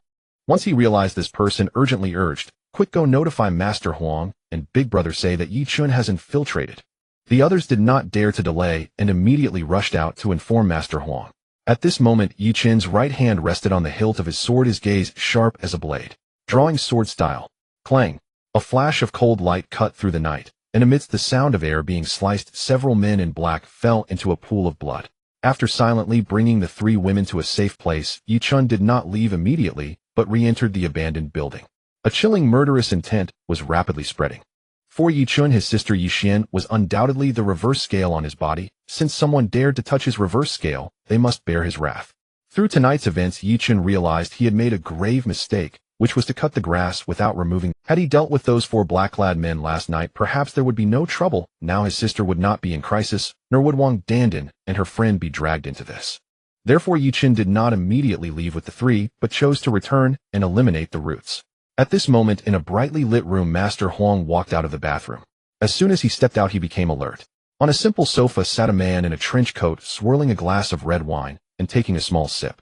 Master Huang was startled, completely unaware that such a living person had entered his room, and tentatively asked, "Who are you?" As he spoke, Master Huang's palm hidden behind him began to circulate energy, the veins on his hand pulsing. Yi Chun elegantly set down his wine glass and slowly turned around, revealing a cold visage and a strange. As a martial artist, Master Huang's gaze fell upon a 7-foot-long sword beside the sofa, and he immediately realized that the young man before him was not ordinary. Yet he still maintained his composure, a trace of serene smile on his face. "Young brother visiting at such a late hour, please state your purpose." "If it is within my ability, I will not refuse." One must say Master Huang was experienced. Even in a perilous situation, he could remain so calm and collected, displaying the demeanor of a true master. Yi Chun slowly stood up, staring directly at Master Huang. "I have come at your invitation." Master Huang's expression changed dramatically, his body flickering before he appeared at the counter in the room, abandoning his fist and swiftly drawing a gleaming long knife. Yi Chun calmly observed everything before him, seemingly unconcerned. Master Huang circulated his true energy, pointing the long knife at Yi Chun. "You are the one who severed my junior brother's arm, Yi Chun." Yi Chun nodded slightly seriously, saying, "You should not use Yi Xian to threaten me." Master Huang, being a ruthless man, directly stated, "Indeed, the young do not fear the tiger. You dare to come alone into my web, young man. You possess remarkable courage. Since you are here, you shall leave your life behind." Yi Chun shook his head, coldly retorting, "You truly deserve to die." Master Huang said no more, pouring the true energy he had brewed for a long time into the long knife, his wrist flicking, causing the knife to hum with power. As he swung the knife, a menacing blade light shot forth like a spirit snake emerging from its hole, instantly reaching Yichun. Facing the swift blade light, Yichun slightly sidestepped, his feet moving in an uncanny manner, the blade light almost grazing his face. Hiss! The blade light flashed by, splitting the sofa behind Yichun in two. Throughout the entire process, Yichun merely shifted a step, causing Master Huang's determined strike to miss completely. Master Huang stared at Yichun, finally realizing that the young man before him was extraordinary. He held his long knife horizontally, unleashing true energy once more as he struck again. But before he could strike, a cold star suddenly flew from Yichun's hand. In a split second, Master Huang felt his arm go numb, the long knife flying from his grasp and embedding itself in the wall, reflecting his terrified expression. With the long sword pressed against his throat, Master Huang controlled his breathing to avoid being pierced by the blade tip. Looking at the calm young man before him, he felt a chill run down his spine. Since becoming a martial artist, he had never experienced such a bizarre scene. Even after Yichun sheathed his sword, his body remained rigid, not daring to move an inch. It was not until Yichun patted his shoulder that Master Huang felt a sense of relief, confirming that he had regained control over his body, after which he began to breathe heavily, as if this would prove he was still alive. "Who are you really?" Master Huang asked in terror, looking at the young man before him. Yichun remained silent, taking a bottle of Maodai from the liquor cabinet, pouring 2 full glasses, and after sitting down, leisurely gestured for the other to sit as well. Yichun drank the wine in his glass in one gulp, then pointed at the remaining glass coldly, saying, "Drink this to calm your nerves." Under Yichun's intimidating gaze, Master Huang lifted the wine glass and drank it all in one go. Only then did Yichun nod in satisfaction. Seeing Master Huang staring outside, he coldly remarked, "No need to look, to prevent the same thing from happening again. They are all dead." Hiss! A chill ran through Master Huang's entire body, and his gaze began to panic. "Young brother, do not kill me. I can give you all my wealth." Yichun shook his head, his expression as cold as ice. "Tell me, who sent you to capture Yixian?" When Yichun hinted that he would question who stood behind the scheme, Master Huang's face twitched. He watched Yichun warily and pleaded with practiced humility, "Young brother, we are all martial practitioners. Surely you know the rules of this Jianghu. Please spare my life. I Huang Hao will serve you like beast or ox if you wish." He understood that if he named the mastermind, his fate would be sealed. Yet the youth before him had acted with brutal efficiency, silently dispatching a Dao and the others, forcing Huang to fear for his own life. Yichun looked him in the eye, his right hand sliding slowly to rest upon the sword's hilt. Seeing that movement, Master Huang's wine cup shattered on the floor. He sprang up and fell to his knees, begging, "Master, please spare my life." Yichun extended 3 fingers, his tone cold and composed, "You have 3 seconds to think." At those words, cold sweat beaded at Huang's temples, and his back was already damp with fear. When the 3 seconds passed, Yichun closed his fingers and gripped the sword. Master Huang's last psychological barrier collapsed. He almost screamed the confession. "It was the Han family. Second young Master Han, you ordered me to do it." "On you," Yichun murmured, committing the name to memory. Sensing the danger, Master Huang hurried to warn him. "Though you surpass the Huanga level, you are only an Xian level martial artist. The Han family also protects a Xian level fighter. Besides, their eldest son Han Fei was selected into the Zhonglong army at 18. His strength is unfathomable." Having exposed the Han family, Master Huang poured out everything he knew, hoping that full disclosure would buy. Yichun's gaze chilled as he demanded without allowance for evasion, "Then why did Han Yu abduct Morong Qiush?" It turned out the Han family coveted Morong Group's traditional Chinese medicine business and sought to gain shares through marriage. Morong Kushui's headstrong refusal to accept Han Ye's courtship enraged him, and in his frustration, he resorted to force to obtain her. "What is your realm?" Yichun asked coolly. Master Huang stared in surprise. By all rights, Yichun's displayed power should have revealed his realm. Still, he dared not hesitate and replied, "I am a peak Huang-level martial artist." Yichun inclined his head. From Yichun's current cultivation, Qi refinement at the 3rd layer, he matched what they called a Huang-level fighter, whereas a Xian-level martial artist corresponded to Qi refinement of the 5th layer or above. Seeing Yichun bow his head in thought, Master Huang timidly asked, "Master, may I go?" Yichun came back to himself and slowly nodded. Relieved as if pardoned, Master Huang spun and lunged for the exit.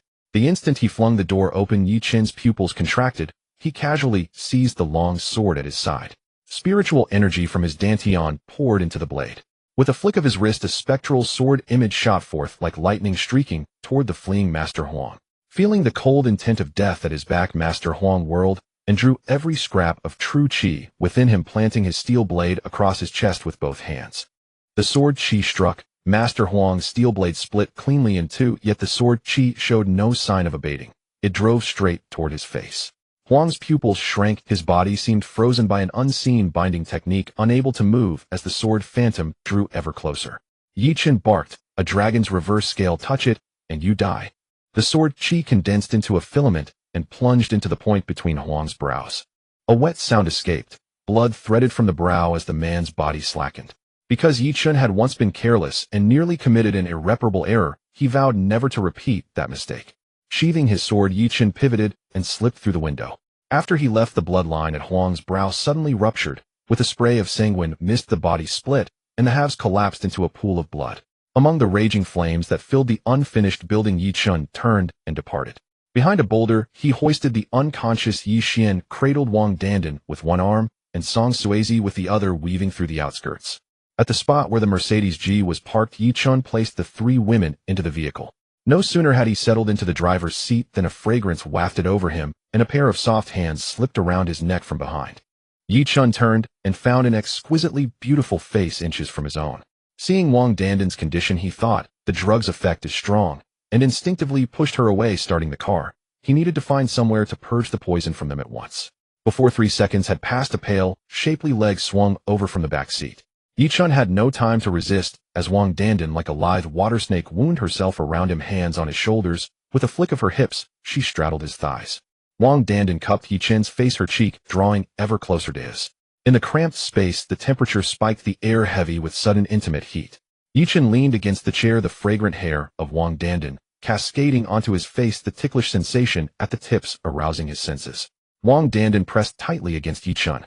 He gazed at the stunning beauty before him. Under her mesmerizing eyes, her jade-like nose, and flower-like red lips, the heavy breaths mingled with traces of fragrance. The softness of her body allowed Yi Chen to embrace her fully, and his breath quickened. Just as the medicinal effects within Wang Dandan were about to erupt, a rapid siren blared, and a dazzling light appeared in the distance. Yi Chen instantly sobered up and pushed Wang Dandan away. A police car had stopped, and several figures rushed toward Yi Chen's direction. Realizing the gravity of the situation, Yi Chen pressed a pressure point behind Wang Dandan's ear, and once she was temporarily unconscious, he secured her with a seatbelt in the passenger seat. At that moment, a poised female police officer dashed forward. Upon seeing the disheveled Wang Dandan in the passenger seat, and 2 women lying in the back, she immediately drew her weapon and aimed it at Yi Chen, saying, "Put your hands up and get out of the car now." To avoid trouble, Yi Chen slammed on the accelerator, and the Mercedes G-Class roared away, knocking the female officer to the ground.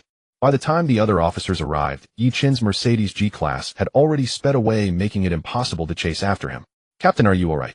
Several officers helped the female officer up from the ground, asking, "Captain, you were too impulsive just now. If you got hurt, we couldn't take responsibility for it." The female officer adjusted her hat and glared at the receding luxury car, immediately concluding, there were 3 unconscious women in that car. The man driving must be the perpetrator of the serial female corpse case. "Captain, you can't be serious, can you?" Upon hearing that he was the perpetrator of the serial female corpse case, the officers quickly drew their weapons and went on alert.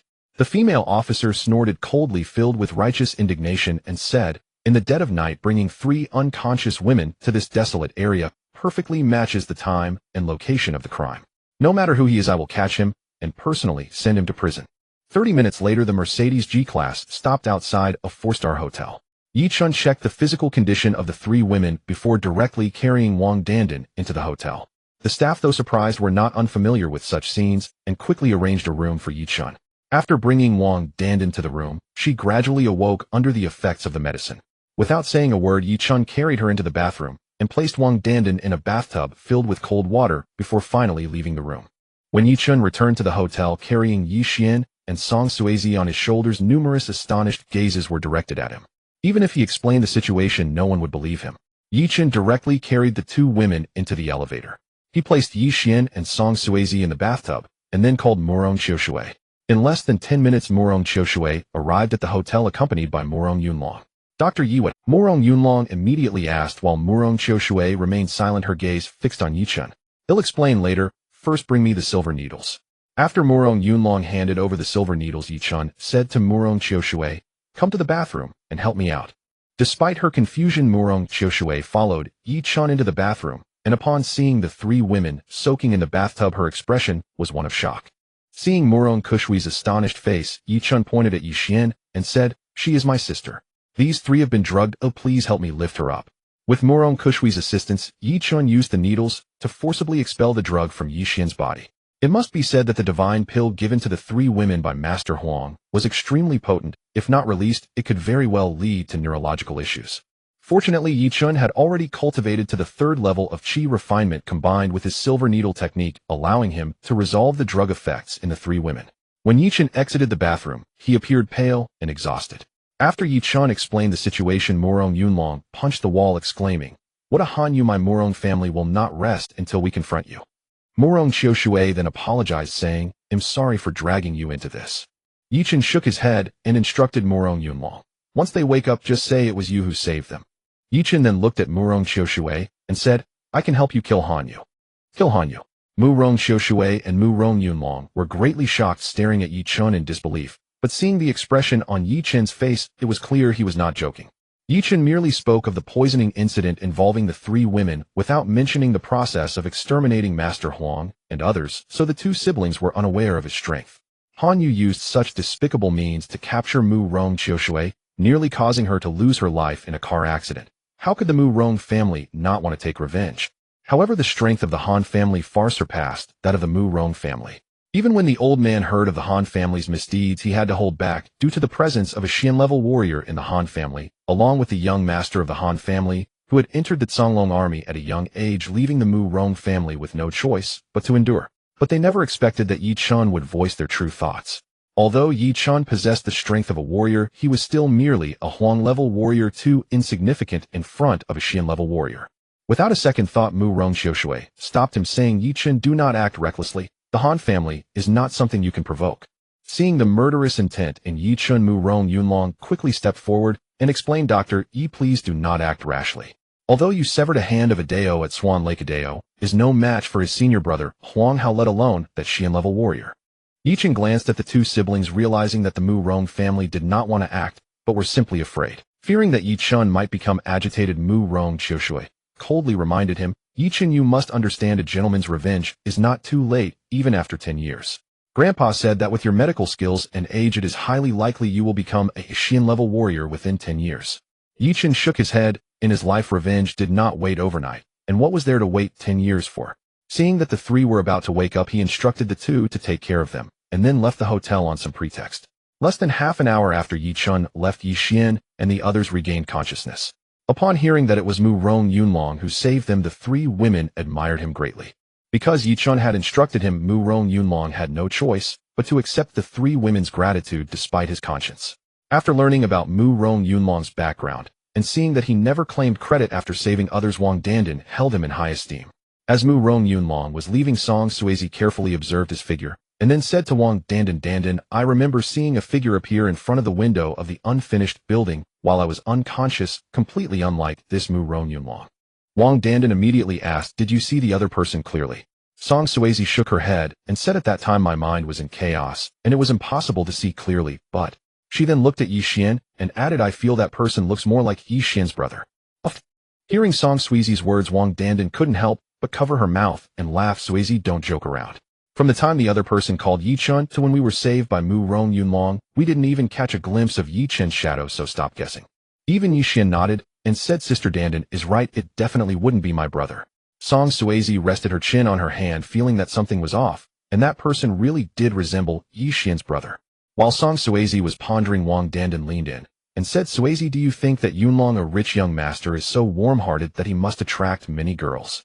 Song Suizi immediately reached out and tickled Wang Dandan, saying, "Our future big star, you wouldn't have fallen for Murong Yunlong, would you?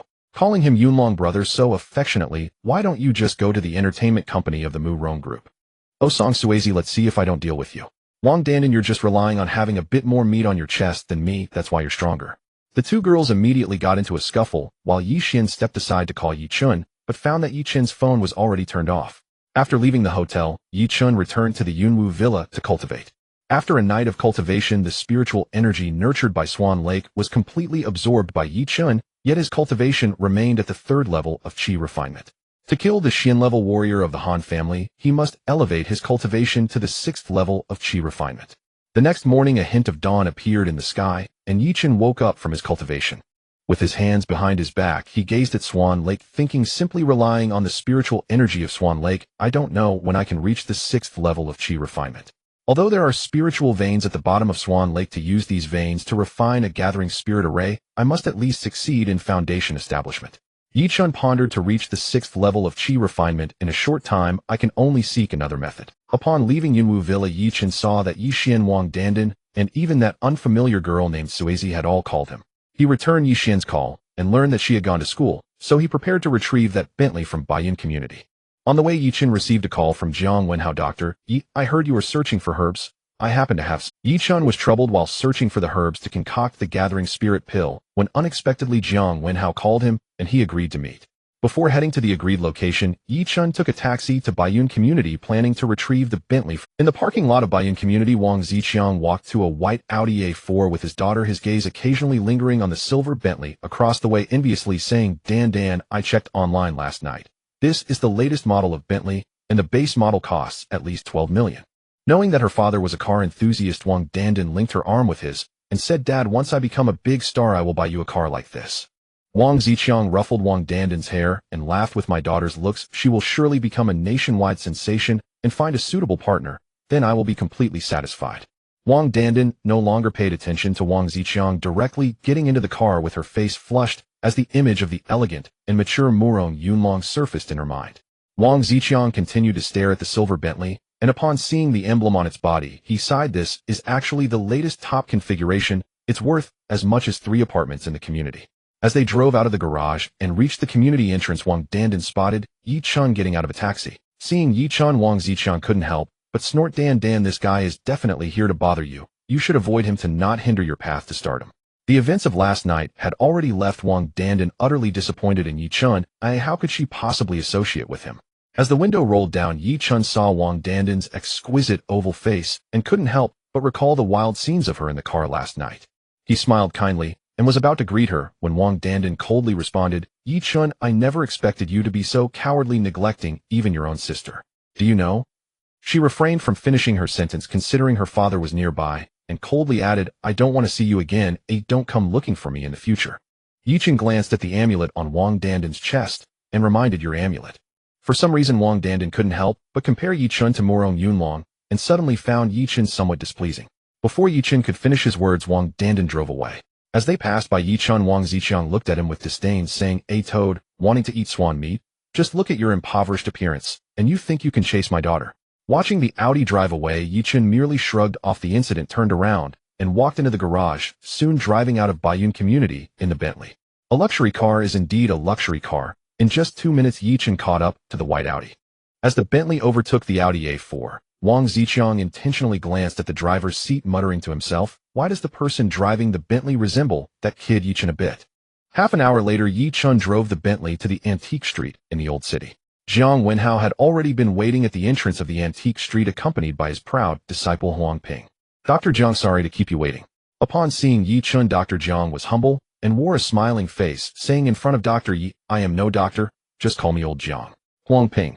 Dr. Jiang gave his disciple Huang Ping a glance, and Huang Ping immediately stepped forward to open the car door for Yichun respectfully, saying, Dr. Yi, I will park the car for you. Yichun did not refuse. He got out, handed the keys to Huang Ping, and walked into the antique street with Jiang Wenhao. Dr. Yi, Huang Ping's mistake this time is due to my lack of guidance. I'm sorry, Jiang Wenhao said with a hint of shame. If it weren't for your intervention, this kid would have probably made a great... Yichun smiled lightly, recognizing one's mistakes and making amends is a great virtue. You are being too harsh, old Jiang.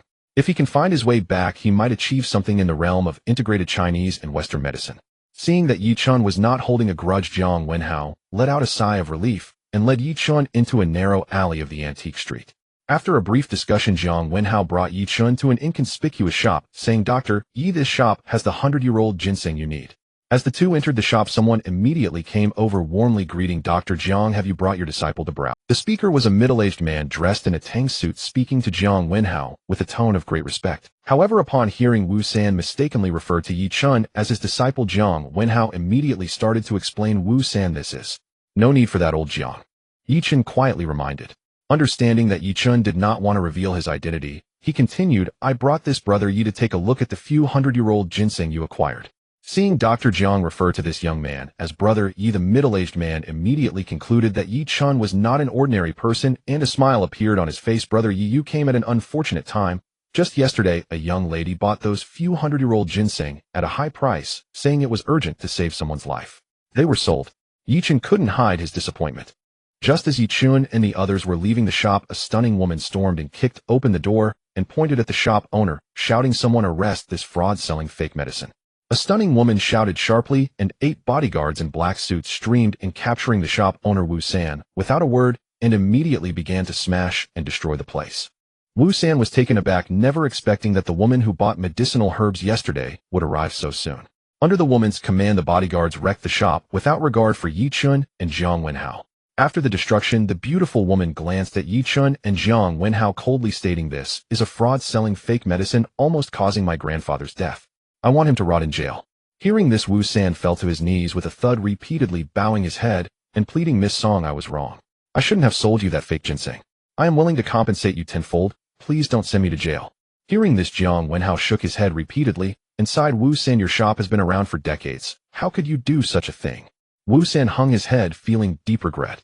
Yesterday, he mistook this young wealthy woman for someone inexperienced and sold her 3 wild mountain ginseng roots. He never expected she would come looking for him so soon. Tenfold compensation. The young woman scoffed. 100-fold compensation is useless. If anything happens to my grandfather, my father will definitely not let you off. Miss, may I ask who your father is? Considering their decades-long relationship, Jiang Wenhao stepped forward, wanting to plead for Wu San using his connections. Dongqing Song, Yi is my father. The young woman looked at Jiang Wenhao with pride. "And who are you?" "It's over. This is truly over." Upon hearing the name Song Yi, Wu San's knees buckled, and he nearly fainted from fright. Even Jiang Wenhao, an old hand in the business, was shocked and felt a hint of fear upon hearing that name. "Miss Song, I am Jiang Wenhao. I don't know what illness your grandfather has, but I can take a look to see if I can treat him." Given their long-standing relationship with Wu San, Jiang Wenhao stepped forward. After introducing himself, a bodyguard whispered something in the young woman's ear. Her attitude softened slightly. "So you are the renowned Dr. Jiang Wenhao from Xiqing. My grandfather was fine yesterday, but after drinking a tonic made with 100-year-old ginseng, he spat out black blood and has yet to regain consciousness. The old doctor from Qian Kuan Medical Clinic is at a loss. Can you really treat him?" Jiang Wenhao, concerned for his old friend's safety, could only apologize to Yi Chun, saying, "Dr. Yi, I must excuse myself for now." Upon hearing Jiang Wenhao call Yi Chun a doctor, both the young woman and Wu San were puzzled. "I have nothing to do anyway, so I will go with you to take a look," Yi Chun said casually. Upon hearing this, Jiang Wenhao relaxed, saying to Wu San, "With Dr. Yi here, old Master Song's illness will surely be resolved easily. Wu San, you're fortunate today. Hurry and thank Dr. Yi." Wu San, anxious and frantic, immediately expressed his gratitude to Yi Chun, saying, "Thank you, Dr. Yi. Thank you, Dr. Yi." The young woman scrutinized Yi Chun with suspicion, questioning how a young man of her age could be revered as a doctor by Jiang Wenhao, thus doubting Jiang Wenhao's reputation. But with her grandfather's critical condition, she did not think too much about it, and pushed Wu San out of the shop, leading several people back to Dongqing. At this moment, the Song family members stood solemnly outside an old wooden house, led by a middle-aged man in his 40s whose brow bore a hint of authority. The middle-aged man was Song Yi, the master of the underground world in Dongqing, who had risen from humble beginnings to great wealth, notorious for his ruthlessness.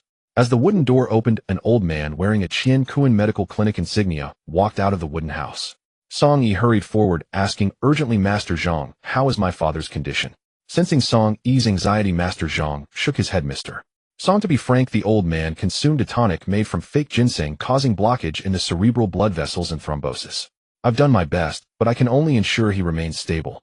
Whether he can wake up or not is up to fate. Thank you for your efforts, Master Zhang. Here is 10 million in consultation fees." Song Yi handed a bank card to Master Zhang. "This time, I owe Qian Kuan Medical Clinic a favor.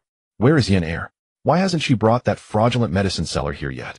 Just then, Song Yan Heir led Jiang Wenhao and Yi Chun to the Song family's residence.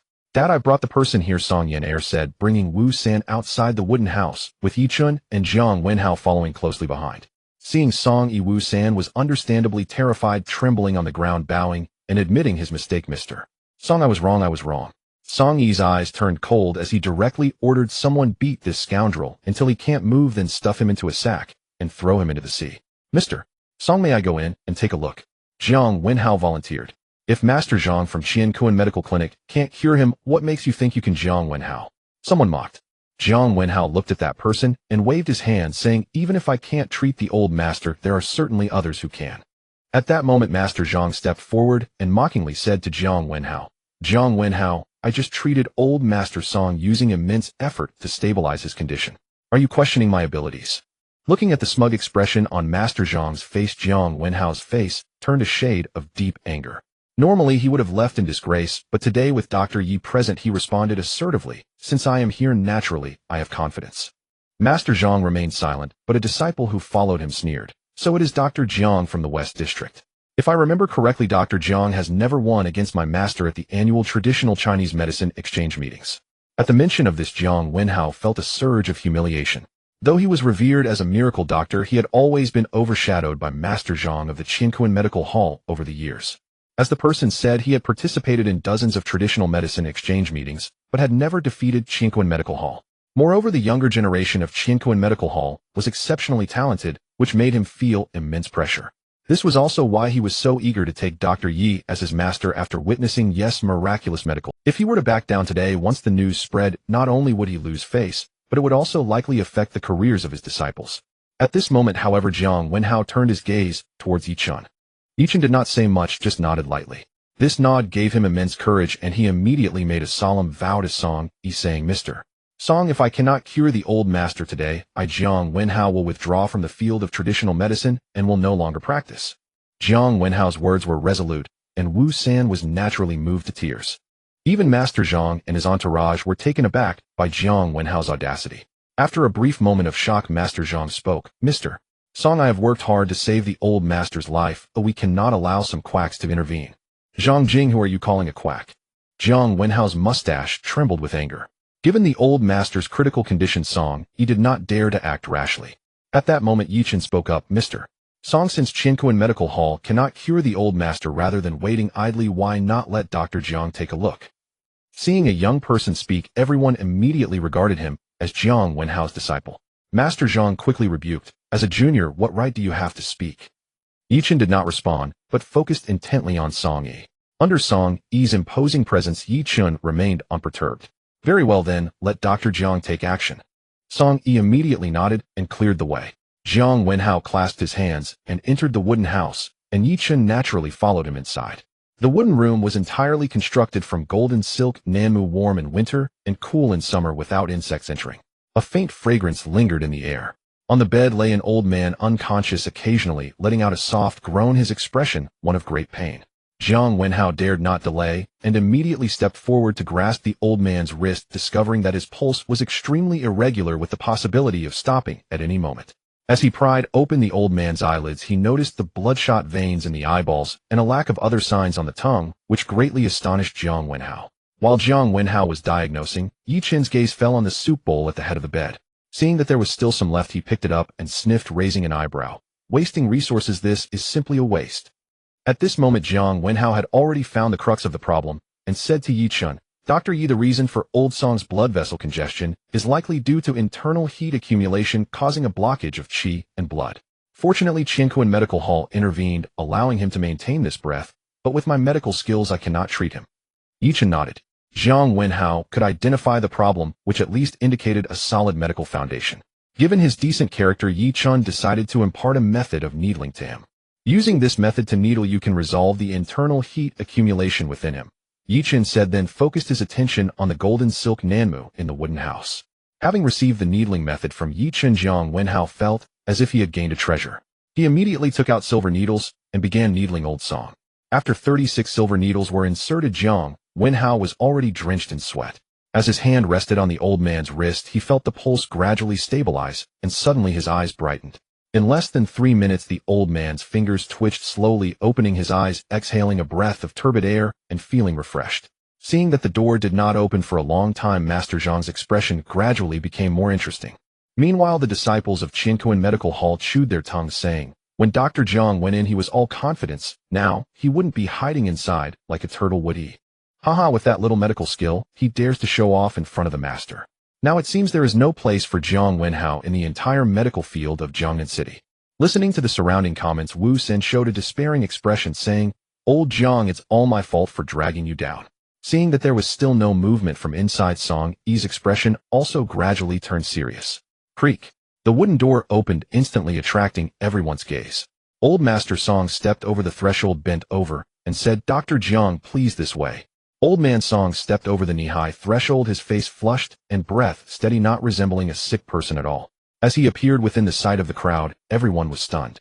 The people at Qiankuan Medical Clinic who had been mocking just a moment ago were now at a loss for words, staring in shock at the old man, filled with confusion. Manager Zhang's eyes widened in disbelief, repeatedly muttering, "Impossible, this is absolutely..." Seeing Old Man Song walk out of the wooden house unharmed, Wu Sen let out a long sigh of relief. The stone that had been hanging in his heart finally fell, and he felt his life was saved. "Grandpa!" Song Yen rushed over, instinctively reaching out to support the old man. To her surprise, Old Man Song patted her hand, indicating that he did not need assistance. Seeing his father stand up again, Song Yi's face lit up with joy as he immediately approached, saying, "Dad, how is your health?" Old Man Song looked at Jiang Wenhao with reverence, expressing gratitude.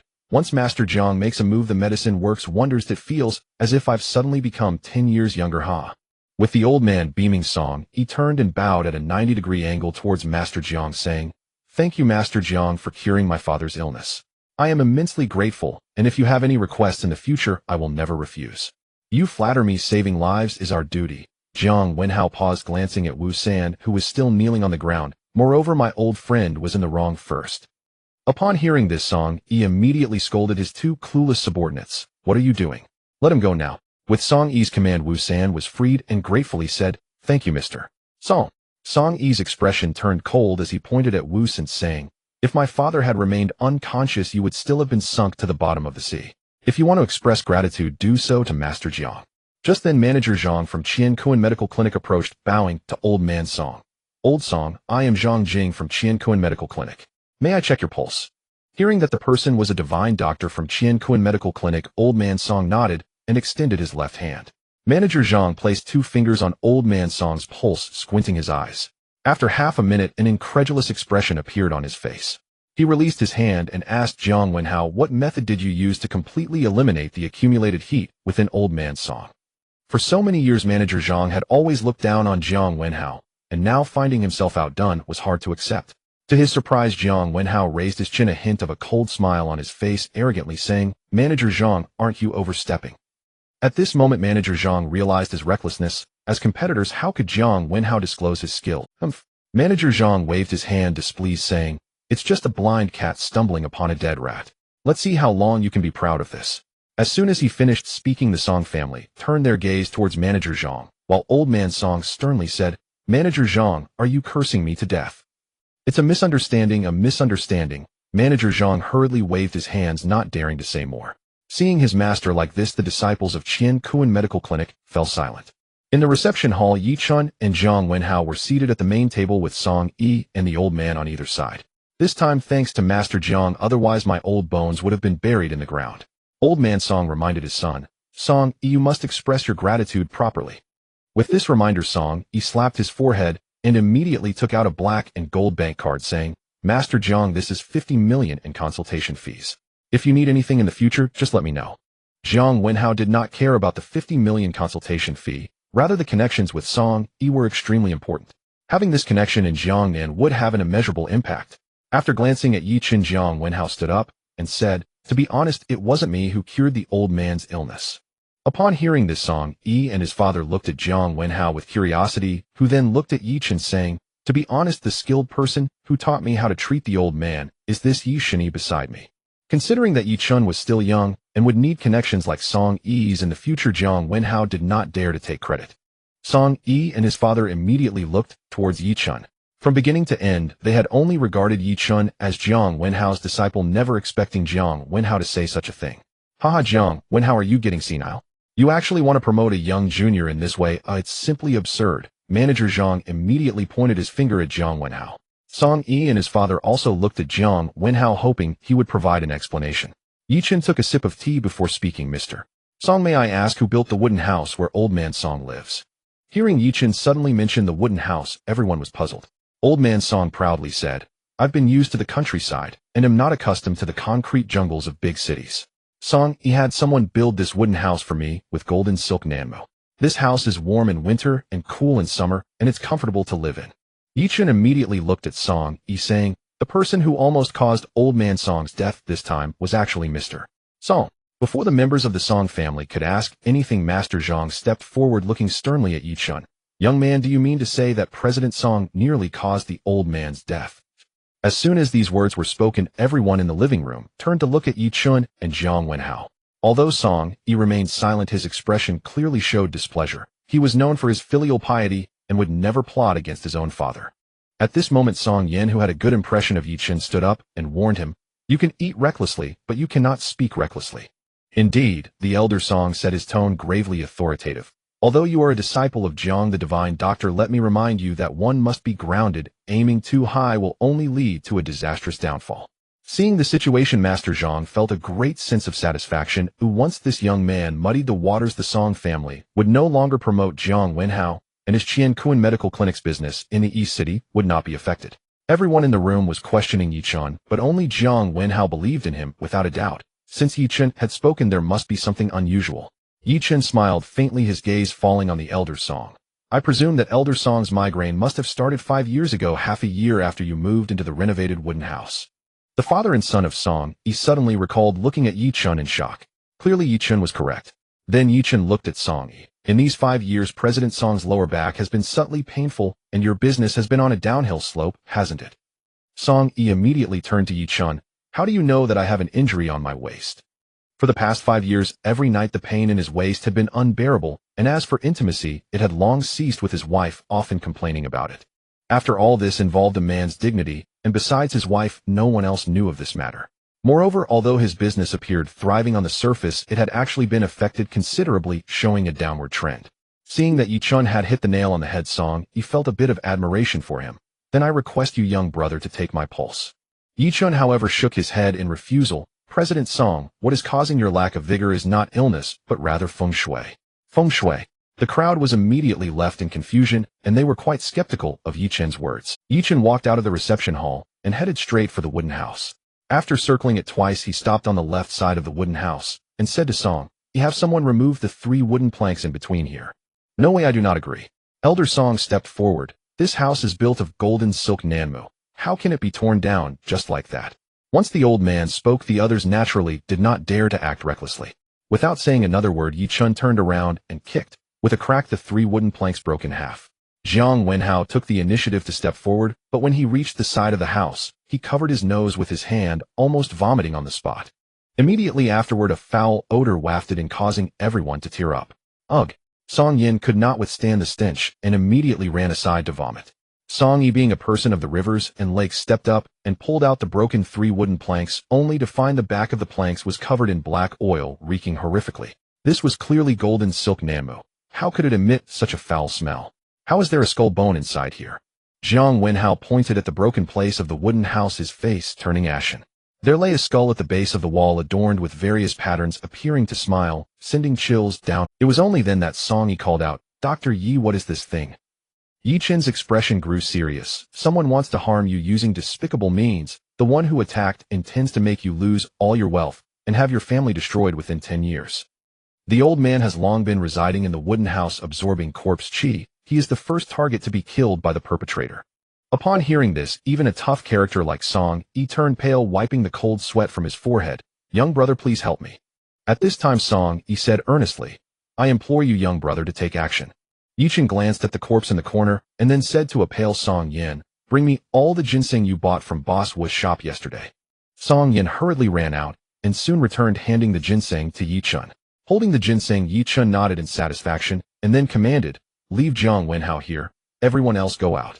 Before he could finish speaking, the people from Qiankuan Medical Clinic had already vanished without a trace. Brother Yi, Dr. Jiang, thank you for your troubles, Song Yi said before leaving the courtyard. Jiang Wenhao looked at the ginseng in Yichen's hand, not believing his eyes, and asked, Dr. Yi, is there really an issue with this ginseng? Yichen smiled faintly, putting away the ginseng, thinking to himself, this ginseng not only has a problem, but it's a significant one.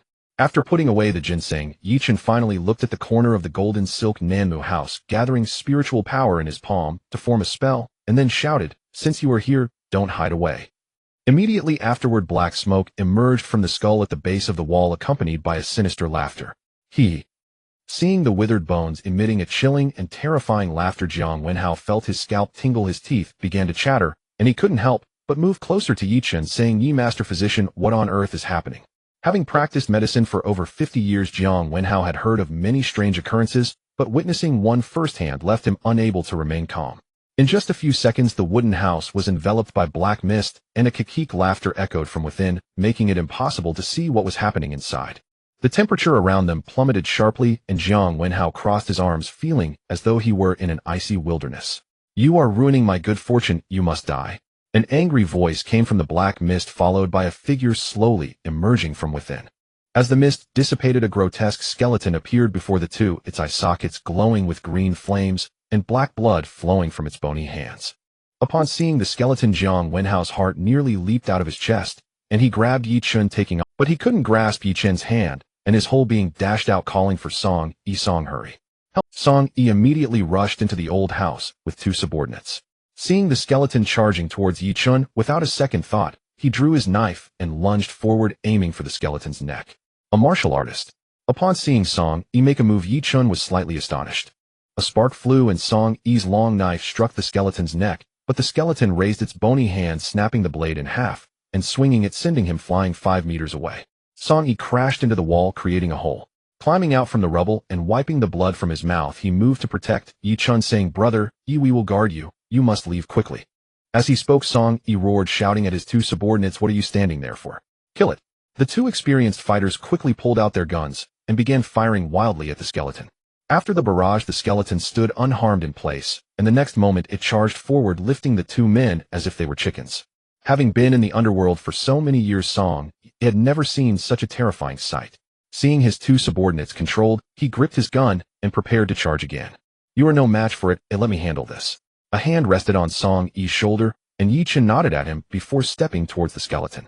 As Yi Chen took a step forward, Song Yi and his two subordinates fainted. Seeming to sense Yi Chen's disdain, the skeleton's eyes flickered with flames, and it charged at Yi Chen. Yi Chen shook his head, his expression still calm, but a hint of killing intent appeared in his eyes. He swung his right hand, hidden behind his back, as golden runes spread across his palm. As Yi Chen brought his fingers together, the red mark, coalescing in his palm, burst like flames spreading along his fingers. The red flames coiled around Yi Chen's hand, transforming into a flaming longsword that slashed towards the skeleton. Kek! Facing the descending flaming longsword, the skeleton stopped, looked up, and its face twisted into a grotesque expression as it suddenly opened its mouth and spewed out a cloud of black smoke. As the flaming longsword descended, the black smoke merely touched the flames, turning to ashes, unable to hinder Yi Chen's strike. Whoosh! The sword shadow pierced through the skeleton's skull, sending sparks flying as it exited through the back of its head. The skeleton stood rigid, no longer moving an inch. Staring into the hollow eye sockets of the skeleton, the flickering green flames gradually dimmed until they faded into darkness. Boom! The flames exploded, the black smoke dissipated, and the skeleton turned to ashes. At the moment the skeleton turned to ashes in a dilapidated building in the East City slum, a disheveled woman gazed towards the direction of the Song family, letting out a piercing scream, "Bastard, I will definitely kill you." Once everything settled, the Song family's bodyguards rushed into the old house, only to find it completely empty, with no skeleton in sight. Jiang Wenhao scratched his head, looking around with confusion. Did I just see it wrong? At that moment, Song Yi and his two subordinates regained consciousness and looked around, finding no skeleton at all. But just then Song Yi touched his waist, astonished. "Why doesn't my waist hurt anymore?" Following this, Song Yener came over excitedly, saying, "Dad, the company's stock has already hit the limit up just after opening this afternoon." Song Yi checked and found that the company's stock had risen, making him over 100 million in just 1 hour. Looking at the already collapsed wooden house, he naturally believed in Yi Chen's claims about feng shui. With the old man's illness cured, Song Yi immediately said to Yi Chen, "Brother, Yi, since we have met today, why not become sworn brothers?" Unable to resist Song Yi's enthusiasm, Yi Chen agreed to his request and became sworn brother. To show his gratitude, Song Yi gifted Yi Chen a brand new diamond necklace, saying, "Brother, I don't have much of value, but take this necklace to give to your girlfriend." Thinking that Aunt Su's birthday was in a couple of days, Yi Chen accepted the necklace. After a few drinks, he returned to the Cloud Mist Villa and immediately took out the wild ginseng he received from the Song family, thinking to himself, "I didn't expect it to be a 1,000-year-old ginseng." Yi Chen sat cross-legged on the rooftop of the misty villa, beginning to absorb the spiritual energy surrounding Swan Lake, with two infant-like ginseng plants beside him. It turned out that the ginseng Wu San sold to Song Yener was not some wild mountain ginseng, but a spiritual herb that had grown for 1,000 years only unrecognized by anyone. The reason Yi Chun intervened to break the curse of Song Jia's old residence was to obtain these 2,000-year-old ginseng plants and to understand a fragment of causality. Within just half an hour, he had completely absorbed the spiritual energy nurtured by Swan Lake for an entire day. Thinking of Master Huang, whom he encountered last night, and the instigator who harmed his sister Yi Xian, as well as the puppet he encountered at the Song family today, Yi Chun was eager to elevate his cultivation. At this speed, reaching the 6th level of qi refinement would take an eternity. Yi Chun reached for a ginseng, feeling the spiritual power contained within to refine a gathering spirit pill. I still need 2 more herbs. It can only be this way. As the 5 elements sword body operated, Yi Chun's figure flickered in and out, sitting on the rooftop like a peerless sword yet to be drawn. With Yi Chun's cultivation at the 3rd level of qi refinement, absorbing the spiritual energy contained in the 1,000-year-old ginseng could only be done gradually, requiring at least half a month for complete absorption. But at that moment, Yi Chun suddenly opened his mouth and swallowed a piece of the 1,000-year-old ginseng, chewing. Once the ginseng was consumed, the violent spiritual energy erupted instantly, filling his limbs and bones with strength, his body swelling like an inflated balloon. For ordinary cultivators, this would be a rhythm leading to explosive death. Yi Chun practiced the 5 elements sword body, and his physical body was incomparable to ordinary cultivators. Coupled with the transformation from the chaotic energy absorbing the medicinal power of the 1,000-year ginseng was just a matter of employing some tricks. As the spiritual energy surged through his limbs and bones, Yi Chun's operating Imu sword body sped up, his meridians expanding and beginning to frantically absorb the surrounding spiritual energy. Once the Imu sword body was activated, Yi Chun resembled a bottomless pit, desperately absorbing spiritual energy. Seemingly influenced by Yi Chun, Swan Lake rippled in circles enveloped by mist around the villa. Yi Chun looked up at the sky where the stars sparkled and the moonlight flowed like water, as if all of heaven and earth revolved around him. It must be said that the 5 elements sword body was exceptionally powerful. In just 1 hour, Yi Chun had already reached the 4th level of qi refinement. After taking this step, the medicinal power of the 1,000-year ginseng began to circulate within Yi Chun's body, continuously expanding his meridians and solidifying his acupoints, with every cell in his body filled with spiritual energy. After a sleepless night, Yi Chun's inflated body had returned to normal, with only his eyes appearing deeper and his skin fair and rosy. As the red sun rose, Yi Chun opened his eyes. Huff! Exhaling a mouthful of turbid air, Yi Chun felt a surge of clarity. Having refined the 1,000-year ginseng, Yi Chun elevated his cultivation from the 3rd to the 6th level of qi refinement overnight, reaching the mid-qi refinement stage, equivalent to a Xian-level warrior in this world. Although he was only at the mid-qi refinement stage, Yi Chun had several more means at his disposal. He pinched his 2 fingers together, and the spiritual energy surged from within, condensing into a green sword aura between his fingers, seemingly vibrant, but filled with murderous intent. With a casual flick, a green light fell onto Swan Lake, transforming into a green sword shadow that sliced down, instantly splashing waves over 10 meters high.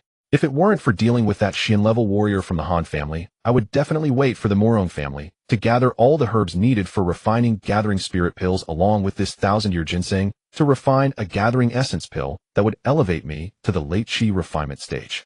Yi Chun thought to himself, but upon recalling the Han family's actions against Yi Xian, an invisible aura of killing intent emerged from him. Since the Han family dared to touch his reverse scale, they would have to pay a heavy price. Not to mention Xian-level warriors. Anyone who dared to harm Yi Xian, even Earth-level warriors or Heaven-level warriors, would be met with Yi Chun's lethal response. For the next 2 days, Yi Chun remained in the Misty Villa, cultivating a technique called Void Sword Art. Since the opponent could trace Yi Xian's information, they would certainly not let it rest. But Yi Chun would not sit idly by. After reaching the mid-qi refinement stage, he practiced the Void Sword Art, which he had been proud of in his past life. Even when facing a late qi refinement cultivator, he could forcibly slay them. 2 days passed, and Yi Chun finally descended from the rooftop. Picking up his phone, he found over a dozen missed calls. Zhang Wenhao and Song Yi had each called once, while the rest were from Yi Xian and Murong Qiushui. In a text message, Zhang Wenhao already addressed Yi Chun as Master Yi. After Yi Chun taught him acupuncture techniques, in just 3 days he had gained immense fame, overshadowing Zhang Jing of the Qingkuan Medical Clinic, and Wu San had also found the other 2 herbs Yi Chun needed. As for Song Yi, he was extremely grateful to Yi Chun and hoped Yi Chun would grace him with a meal in East City. Yi Xian was in class, and in her text response she mentioned that tonight was Aunt Zu's birthday and asked Yi Chun to wait outside the school for her after class. After replying to Yi Xian, Yi Chun called Murong Qiushui, and a cold voice instantly came through. Yi Chun, I don't want to hear your explanation. You have 20 minutes to get to the branch office, or you'll be fired. At the Morong Group's branch office, Morong Kushui's expression turned icy as she hung up the phone. Just thinking about Han Ye's actions made her want to smash her phone to pieces. Manager Feng and Huang Ping stood behind Morong Qiushui, looking utterly helpless. At this moment, Morong Qiushui resembled an exceptionally cold iceberg, and Feng and the others dared not speak a word. Morong Qiushui clenched her delicate fist and coldly called out Xiao Ai. Startled by the sudden reprimand, Xiao Ai trembled all over, nearly dropping the folder in her hands, and hurriedly approached Sang CCO. With a flick of her hand, Morong Qiushui shot a cold glare at Manager Feng and the others, commanding conduct an internal investigation immediately. We must identify the spy who leaked the product formula within a day. Xiao Ai dared not disobey and promptly called the headquarters to arrange a thorough investigation of the spy. Feng Jie, you get over here. At her command, Manager Feng Jie hurried over, nodding and bowing repeatedly. CEO, I swear it was oomph. With just a glance from Morong Qiushui, Manager Feng felt a bone-chilling fear and dared not look. CEO Morong, even if I had the courage of a lion, I wouldn't dare to leak the product formula, Huang Ping explained to Morong Qiushui with a grim expression. If it weren't for Jiang Wenhao pleading for him after the last incident of switching herbs, Huang Ping would have already been disgraced with no chance to continue in product development. Although Morong Qiushui was furious, she was not foolish enough to believe that the two of them had the guts to pull off such a scheme. Morong Qiushui initially planned to expand the group's market with the new product, but she never expected that just 2 days before the launch, the Han Group in the East City would suddenly bombard the market with advertisements for a product called Health Bomb. What was infuriating was that the effects of this health bomb were exactly the same as the product developed by the branch office, only the finished product was different.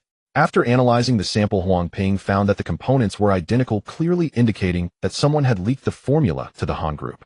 This move by the Han Group was a direct strike at the Foundation, potentially causing immeasurable losses to the Morong Group. If they couldn't present a new product at the launch event in 2 days, they would not only fail to explain to the clients, but also to the company shareholders. Clearly, the Han Group was forcing Morong Qiushui into a corner, and she was bound to explode with rage. Morong Qiushui looked at Feng Jie and the others and immediately ordered, I don't care what remedial measures you take, you must come up with a new product within 2 days, or be prepared to pack your bags and leave.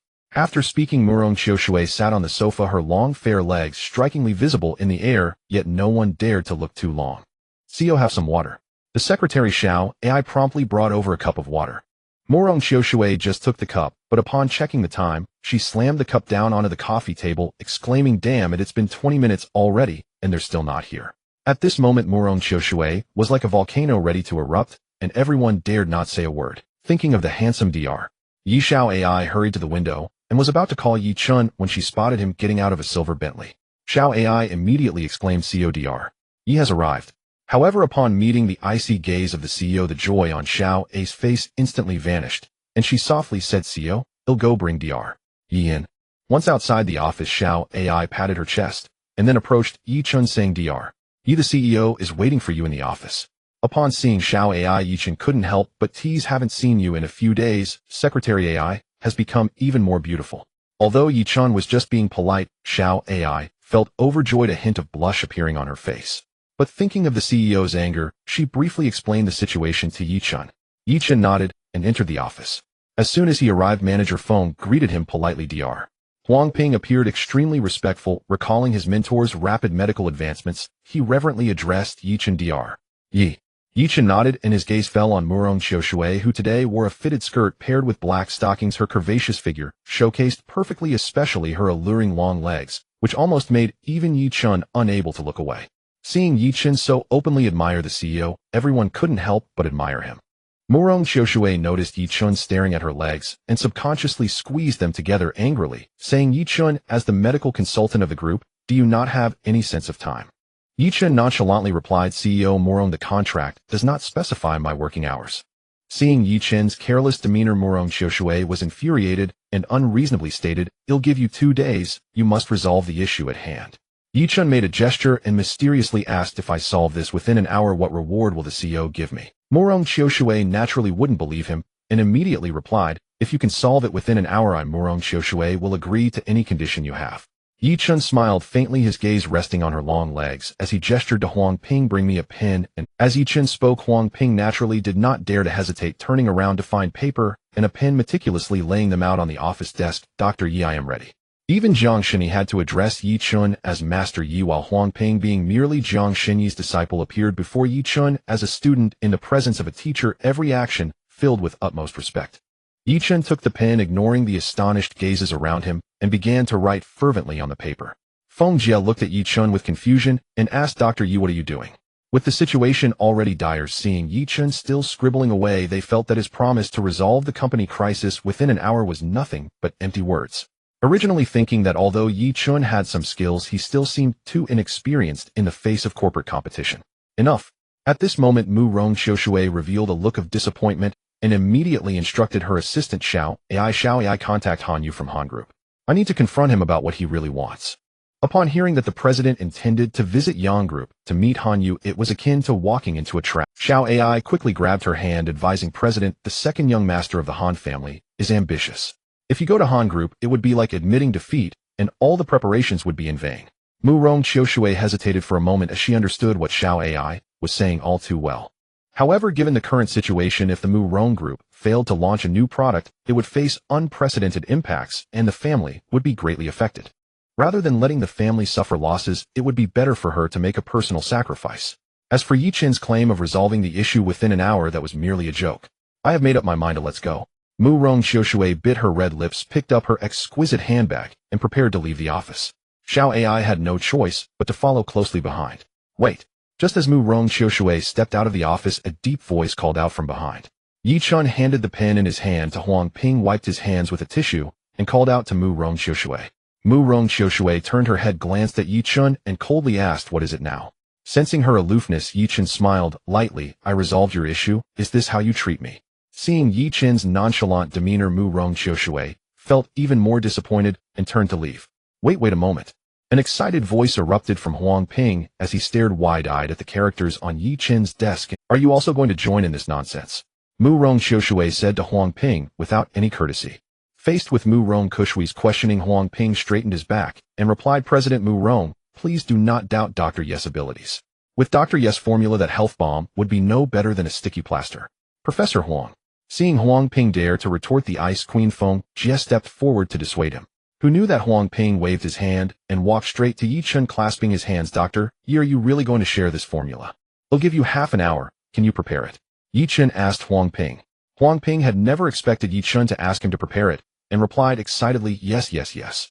20 minutes will be enough." After saying that, Huang Ping called a few assistants and rushed into the product development room. With this commotion, Mu Rong Xiaoshui turned to Yi Chun and asked, "Was what you wrote on the paper a product formula?" Upon hearing this, Feng Jie and the others all looked at Yi Chun. Typically, formulating a recipe takes a team months or even years. Yet Yi Chun had casually written it down, making it hard for anyone to believe. Seeing Yi Chun's confident demeanor, the young secretary beside her said, "President, should we wait a little?" Mu Rong Xiaoshui turned back into the office, watching Huang Ping busy in the development room, and coldly remarked to Yi Chun, "If you waste my time, I'll deduct a month's salary from you." Yi Chun simply sat on the sofa and waved at Xiao AI, saying, "Secretary AI, could you please pour me a glass?" Upon Yi Chun's request, without Mu Rong Xiaoshui's permission, Secretary AI indeed went to pour him a glass of water, saying, "Dr. Yi, here is your water." Throughout the entire process, Mu Rong Xiaoshui watched Yi Chun coldly, her silence making the office feel tense enough to hear a pin drop. 20 minutes passed, and the development room door swung open. Huang Ping emerged, cradling a vessel as if it were a treasure, excitedly announcing, "It's a success, it's a success." For decades, Huang Ping had never been this thrilled. Yi Chun took the vessel and waved at Secretary AI, saying, "Secretary AI, I can heal the scar on your chest." Hearing this, Xiao AI immediately covered her chest defensively, regarding Yi Chun as if he were a wolf. "How do you know I have a scar on my chest?" Yi Chun cleared his throat and said, "That's not important. What matters is that I can make your scar completely disappear." Upon hearing this, Secretary A's face flushed, filled with doubt. "Really? Is it true?" Yi Chun immediately stood up, mysteriously beckoning with his finger, "Let's find a room to talk privately." All women love beauty, and Secretary AI is no exception, especially when she is always beside a super beauty like Mu Rong Xiaoshui. She hopes to be a little more perfect. In her life, she envied others for wearing low-cut dresses in summer and mastering various evening gowns at banquets. Although she is very beautiful, the scar on her chest is her fatal weakness, making her afraid to wear necks even in hot weather. She didn't know how many secret recipes she had used, dreaming of removing the scar from her chest. Eventually, she followed Yi Chun into the adjacent lounge. To avoid being disturbed, Yi Chun intentionally locked the door from the inside, but this action made Secretary AI think too much. Yi Dr. Yi. Secretary AI tightly covered her chest with both hands, looking timidly at Yi Chun. Can the scar on my body really be cured? Although she felt it was impossible, she still held a glimmer of unrealistic hope. Yi Chun waved his hand, pretending to be angry. Secretary AI, are you questioning my medical skills? Remembering the incident a few days ago when she almost disfigured Secretary AI, immediately shook her head and denied. No, that's not it. I believe in you. Yi Chun nodded, looking at the ointment in the glass tube, assessing Secretary A's slightly plump chest. Please take off your clothes. Take off my clothes. Secretary A's eyes widened, clutching her chest with both hands. Her expression changed instantly, and she turned to rush out of the lounge. She trusted Yi Chun so much, but she never expected him to make such an impolite request, causing her to doubt. However, just as she turned around, Yi Chun said seriously, Secretary AI, I hope you can remember, in the eyes of a doctor, curing the patient is our duty. Seeing Yi Chun's sincere expression, Secretary AI thought to herself, could it be that I am overthinking? But she said, do I really have to take off my clothes?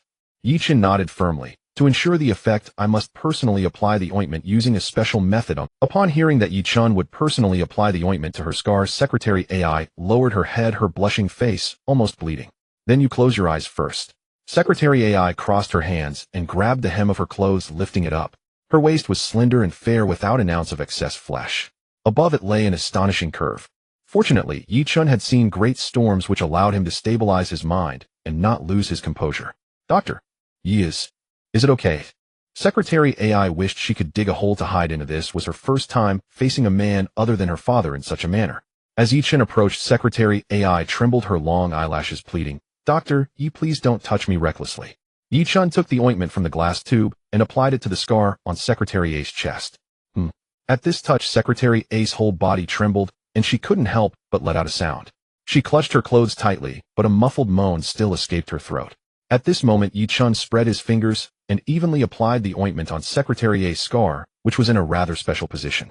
He mobilized a hint of spiritual energy, allowing the ointment to slowly penetrate, bringing a wave of warmth. Feeling Yi Chun's action, Secretary AI was on the verge of tears. She had to shove her clothes into her mouth, her whole body trembling, with fine beads of fragrant sweat appearing on her skin. Just as Secretary AI was about to collapse, Yi Chun finally withdrew his hand. Secretary AI quickly covered herself with her clothes, looking at Yi Chun with extreme grievance, her eyes almost welling with tears. But after doing all this, Yi Chun opened the door and left the lounge. Once Yi Chun left, Secretary AI couldn't wait to pull open her collar, looking down and unable to help but exclaim, he really did it. As soon as Yi Chun stepped out of the lounge, Morong Xiaoshui looked at him like a thief. What did you do to Xiao AI? But at that moment, Secretary AI burst out from inside, grabbing Morong Kushui's hand, exclaiming with joy, President, it worked. Dr. Yi really did it. The scar has disappeared. At this moment, Secretary AI was nothing like her usual composed self. She was completely like a little girl who had just received candy. Yes. Hearing this news, Huang Ping immediately celebrated with a fist, but Manager Feng, who was standing behind him, covered his groin in pain. Professor, Huang, you hit me. To verify the truth, Morong Xiaoshui pulled Secretary AI back into the lounge and asked, that guy didn't bully you, did he? No. Secretary AI shook her head firmly. Why is your face so red? Morong Xiaoshui asked suspiciously. Secretary AI fanned herself. The lounge is too warm, and I was wearing thermal underwear, so it's a bit hot. Morong Xiaoshui appeared calm on the surface, but she was extremely excited. With Yi Chun's magical formula, all problems would be easily resolved. Morong Xiaoshui said, you go out for some fresh air, and let Dr. Yi come in. Yi Chun returned to the lounge, looking at Morong Xiaoshui. President, I'm very busy. Since the problem has been solved, can I leave work now? Unexpectedly, Morong Xiaoshui flatly refused. No, according to the agreement, you can propose any condition. Yi Chun smiled mysteriously, his gaze falling on her long legs. Any condition. Morong Xiaoshui tightened her legs. Of course, it must be within my capabilities. Yi Chun nodded, smiling gently. I won't make it difficult for the president. Ooh, just kiss me once. The problem was solved, and Morong Xiaoshui naturally should thank Yi Chun. No one understood the value of the formula in Yi Chun's hands better than her. Not only did it solve the group's urgent problem, but the formula would also bring immeasurable benefits to the group. No matter what conditions Yi Chun proposed, she would do her utmost to satisfy them. After all, she was the president. However, when Yi Chun casually stated his conditions, the smile on Morong Kushui's face instantly froze, and her beautiful eyes turned icy as the temperature in the lounge dropped sharply.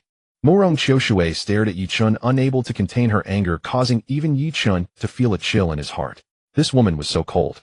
Yi Chun immediately dismissed the thought of teasing Morong Xiaoshui. and smiled indifferently saying, "President, I was just joking with you." Morong Qiushui remained icy and directly asked, "Where did the formula come from?" Yichen thought for a moment. Although this was just an improved formula for the youth-retaining pill, once it appeared on Earth, it would undoubtedly cause a huge stir. He said, "It was passed down from my ancestors. Are you really willing to give out the formula for the youth-retaining ointment?" Morong Qiushui, although greatly desiring the formula, reminded him, "Don't say, I didn't warn you. The value of this formula is beyond measure." Yichen spread his hands nonchalantly saying, "Since I signed a contract with you, this is my responsibility." The formula for the youth-retaining ointment was priceless for Morong Qiushui, but what was it worth in Yichen's eyes? Seeing that Yichen was sincerely offering the formula to help the group through its difficulties, Morong Qiushui was generous and straightforwardly said, "I will give you 50 million in cash plus 50 of the profits after the product launch, after all the production line and sales promotion are provided by the group." Yichen shook his head and said to Morong Qiushui, "Consider the formula for the youth-retaining pill as your reward for helping me find the medicinal materials. As for the profits, 10 is enough for me." Morong Qiushui was not pretentious and readily agreed, saying, "The Morong Group will definitely gather all the medicinal materials you need, and the profits from the youth-retaining ointment sales will be deposited into your salary card every month. If there is nothing else, I will take my leave first." After speaking, Yichen prepared to leave the lounge, but at that moment Morong Qiushui suddenly called out, wait a moment." Yichen turned back, looking at Morong Qiushui with confusion, and said, "President Morong, I have already solved the company's difficulties within an hour. I have other matters to attend to." Seeing that Yichen was so eager to leave, Morong Qiushui couldn't help but think, does this guy really not want to be with me? But at that moment Morong Qiushui suddenly approached, accompanied by a waft of fragrance. She stood on her tiptoes and pressed her red lips against Yichen's face. A refreshing chill swept over Yichen, leaving him stunned in place. The icy sensation faded quickly, but left a lingering aftertaste. Before Yichen could regain his senses, Morong Qiushui pushed him away and dashed out the door. Yichen reached up to wipe the red lip mark off his face, chuckling softly. He had only been joking with Morong Qiushui, but he didn't expect this woman to take it seriously. As Yichen exited the lounge, Secretary Xiao Ai was already waiting outside. She pointed at the angrily departing Morong Qiushui and asked softly, "Dr. Yi, why did you offend the president again?" Yichen naturally wouldn't reveal the truth. Instead, he focused on Xiao Ai's chest and said, "Secretary Ai, although the scars on your body have disappeared, you still need to continue using the medicine for another month, and make sure to apply it evenly." Secretary Ai's mind involuntarily recalled the scene in the lounge, and she stamped her foot anxiously, saying, "Dr. Yi, you are bullying people." After answering some of Huang Ping's questions, Yichen finally left the branch office and returned to Yunwu Villa to continue his cultivation. At 5 o'clock in the afternoon, Yichen drove his silver Bentley to the entrance of Jiangnan City's first high school and parked in the parking lot. In the parking lot, BMWs, Benzes, and Audis were everywhere, but when the silver Bentley appeared, the two big Benzes that were still fighting for parking spots immediately moved aside. To avoid drawing attention, after making a call to Yixian, Yichen sat in the car waiting for her. Yixian walked out of the campus with several stylishly dressed classmates. One girl named Lily pointed at the parking lot and said, "Yixian, last time I saw your brother pick you up in a Porsche. Today, he should take us for a ride in the Porsche too, right?" Clearly the girl speaking was still unaware of the changes in the Yi family. But just then another girl with a ponytail deliberately said, "You guys probably don't know, but Yixian's family has gone bankrupt, and her brother probably can't even afford a Volkswagen now." As soon as this was said, the group of classmates immediately began to discuss among themselves, and many deliberately distanced themselves from her. "Yixian, if you have no car to ride in, I can have my dad send you in his BMW 7 Series." The freckled girl said intentionally. Yixian smiled and declined, saying, "No need, my brother is here to pick me up. Your brother won't ride a bicycle to pick you up, right?" A wealthy second-generation boy mocked deliberately. Yixian ignored him and walked directly toward the parking lot, stopping in front of the silver Bentley. She took out her phone and called Yichen, saying, "Brother, I'm here." At this moment, the freckled girl, along with a group of classmates, followed her. When they saw the silver Bentley, everyone, the wealthy second-generation boy exclaimed, "Wow, a limited edition Bentley worth over 10 million, whose family is so wealthy." The freckled girl, however, deliberately said, "Yixian, your brother isn't really coming to pick you up in this car, right?" Ha ha ha. The surrounding crowd burst into laughter. Ding ding. The window of the Bentley rolled down, and a hand waved at Yixian, saying, "Shinner, get in the car." Under the astonished gazes of everyone, Yixian opened the car door, sat in the passenger seat, waved goodbye to everyone, and then drove out of the parking lot. In the car, Yixian received a call from Wang Dandan saying, "Xuanzi, today's family banquet is at the Fengtiang in the East City. You guys hurry over." Feng Diang is located at the center of East City, renowned as the premier high-end restaurant in the entire Jiangnan city, where a single meal costs at least 10,000 per person. Moreover, it is often fully booked. Even making a reservation 2 to 3 days in advance may not guarantee a table. Su Qing's birthday banquet taking place at Feng Diang certainly brings considerable face to the Wang family. When Yichen arrived at Feng Diang in his Bentley, the parking lot had long since filled up, so he simply parked right outside the restaurant's entrance. Brother, today is Su Auntie's birthday, and we haven't brought any gifts, Yixian expressed her concern. Yichen took out a jewelry box from his storage case and waved it in front of Yixian, saying, "Don't worry, I have everything prepared." Just as Yichun and Yixian got out of the car, a staff member from Feng Diang quickly approached them, saying, "Sir, I'm sorry, but this is our boss parking space. Please move your car." At that moment, a Rolls-Royce Phantom parked next to the Bentley, and the staff hurried over to open the car door respectfully, saying, "Mr. Song, you've arrived." The staff then turned to Yichen, stating, "Sir, this is our boss car. We kindly ask for your cooperation with our work." He believed that anyone aware of Feng Diang's owner's identity would never dare to park in this designated park. Just then, a middle-aged man stepped out of the Phantom, and upon seeing Yi Chun exclaimed with delight, "Yi Lao Di, I've invited you so many times, I never expected to encounter you here. We must drink a few cups tonight." Seeing Yi Chun made Song Yi in high spirits, and he immediately pulled him into Feng Diang, saying, "Yi Lao Di, thanks to your assistance last time, my back injury that troubled me for years has finally healed, and my career is flourishing. Tonight we must not leave until we are drunk. Song, what about this car?" The staff looked at Song Yi with difficulty. Song Yi threw the keys to the staff and scolded, "What car? From now on, this is my brother Yes' exclusive parking space. Take the car to the parking lot." Upon hearing this, the staff immediately realized that Yi Chen's identity was not simple. "Let's go, Yi Lao Di." Song Yi placed his hand on Yi Chen's shoulder and said, "I'll have the chef prepare some signature dishes for you." "Mr. Song, I'm sorry, but I came here tonight specifically to celebrate a birthday for an elder." Yi Chun politely declined. Hearing that Yi Chun came to celebrate an elder's birthday, Song Yi finally let go.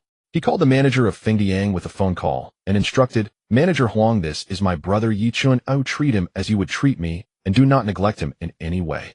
Song Yi then handed a golden card to Yi Chun, saying, "Brother, this restaurant is one of my businesses. With this card, all your expenses will be waived." Yi Chun intended to refuse, but as Song Yi insisted, he had no choice but to accept. Song Yi had already learned from Jiang Wenhao about Yi Chun's low-profile character and reminded him to meet after dinner before entering Feng Diang. "Brother, when did you get to know the owner of Feng Diang?" Seeing Song Yi treat Yi Chun with such respect, Yi Xian couldn't help but ask. "I helped him with a small matter last time, and that's how we met." Yi Chun ruffled Yi Xian's hair, and the two entered Feng Diang. As they walked into the hall, they saw Su Qing and the entire Wang family. There were at least 20 people, and each of them looked rather displeased. At that moment, Wang Ziqiang was complaining to a waiter, saying, "What's going on? We clearly reserved a table 3 days in advance. How can you say there isn't one?" Yes, is this how Feng Diang conducts business?" Wang Ziqiang's sister Wang Fong slammed her hand on the table in dissatisfaction. The waiter patiently explained, "I truly apologize, there was an error on our part. The manager said that if you are willing, we will compensate you double according to your reservation." Wang Ziqiang had strived hard to secure a reservation, wanting to showcase his capabilities in front of his relatives. If they left now, not only would Su Qing's birthday banquet be ruined, but he would also lose face in front of his relatives. "What are you worried we can't afford it?" Wang Ziqiang sneered. "Let the manager come over. If he cannot provide me with a reasonable explanation, don't blame me for making your restaurant go out of business." The staff immediately reminded him, "Sir, this restaurant is under the ownership of Mr.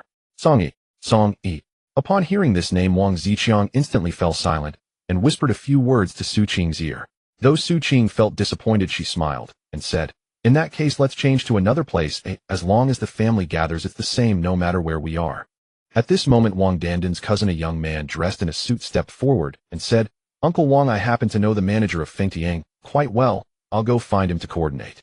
As Gao Zhibin left, Wang Ziqiang's sister immediately remarked, "Our Zhibin is impressive. He's so young, yet knows the manager of Feng Diang." Just then, Yi Chun and Yi Xian also arrived at the hall. After hearing Wang Dandan, Yi Chun said, "I'll think of a way. Perhaps we can find an available table." "You think you can find a way, eh?" Seeing Yi Chun, Wang Ziqiang couldn't help but scoff. "Do you really know the manager of Feng Diang?" At this time, Wang Dandan also expressed her dissatisfaction, saying, "Yi Chun, this is Feng Diang. Don't cause trouble. The restaurant manager is my cousin's husband, and he's already looking into it. Yi Chun, your good intentions are appreciated by Suani, but you and Yi Xian just need to wait a bit longer to eat." Clearly, Su Qing did not trust Yi Chun. Yichen excused himself to use the restroom and called Song Yi. Without hesitation, Song Yi arranged for the manager to clear out the best private room at Fengdiang. While Song Yi was on the phone with the manager, Huang Zhibin sent a red envelope managing to move their position in the queue to the front. Just as he came downstairs, Wang Ziqiang praised. Let's go to the private room. It's still Zhibin who has connections. You would just like that he managed to arrange a private room for us. Truly he's a good son-in-law of the Wang family. At this moment, a woman with a pleasant demeanor led Wang Ziqiang and his family upstairs. Her attitude, that was the manager of the Phoenix Sky Pavilion, who usually only entertained dignitaries. Seeing her smiling face guiding everyone, Hao Zhibin was utterly confused. Upon seeing everyone greet Hao Zhibin, the manager suddenly recalled the big boss instructions, and convinced he was the esteemed guest, her smile grew even brighter. Mr. How, we have arranged a private room for you. Please follow me upstairs. The manager bowed with a smile, and then turned to the Wang family saying, everyone please follow upstairs. Seeing the manager personally welcome Hao Zhibin with a gesture, the Wang family admired him greatly, praising him all the way. As the family arrived at the entrance to the Imperial Hall, the surrounding diners were astonished, marveling that the Phoenix Sky Pavilion's Imperial Hall was actually open to the public, continuously speculating about which important figure had arrived. Everyone in East City knew that the Imperial Hall of the Phoenix Sky Pavilion was the venue for Song Yi to receive distinguished guests, and was never open to the public. The Wang family lived in the West City and was naturally unaware of the Phoenix Sky Pavilion's rules, and even Hao Zhibin did not know about the existence of the Imperial Hall, as his status was too low. Once everyone arrived at the Imperial Hall, they took their seats, in order of seniority. Logically, Su Qing, being the birthday star today, should sit in the main seat, but since the private room was secured by Hao Zhibin, the main seat was unexpectedly given to the eldest brother Wang Peng. After everyone was seated, only one spot remained in the private room, with the overlooked Yi Chun and the busy Hao Zhibin still standing. At this moment, Wang Ziqiang waved his hand and said, Zhibin, sit down quickly. Luckily you took the initiative today, otherwise your Aunt Zu's birthday banquet would have been a bust. As for Yi Chen, no one cared whether he had a seat or not. Instead, Yi Xian waved her hand, vacating a spot, and said, brother, come sit here. Yi Chen shook his head, pulled over a stool that the waiter had placed for the dishes, and sat down in the corner of the private room, saying, it's fine, I can sit here. Throughout the process, apart from Wang Dandan and Su Qing occasionally speaking to Yi Chun and his sister, everyone else completely treated the two as if they were invisible. The Imperial Hall occupied almost a third of the 7th floor, and opening the windows provided a breathtaking view of the entire Blue River, which greatly delighted the Wang family. After a short while of chatting, the waiter brought out the dishes, and the manager personally arranged them. A table full of delicious delicacies was immediately presented before everyone, and the rich aroma of the dishes made one's mouth water.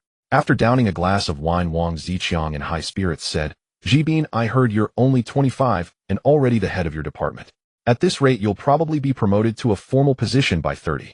Hearing this, the eldest brother Wang Peng felt a sense of pride. Ziqiang, although you've reached a department level, Zhibin is in a crucial department, and his future achievements will surely surpass yours. Although Wang Chong felt displeased, he said nothing. Hao Zhibin then said, Dad, I owe my position to Uncle's help several times. After speaking, Hao Zhibin raised his glass. Uncle, today is Aunt Zu's birthday. On behalf of Fong Fong, I toast you both, wishing you smooth sailing in your careers, and I hope Dandan can find a good company after graduation and become a big star soon. Hao Zhibin's courtesy even gave Wang Ziqiang a way out, which greatly pleased him. He raised his glass and downed it in one go, saying, Zhibin, you now hold an important position and countless people are seeking your help. From now on, this whole family will have to rely on you. Yes. If it weren't for Zhibin tonight, we wouldn't be able to enjoy this meal here. It must be that the owner of the Phoenix Sky Pavilion had a request for Zhibin, Wang Peng's wife said proudly. Originally, Su Qing's birthday banquet had unexpectedly made Wang Zhibin the center of attention. After a few rounds of drinks, the atmosphere at the table became lively. Hao Zhibin enjoyed the feeling of being the center of attention and immediately patted his chest, declaring, we are all family. From now on, wherever I can help, I will definitely not delay and will ensure everything is taken care of properly. At that moment, Wang Ziqiang pointed his chopsticks at Yi Chun and said, Yi Chun, you need to learn more from Zhibin. Only then will you have a bright future. Don't waste your days idly not following the right path. Upon hearing this, everyone finally noticed Yi Chun's presence. Okay. Yi Chun nodded and continued. At this time, Wang Ziqiang, considering the relationship between the two families, said, Zhibin, Yi Chun is about to graduate. You have a wide network. Please arrange a job for him when the time comes. Thank you, but I don't have any plans for a job yet. Yi Chun directly refused to avoid complications. Seeing Yi Chun's lack of gratitude, the eldest brother Wang Peng said, Ziqiang, you and your wife are both sentimental people, but doing good deeds should have limits. Don't be like a farmer saving a snake. Hearing the implicit criticism from her uncle, Wang Dandan retorted, Uncle Yi Chun and his family are not living with us now, and Yi Xian is very capable. At that moment, Aunt Wang Fong said, Dandan, you will be a big star in the future. Make sure to network with capable people and don't associate with just anyone. Seeing this, Su Qing immediately felt displeased and cleared her throat a couple of times, saying, Everyone, did you forget about me, the birthday star? At that moment, everyone finally stopped ridiculing Yi Chun. During the meal, Wang Peng reminded, Jibin, I heard you prepared a special birthday gift. How Jibin, sensing the moment, took out an exquisite gift bag from behind him, drawing the attention of the crowd as he revealed a jewelry box. The box, crafted from peach wood, gleamed with 3 gilded characters reading Jin Feng Xiang. This is jewelry from Jin Feng Xiang Jewelry Store, exclaimed Sen Mei Wang Fong, her voice filled with astonishment. Oh my, our Lulu has truly found a good husband for a birthday gift. He even chose something from Jin Feng Xiang. How thoughtful. Seeing the Jin Feng Xiang jewelry box, even Su Qing was taken aback, not expecting Hao Jibin to offer such a lavish gift. After all, the jewelry from Jin Feng Xiang starts at a price of at least 100,000. Under the curious gazes of everyone, Hao Jibin opened the jewelry box, revealing a smooth jade green bracelet before the onlookers. The bracelet was entirely emerald in color with a rich luster, and its craftsmanship was exquisite, clearly hand-polished. Aunt Su, this is just a small token from the younger generation. I hope you will like it, Hao Jibin said, with a slight smile, presenting the jade bracelet to Su Qing. Wang Feng's eyes widened in envy as she remarked, This is a jade bracelet just released by Jin Feng Xiang. This one must cost at least 150,000. 150,000. Apart from Wang Peng's family, the other relatives stood up in unison, staring blankly at the jade bracelet inside the jewelry box. That amount was nearly equivalent to their annual salary. Although Hao Jibin worked in a government department, his generosity was indeed extravagant. It was evident that Su Qing liked the bracelet very much, but she still declined, saying, Jibin, I appreciate your kindness, but this bracelet is too expensive. Aunt cannot accept it. You should give it to your sister-in-law instead. Yi Chen could also see that Aunt Su was very fond of it, but she was wholly dedicated to her family and could not bear to spend money on jewelry worth over 100,000. Wang Peng's plump wife immediately waved her hand, saying, You may not know, but Zibin's family just had their property expropriated last month. They not only bought 2 apartments in the 3rd ring, but also received 30 million in cash. Just yesterday, he bought me a diamond necklace worth 500,000. You should accept this bracelet. As she spoke, she intentionally showcased the diamond necklace around her neck. Wang Peng placed his hands on the table and said in a commanding tone, Su Qing, since you've married into the Wang family, the gifts from the children are also a heartfelt gesture. You should accept it. Originally, Su Qing's birthday banquet was entirely dominated by Wang Peng's family. Since Jibin is so thoughtful, we will accept it. After Su Qing accepted the bracelet, the attention of everyone shifted to the diamond necklace around the plump woman's neck. Wang Dandan gifted Su Qing a Louis Vuitton handbag for her birthday. Although it couldn't compare to the bracelet from Hao Jibin, it still cost around 20 to 30,000, which she earned from her part-time modeling work. Before long, Su Qing's table was piled high with gifts, finally making her the center of attention at the banquet. Yi Chen planned to wait until the banquet was over to present the gift he had prepared for Aunt Su. Just as everyone was preparing to continue dining, Hao Jibin cast a meaningful glance at Yi Chen in the corner and teased, Brother Yi Chen, you didn't forget to prepare a birthday gift for Aunt Su, did you? Hao Zibin's wife chimed in, No way, how could you not prepare a gift for a birthday celebration? I did prepare one, and I will give it to Aunt Su later, Yi Chen replied. Putting down his chopsticks, Yi Chen calmly replied. Everyone understood that Yi Chen must have felt embarrassed to present his pre-prepared gift after Hao Zibin's lavish jade bracelet worth 150,000. Seeing Yi Chen's cold demeanor and the absence of any flattering words, Hao Jibin was unwilling to let him off the hook. As the saying goes, a light gift carries deep feelings. As long as it is prepared with sincerity, it suffices. Although Su Qing was eager, she did not want to hurt Yi Chen's pride, so she intervened, saying, What gift? Come on, everyone, let's eat. However, Hao Jibin, feeling empowered, immediately focused on the gift box beside Yi Chen. Oh, you didn't prepare a piece of jewelry for Aunt Su, did you?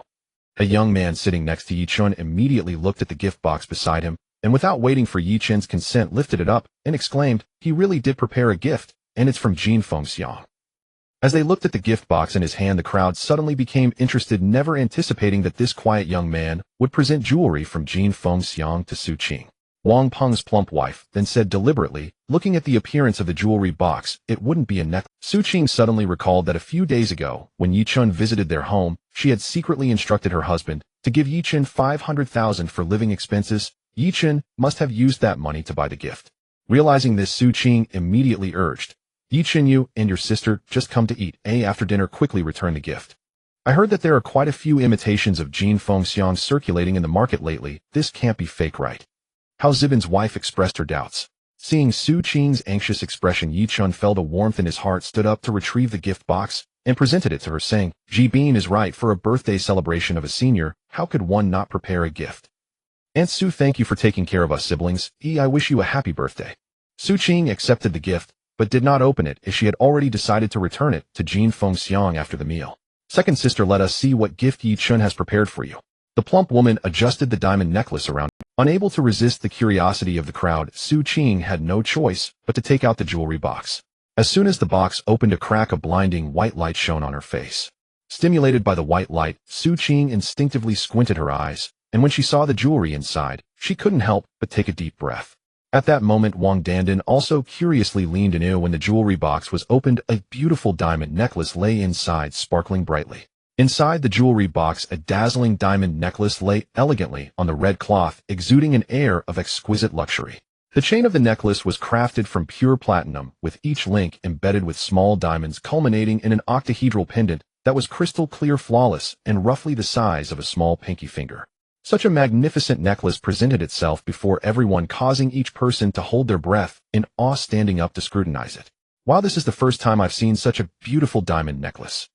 The diamond on that pendant must be at least 10 carats. Wang Fong exclaimed, her eyes wide with wonder. The store's treasure of Jin Fengxiang doesn't even have a necklace this large.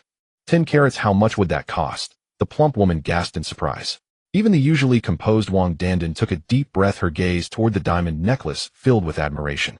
In an instant, all the women in the private room were captivated by the diamond necklace that Yi Chun had taken out. At that moment, it was evident that diamonds, mere stones, gained immense value only when paired with women. Moreover, the diamond necklace Yi Chun produced was so splendid, with the pendant being about 10 times more impressive than an ordinary diamond necklace. As they beheld Yi Chun's exquisite diamond necklace, the looks directed at him transformed. Even the arrogant Hao Jibin fell silent, busying himself with his phone. Wang Fong immediately picked up her phone to calculate, then gasped. A 1-carat diamond costs 40,000. A 3-carat diamond necklace would be at least 400,000 to 500,000. Diamonds of 10 carats are extremely rare, and according to online estimates, this necklace must be worth at least 15 million. Wow! Su Qing's chopsticks fell onto the plate as she stood up, saying, Sister, did you just say this necklace is worth 15 million? Wang Fong nodded. A friend of mine works at a jewelry store, and that's the lowest price she mentioned. Everyone was stunned, and no one had expected that the diamond necklace Yi Chun presented could be worth 15 million, an amount they could never hope to earn in their lifetime. As she thought of Yi Chun's situation, Wang Dandan's expression shifted, and she looked at him seriously, saying, Yi Chun, where did you get so much money to buy this diamond necklace? Even if Yi Chun's family company hadn't gone bankrupt, it was implausible for him to produce such a large sum, leading Wang Dandan to doubt him. As Wang Dandan spoke, everyone snapped out of their shock regarding the diamond necklace. Su Qing too was anxious, fearing that Yi Chun had done something illicit to obtain it. Instantly, all eyes in the room turned skeptically toward Yi Chun, who maintained a calm demeanor, saying, A friend gave it to me. Gave it to you? Wang Peng's expression became particularly interesting. Your friend must be quite wealthy to gift you a diamond necklace worth millions. Why don't I have such friends? At first you were hesitant to show it. It wouldn't be stolen, would it? The plump woman remarked. Yi Chun smiled indifferently. That's because your circle limits your imagination. Ha ha ha. Wang Peng laughed heartily, saying, You young man, tell us just how broad your circle is. Jibin knows the manager of Feng Tiange, do you? I don't know any managers, Yi Chun replied nonchalantly. But I do know the owner behind this establishment. Really? With just you, do you think you could know our East City tycoon Song Yi? Wang Zibin's wife couldn't help but mock. If it weren't for Jibin, you wouldn't even have the qualification to step into Feng Tiange today. Just then, Hao Zibin's WeChat notification pinged. After reading its content, he stood up with a calm smile, saying, As expected, this diamond necklace is fake. Fake? The crowd looked at the necklace on the table in confusion. Hao Jibin smiled mysteriously, took out his phone, and pointed to the WeChat message, saying, I just sent this necklace to the staff at Jin Fengxiang, and they told me that Jin Fengxiang, with hundreds of chain stores nationwide, has never sold this necklace. Moreover, he added, the manager said that diamonds weighing 10 carats are exceptionally rare and would never be sold on the market. Faced with the questioning gazes of the crowd, Yi Chun did not offer an explanation, merely smiling calmly. At this moment, Wang Dandan said angrily, Yi Chun, how could you treat my mother so well? Yet I know you care about your image. But today is my mother's birthday. Even a gift worth a few dozen dollars would be better than that fake necklace to satisfy your vanity. As she spoke, she directly grabbed the diamond necklace from the table, walked to the door of the private room, and unhesitatingly tossed it into the trash bin. At that moment, an old man in a tang suit walked out from the opposite private room. Seeing the diamond necklace lying in the trash, his eyes suddenly brightened, and he knelt on the ground exclaiming, "Blessed be Lord Guan, I've actually seen the Heart of Rose here." The elderly man with white hair and a youthful face was dressed in luxurious attire, exuding an extraordinary demeanor. However, at this moment he knelt on the ground holding the diamond necklace that Wang Dandan had discarded, his expression filled with extreme agitation. To throw such a precious Heart of Rose into the trash bin is simply an insult to a priceless piece of art. The old man's mustache trembled as he hurriedly took out a pair of reading glasses, carefully wiping the dust off the necklace with a lens cloth. The appearance of the old man left everyone puzzled, but seeing his deep affection for the diamond necklace, Hao Jibin immediately asked, "Excuse me, sir, who are you?" At that moment, several middle-aged men walked out of the opposite private room. Their imposing presence suggested they were either wealthy or influential, and it was evident that they held great respect for the elderly man in Tang's suit. "Old Wang, everyone is waiting for you to return for drinks," one of the portly men said with a broad smile. "No rush, no rush." The elderly man waved his hand, but then pulled out a magnifying glass from his pocket, inspecting the diamond necklace with great care. At that moment, the previously arrogant Hao Jibin became reserved upon seeing the portly middle-aged man quickly approaching him with an outstretched hand, respectfully stating, "Director Wang, are you also dining here?" This man was no one other than the high-ranking leader of Hao Zibin's department, and he usually dared not breathe. "Who are you?" To his surprise, the man did not recognize him and would not shake his hand. Hao Jibin could only awkwardly retract his hand and introduce himself, saying, "Director, I am Hao Jibin, the section chief of the administrative 2nd Division. I reported my work to you last time." Although Hao Jibin had already been promoted to a deputy chief in front of a major leader like Wang Xiong, he was merely a small sesame seed, hardly memorable. However, realizing this private room was the Emperor's hall, he became polite and shook his hand, saying, "So it's you, young Hao. Not bad, keep up the good work." Then Director Wang pointed at the elderly man in Tang's suit and introduced, "This gentleman is a national treasure of our Jiangnan city, a renowned archaeologist and treasure appraisal expert, Senior Hu Hao.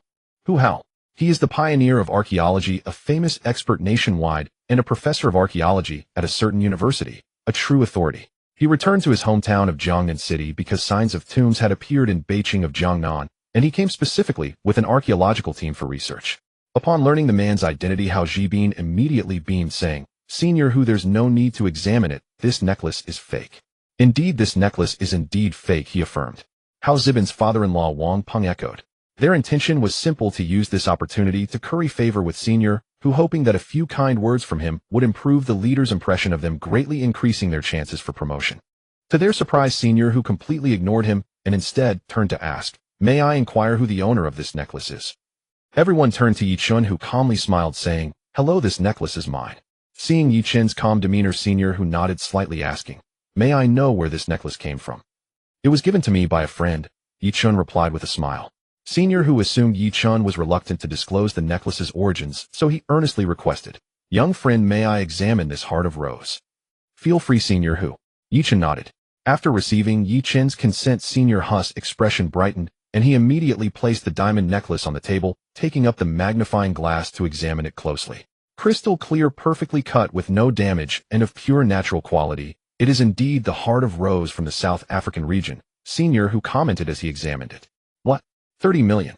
Hao Jibin looked at the diamond necklace in Senior Hu's hand in disbelief, realizing that the necklace Yi Chun had casually taken out exceeded the compensation for his family's demolition.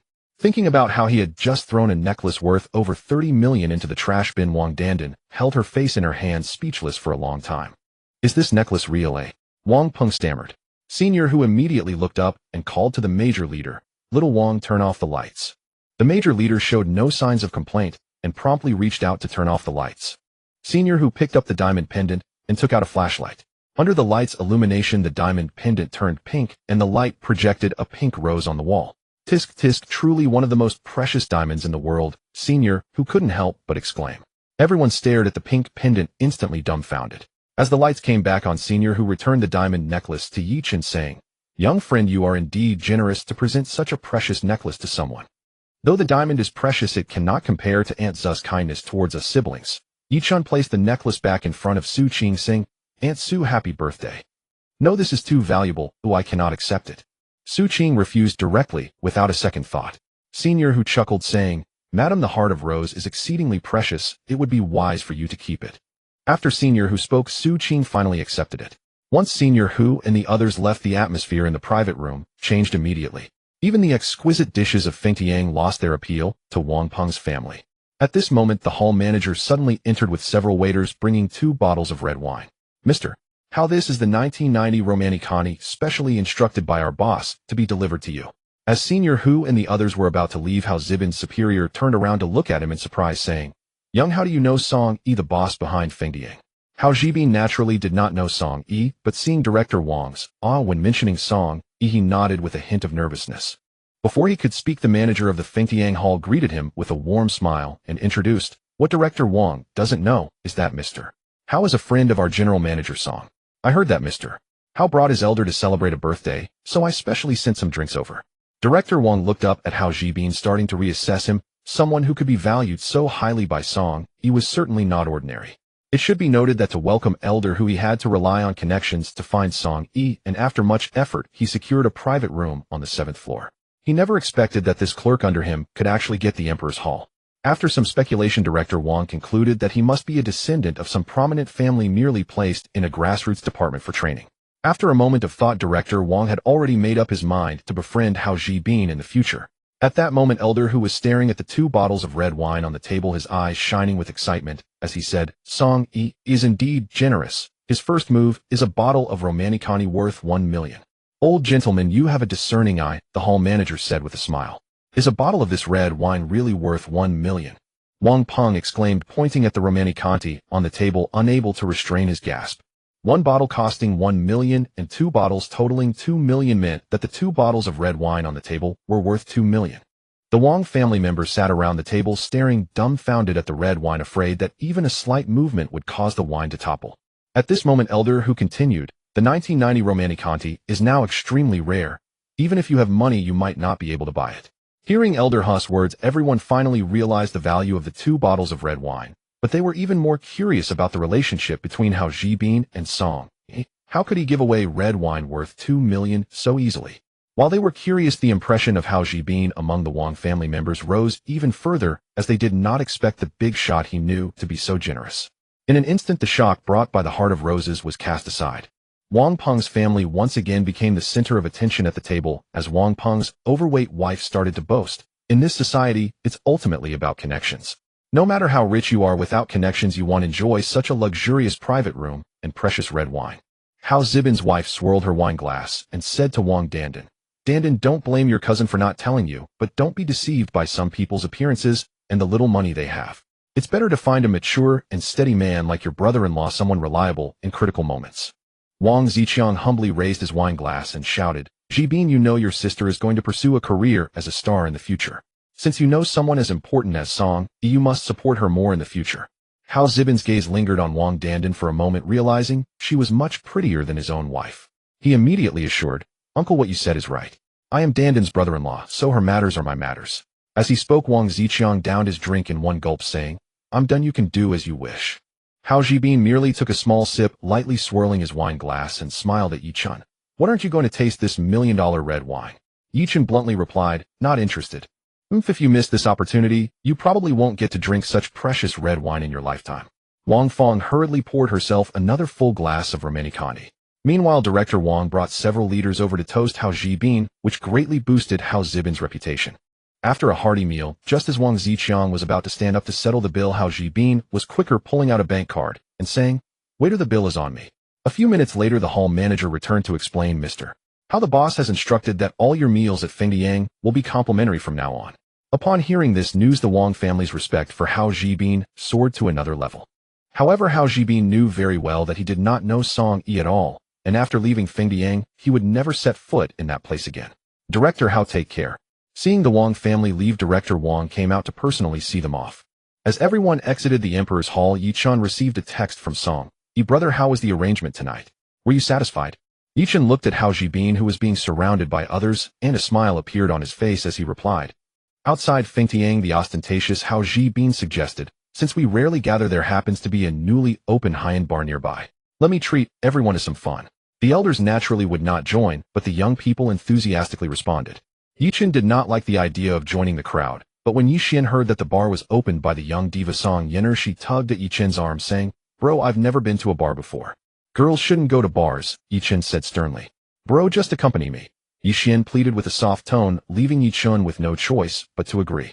When Wang Dandan arrived in her white Audi A4, a BMW X7 followed behind, driven by the triumphant Hao Zhibin. Wang Dandan pointed to the back seat. "There's just enough room for Yi Xian. Yi Chen, you can ride with brother Zhibin." Unexpectedly, Hao Zhibin directly refused, saying, "Sorry, I have to pick up a friend ahead, there's no room." Yi Xian looked at the silver Bentley behind them and said, "Sister Dandan, it's fine. We can take a taxi over." Hao Zhibin made a mocking gesture at him, saying, "You don't even have a car. You wouldn't have gone bankrupt just to give her that diamond necklace, would you?" After everyone left, Yi Chun and his sister finally got into the silver Bentley. Upon seeing them enter the Bentley, the hall manager immediately scolded, "That's the boss's reserved parking spot. How could you just let anyone park here?" The staff immediately explained how Song Yi had reserved the parking space for Yi Chun. The previously authoritative hall manager suddenly softened, collapsing to the ground and slapping his forehead. "Now it's over." Following the location sent by Wang Dandan, Yi Chun and Yi Xian arrived at the entrance of a bar named Flowing Golden Years. Yi Xian, eager to see her idol, had no choice but to let Yi Chun park the car across the street. As soon as they entered the bar, Yi Chen spotted Hao Zhibin talking to a group of young people, including Lu Feifei and Yang Chao, whom Yi Chen recognized. Lu Feifei and Yang Chao were dressed impeccably and quickly became the focus of the crowd. Upon seeing this scene, Yi Xian suddenly pulled Yi Chen's arm. "Brother, my stomach doesn't feel well. Let's go back right away." Lu Feifei was Yi Chen's ex-girlfriend and Yang Chao was his good brother, but the two were now inseparable. Yi Xian was worried that Yi Chun might be affected, hence her suggestion to leave. Yi Chun immediately sensed his sister's unease and gently patted her head. "You came specifically to see Song Yinner. How can you leave so soon?" But Yi Xian was still reluctant for Yi Chun to encounter Lu Feifei and Yang Chao. "Silly girl, it's fine." Yi Chun smiled nonchalantly, pulling Yi Xian directly towards Wang Dandan, intending to greet her before leaving. However, before Yi Chun could speak, Lu Feifei coldly mocked him. "Yi Chun, how long are you going to keep this up? We've already broken up. Why are you still clinging to me?" Yi Chen shook his head and replied coolly, "I'm just accompanying Yi Xian to see what a bar is like." Lu Feifei was infuriated. "These cheap tricks of yours are so outdated. If you still have a shred of conscience, don't use your sister as an excuse. With your current status and capabilities, you're not worthy of me, Lu Feifei." At this moment, Yang Chao and Hao Zhibin approached, with Yang Chao patting Yi Chun on the shoulder. "Kun's father has been looking for you everywhere. Why not stay hidden in your Cloud Mist Villa instead of bothering Feifei?" Upon mentioning Cloud Mist Villa, the surrounding crowd burst into laughter. "Get your hands off me." Yi Chun glared coldly at Yang Chao. But Yang Chao provocatively said, "Yi Chun, since we were once brothers, I won't hold your repeated pestering of Feifei against you. But let me be clear today, if you dare to continue harassing Feifei, don't blame me for being rude." Just as Yi Chun was about to retaliate, Hao Zhibin interjected, urging Yang Chao, Chao, we're all out here to have fun. For my sake, let's not escalate this." Wang Dandan stepped in front of Yi Chen. "All right, just stop making trouble." Yi Chen finally reined in his sharp gaze, but Yang Chao continued to glare at him coldly. "Next time I won't spare you." Yi Chen responded indifferently, "Good dogs, don't block the path." Yi Chen originally wanted to find a private spot for just him and Yi Xian, but Wang Dandan insisted on bringing Yi Xian along, mentioning that Song Yinner was her senior, and she would find an opportunity to take a photo with Yi Xian, which led Yi Chen to agree to join Wang Dandan and the others. The group ordered a large card pack, and Yi Chen remained in the most inconspicuous corner, showing no interest in dancing or singing. If it weren't for Yi Xian being interested, he certainly wouldn't waste time in such a place. Once the group was complete, Hao Zhibin was the first to propose, "Come on, it's rare to see Yang Chao and Feifei here. I suggest we all have a drink." Everyone raised their glasses, and the atmosphere instantly became lively. After several bottles of beer, Yang Chao and the group took turns to perform on stage. When Wang Dandan took the stage, her rendition of White Moonlight and Vermilion Heart stunned the audience, earning thunderous applause. It must be said that Wang Dandan is indeed one of the best among this cohort of art students, both in appearance and vocal talent. As she left the stage, the audience erupted in enthusiastic applause. While Wang Dandan was on stage, Hao Zhibin recounted the dining experience at Fengdiang, which naturally garnered admiration from the young people. While brother Zhibin actually knows the big shot Song Yi from East City, that's impressive. The 1990 Romanicani worth $1 million a bottle. When will brother Zhibin take us to Fengdiang to try it? Lu Feifei said enviously. Even though her family owns a hotel, she had never seen a 1990 Romanicani. However, when she thought of the roses Yi Chun had gifted her, she lamented, wishing she hadn't rushed to break up. Seeing Lu Feifei glance at Yi Chen, Yang Chaos' heart stirred. He immediately conspired with a few people nearby, planning to get Yi Chen drunk and deal with him. At that moment, a tall guy resembling a thug offered Yichen a glass of white liquor while pouring himself only a beer, saying, "Brother, nice to meet you, have a drink." But Yichen bluntly replied, "Stay away from me." With Yichen's hearing, he certainly heard the conversations around him, he just didn't want to cause trouble. The tall guy slammed the glass on the table coldly, saying, "Are you disrespecting me?" Yichen snorted coldly, "What are you? What right do you have to demand respect from me?" Seeing Yichen's defiance, the thug immediately prepared to make a move. Meanwhile, Wang Dandan, who had just left the stage, was in trouble, being cornered by a few hoodlums who were pushing her towards a corner and getting handsy. "Beautiful lady, you sang quite well. How about becoming my white moonlight?" "Big brother, I reckon if she changes her clothes, she'll become a vermilion heart." One guy with yellow hair reached out inappropriately towards Wang Dandan's figure. Slap. Wang Dandan immediately slapped the guy without hesitation. The yellow-haired thug didn't get angry. Instead, he spat on the ground and greedily eyed Wang Dandan. "I like roses with thorns." Seeing the situation, Hao Jibin waved his arm and led a group to surround the thugs, giving them a good beating before returning triumphantly. While the group was toasting in celebration, the beaten yellow-haired thug made a phone call. "Third master, we got beaten." With Yichen's cultivation at the 6th level of Qi refinement, he could perceive every movement within a 50-meter radius, naturally hearing the content of the call from the yellow-haired man. Considering Aunt Zu's good intentions, Yichen allowed Yixian to call Wang Dandan over, reminding her that yellow-haired guy is not simple. "You should leave immediately to avoid worrying Aunt Su." Yichen kindly advised, but Wang Dandan waved her hand and scolded, "Yichen, where were you when that group was touching me?" Yichen looked calmly at Wang Dandan, saying, "If they had threatened your safety, I would have certainly intervened. Anyone can talk big after the fact." Lu Feifei walked over, speaking sarcastically, "Dandan, when you were in trouble, just now, aside from this coward, all the other guys stepped up. I truly feel ashamed to have such an ex-boyfriend. I won't allow you to speak about my brother that way." Seeing Lu Feifei also mocking Yichen, Yixian immediately stood up in defense, saying, "How could my brother be so good to you? You're nothing but a green tea bitch." "Who are you calling a green tea bitch?" Lu Feifei gritted her teeth, raising her hand to strike Yixian. "You orphan without parents." Slapped. A crisp sound echoed, and by the time everyone reacted, Lu Feifei was covering her face, turning her head away with a red mark faintly visible among her disheveled hair. The sudden turn of events left everyone stunned. No one expected Yichen to slap Lu Feifei directly. It was known that during their previous relationship, Yichen had been nothing but a sycophant. Lu Feifei slowly lifted her head, glaring at Yichen. "You actually dared to hit me." Yichen smiled indifferently. "No one can bully my sister Yixian. If it weren't for the fact that you're a woman, I would have crippled your right hand long ago." Just then Yang Chao rushed over, smashing a beer bottle on the table and thrusting it towards Yichen's abdomen. Yichen merely sidestepped, effortlessly dodging his attack, and with a swift kick, Yang Chao fell to the ground in an awkward position. Before he could struggle to get up, Yichen had already stepped on him, coldly stating, "If you don't want to die, don't provoke me." No one expected Yichen's combat prowess to be so extraordinary. In the end, it was Wang Dandan who pushed Yichen away, preventing the situation from escalating further. "Yichen, you wait for me." Yang Chao glared fiercely at Yichen, already deciding to have someone kill him. Yichen completely ignored him and continued speaking to Wang Dandan. "If you want to become a big star, it's best to avoid associating with these people." Seeing Yichen offend Yang Chao, who came from a wealthy background, Wang Dandan retorted angrily, "My affairs are none of your business." Since Wang Dandan was stubborn, Yichen said no more and immediately took Yixian's hand, saying, "Yixian, let's go." Just then a loud bang was heard as the bar door was kicked open and a group of people stormed in aggressively. "Chao Gu, it seems that yellow-haired guy has brought his people here." The tall guy immediately recognized the yellow-haired man. Seeing 2 or 3 dozen people approaching with sticks, panic appeared on the faces of the young crowd. Although their families were wealthy, they had never encountered such a scene. "So many people, and they have knives, what should we do?" A rich second generation trembled as he spoke. Yang Chao, having just lost face, stood up at this moment, pointing at Hao Jibin and saying, "What are you afraid of? Brother Jibin knows Song Yi from East City. They wouldn't dare do anything." The tall guy also said, "Chao Guess family is worth hundreds of millions and Feifei's family's hotels are making profits daily. Which family doesn't have some connections? A single call can resolve this matter."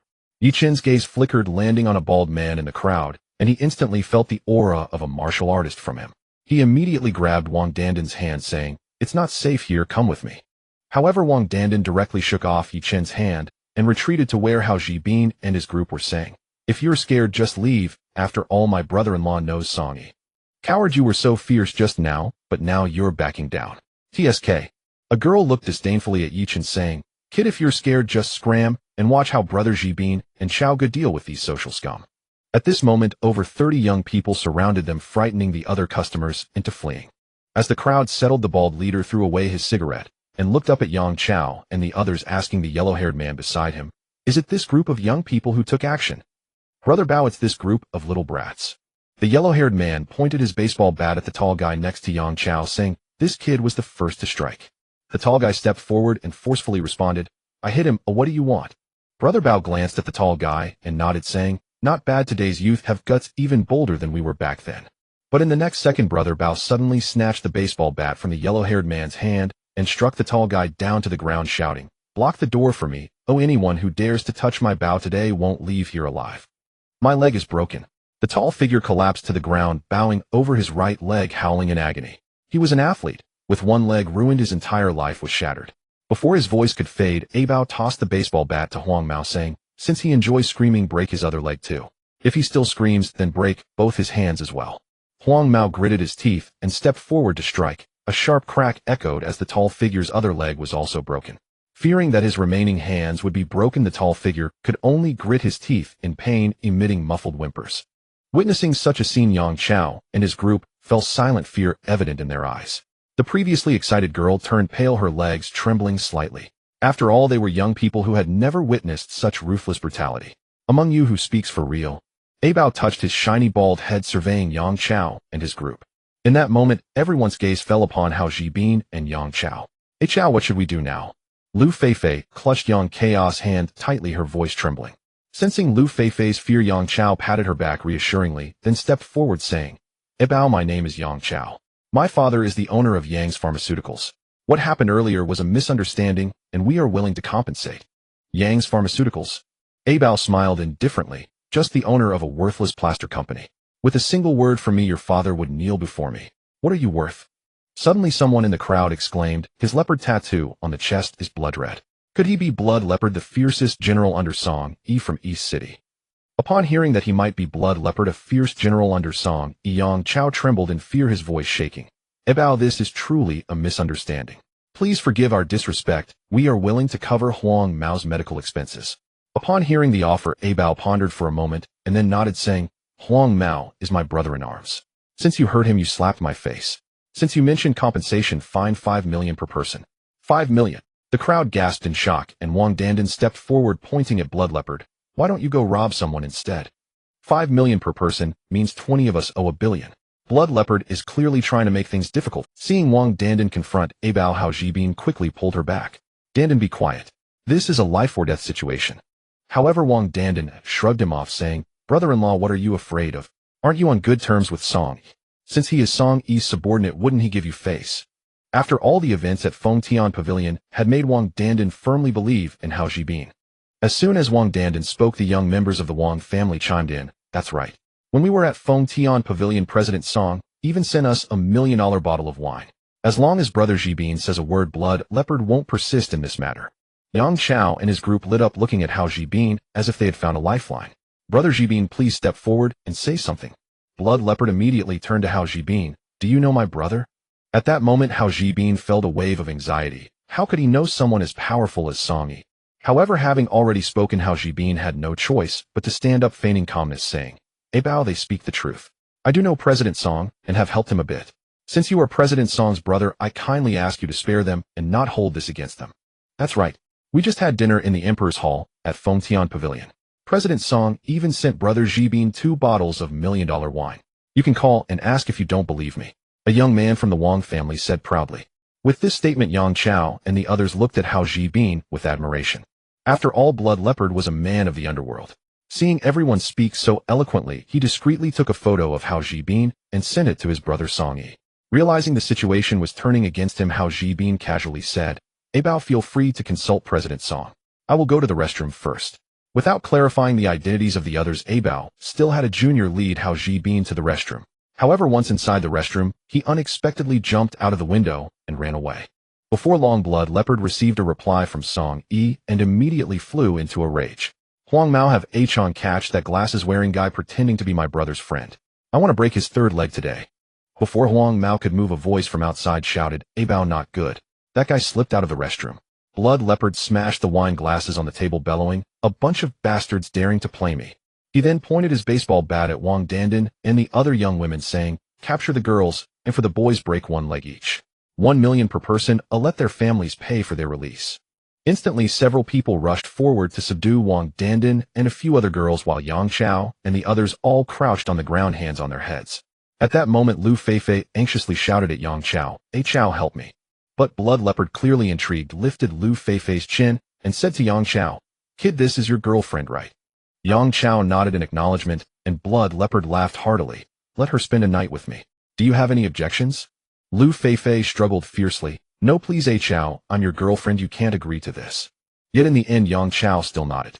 Lu Feifei's heart shattered in that instant, tears streaming down her face as she scolded, "Yang Chao, you're not a man, I must have been blind." Abao then turned his attention to the stunning Wang Dandan, saying, "Bring her to me." As Huang Mao rushed forward, Wang Dandan's face was already pale. But at that moment, a figure stepped in front of Wang Dandan, looking at Blood Leopard. "She is my friend, you cannot touch her." The speaker was none other than Yi Chun, who had been standing silently in the corner all along. Wang Dandan was Su Yi's daughter. Yi Chun would never stand by and watch her be harmed. "Yi Chun, what are you doing? Take Yi Xian and leave now." Though terrified, Wang Dandan refused to let Yi Xian come to harm. And with Yi Chun's arrogant temperament, provoking Bald Leopard could only worsen the consequences. "Yi Chun, you good for nothing. What do you think you're showing off for? Kneel before Brother Bao right now." Fearing Blood Leopard would escalate matters, Yang Chao shouted up at him. 1 million yuan was enough to walk away unscathed for now. But if Blood Leopard grew in rage, compensation would no longer suffice. Lu Feifei cried out, "Yi Chun, haven't we suffered enough?" Ignoring their pleas, Yi Chun calmly appraised Blood Leopard. "I may ignore the rest, but these two, As he spoke, Yi Chun grasped the hands of Yi Xian and Wang Dandan. At his touch, Wang Dandan froze. Warmth radiating from his palms stirred within her an inexplicable sense of safety. Blood Leopard sized Yi Chun up. "Don't tell me you also know my elder brother Song Yi, and expect me to grant you face on that account." At once Huang Mao and the others burst into raucous laughter. "He's just a student. If he knows Director Song, then I know Murong Xiao Shui, the Ice Queen of Jiangnan City." Yi Chun replied, earnestly, "Indeed, I do know the Song you speak of." Hearing this, the fragile sense of security Wang Dandan had just begun to feel vanished instantly. She grabbed Yi Chun's arm. "Yi Chun, are you mad?" After the incident with her cousin's husband Hao Jibin, Wang Dandan simply could not believe Yi Chun knew someone as influential as Song Yi. Meanwhile, Yang Chao and the others grimaced in despair. Yi Chun was pouring oil onto the flames. Lu Feifei knew Yi Chun's background well. At best, he was merely a second-generation heir. Even his elders lacked the stature to approach a figure like Song Yi. "Brats whose beards haven't even sprouted. You dare claim acquaintance with my elder brother?" Blood Leopard wiped his bald head with the back of his hand and snarled, "Fierce, kneel and beg for mercy now, and I'll break only one of your arms." Seeing the tall man crumpled on the floor, Wang Dandan shrieked, "Yi Chun, real men know when to bend. Kneel and apologize." Yi Chun shook his head and said flatly, "Are you certain you'll stand by every word you've just spoken? You think?" Blood Leopard's expression hardened, his gaze turned vicious. "Huang Mao. Ah Chong, 5 minutes, you cripple his right hand." At Blood Leopard's command, Huang Mao drew a razor-sharp combat knife from his waistband, while Ah Chong hefted a baseball bat. Advancing step by step, they sneered, "Kid, you look soft and pampered. Think you're some hero swooping in to save the damsel." As Ah Chong lunged, malice flared in his eyes. His bat swung straight for Yi Chun's face. Yi Chun stood motionless, the bat descending toward his skull. Yet, just as the bat neared impact, Ah Chong's arm locked mid-swing. His wrist seized tightly, and seeing Ah Chong immobilized, Huang Mao charged forward, knife aimed straight for Yi Chun's abdomen. Yi Chun tightened his grip. Crack! Ah Chong's wrist shattered, and the bat clattered to the floor. But in that instant, Huang Mao's blade hovered mere centimeters from Yi Chun's flesh. Then, without warning, his arm went numb and the knife vanished from his grasp. When he finally registered what had happened, a cold steel edge rested against his throat. The hand holding it belonged to that very youth. The blade pressed cool against his skin. Even now, Huang Mao couldn't fathom how the knife had leapt from his hand to Yi Chun's. Silence crashed over the bar like a wave. Everyone stared stunned at Yi Chun, the knife held steady in his hand. In under a minute, the underestimated Yi Chun had effortlessly defused both attackers, and now held a blade to one's throat. The scene had unfolded like something from a martial arts drama. Yi Chun moved with the grace and precision of a legendary master. Yang Chao and Lu Feifei gaped, unable to reconcile this figure with the Yi Chun they thought they knew. Others, recalling their earlier provocations at Yunwu Villa, shuddered involuntarily. Yi Xian stood dumbfounded. Her brother not only healed people, but now wielded martial prowess. Even Blood Leopard paused momentarily, taken aback. So this young man was a trained fighter. No wonder he'd carried himself so boldly. Yet Blood Leopard recovered swiftly, clapping once impressive skill. But if you value your life, I suggest you lower that blade, now. Shink. A thin crimson line bloomed across Huang Mao's throat as Yi Chun dragged the blade lightly. Blood Leopard's demeanor turned grave. What is it you want? Yi Chun glanced at Wang Dandan and Yi Xian, then addressed Blood Leopard. Let them go. Without hesitation, Blood Leopard ordered his men. They released Yang Chao and the others immediately. Go, hurry. Yang Chao and the rest didn't utter a single word of thanks. They fled headlong. Wang's relatives tugged at Wang Dandan, urging Dan Dan. What are you waiting for? Run. Wang Dandan had no intention of abandoning Yi Chun, but he met her gaze, voice firm and unyielding. Take Yi Xian and go. She clenched her teeth and bolted from the bar, dragging Yi Xian behind her. Once all others had departed, Blood Leopard studied Yi Chun. Kid, I'll give you one chance. From now on, follow me. As he spoke, he unleashed the aura of a cultivator. His presence surged heavy and oppressive. Yi Chun remained utterly unmoved and responded coldly, a mere yellow-rank cultivator. Blood Leopard initially thought that revealing his identity as a martial artist would instill fear in Yi Chun, but he never expected Yi Chun to regard him with such disdain. Blood Leopard is a martial artist, the top general under Song Yi of East City, who once single-handedly slaughtered a ruthless organization of over 100 people. His notorious name is well known throughout East City. Huang Mao and the others turned pale with shock, not anticipating that Brother Leopard had already revealed his martial artist identity, yet this young man remained so unyielding. Blood Leopard steeled himself. Since you are of no use to me, don't blame me for being ruthless. Yi Chun was unwilling to pledge loyalty. If word of this got out, how would he navigate the underworld in the future, and how could he explain it to his elder brother Songi? Blood Leopard had already made up his mind. He could not allow Yi Chun to leave the bar alive tonight. Moreover, this bar belonged to the second miss, so even if a life were lost, it would not matter. With this in mind, Blood Leopard clenched his fist, his fingers cracking ominously, and glared viciously at Yi Chun. Kid, since you're refusing a toast and are asking for punishment, don't blame your leopard grandpa for being ruthless. As he mobilized his true energy, a cold, murderous intent surfaced in Blood Leopard's eyes, and he immediately hurled a punch at Yi Chun. The air around them crackled with intensity. However, just as Blood Leopard's iron fist was about to land on Yi Chun simultaneously threw a punch in response. Seeing this kid dare to throw a punch back, a sneer appeared on Blood Leopard's face. He knew his punch could pierce through steel. This kid dared to exchange blows, and the result would surely be a shattering of his arm. But as their fists collided, the smirk on Blood Leopard's face abruptly ceased. He felt an immense force surge towards him, and the true energy in his fist instantly dissipated. With a dull thud, the sound of shattered bones echoed. Blood Leopard was struck as if hit by a speeding heavy truck, and his entire body was sent flying, crashing into the wall of the bar. Witnessing this scene, the previously restless subordinates immediately quieted down, staring at Yi Chun in disbelief. Their invincible brother Leopard had actually been knocked away by this young man. At this moment, as Blood Leopard landed on the ground, chills ran down his spine. He realized he had kicked a metal plate today and wanted to tell everyone not to act recklessly. Pooh! A mouthful of blood spurted from Blood Leopard's mouth, instantly staining his clothes red. Upon seeing their brother spit blood, the bloodlust within Huang Mao and the others ignited, and over 20 people rushed towards Yi Chun, brandishing their weapons. In less than 5 minutes, all 20 or so of them lay on the ground, each holding their heads and howling in despair. Yi Chun stood alone among the crowd, his hands behind his back, his eyes cold and indifferent. Blood Leopard had just caught his breath when he saw all 20 of his men down while the young man remained unharmed. His expression instantly grew serious. This young man was actually a martial artist, and his strength was far beyond his own. Blood Leopard could not afford to be careless. He immediately took out his phone and dialed Song. Brother, I encountered a formidable martial artist at the Miss Glorious Years. Yi Chun casually sat down in a booth, took a sip from his cup, and then picked a bunch of grapes from the fruit plate, starting to peel them leisurely. You're not leaving? Blood Leopard gritted his teeth against the pain, walked over to Yi Chun and panted heavily. Yi Chun raised his eyes and said calmly, your backup hasn't arrived yet. Naturally, I won't leave. I hope your backup isn't as useless as you. Pooh. Blood Leopard, initially intending to say something harsh, couldn't help but spit another mouthful of old blood upon hearing Yi Chun's words. At this moment, Song Yi had just arrived at Feng Tian Pavilion. After learning the entire story, he immediately flew into a rage and directly docked the salaries of the general manager and the lobby manager for 6 months. Just as he was about to call Yi Chun to apologize, he received a call from a Bao. Upon hearing that someone was causing trouble in his daughter's bar and had even attacked a Bao, he immediately shouted, what audacity to cause trouble in East City against my Song Yi. Within 20 minutes, a Rolls Royce stopped outside the bar.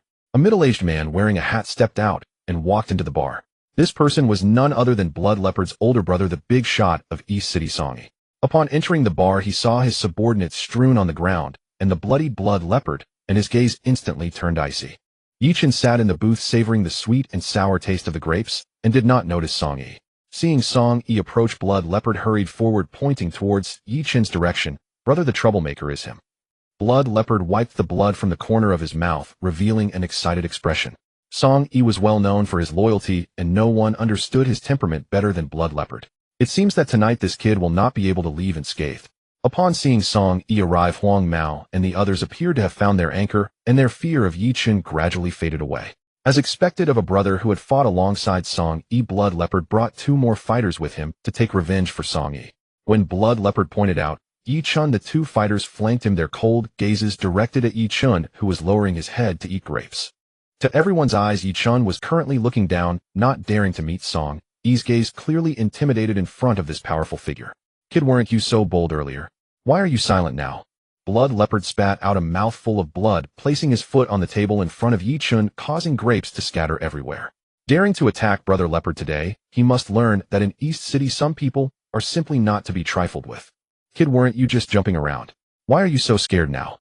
Huang Mao stepped forward, gritting his teeth and glaring at Yichen. Smack! Before Huang Mao could finish his sentence, he was slapped to the ground by someone.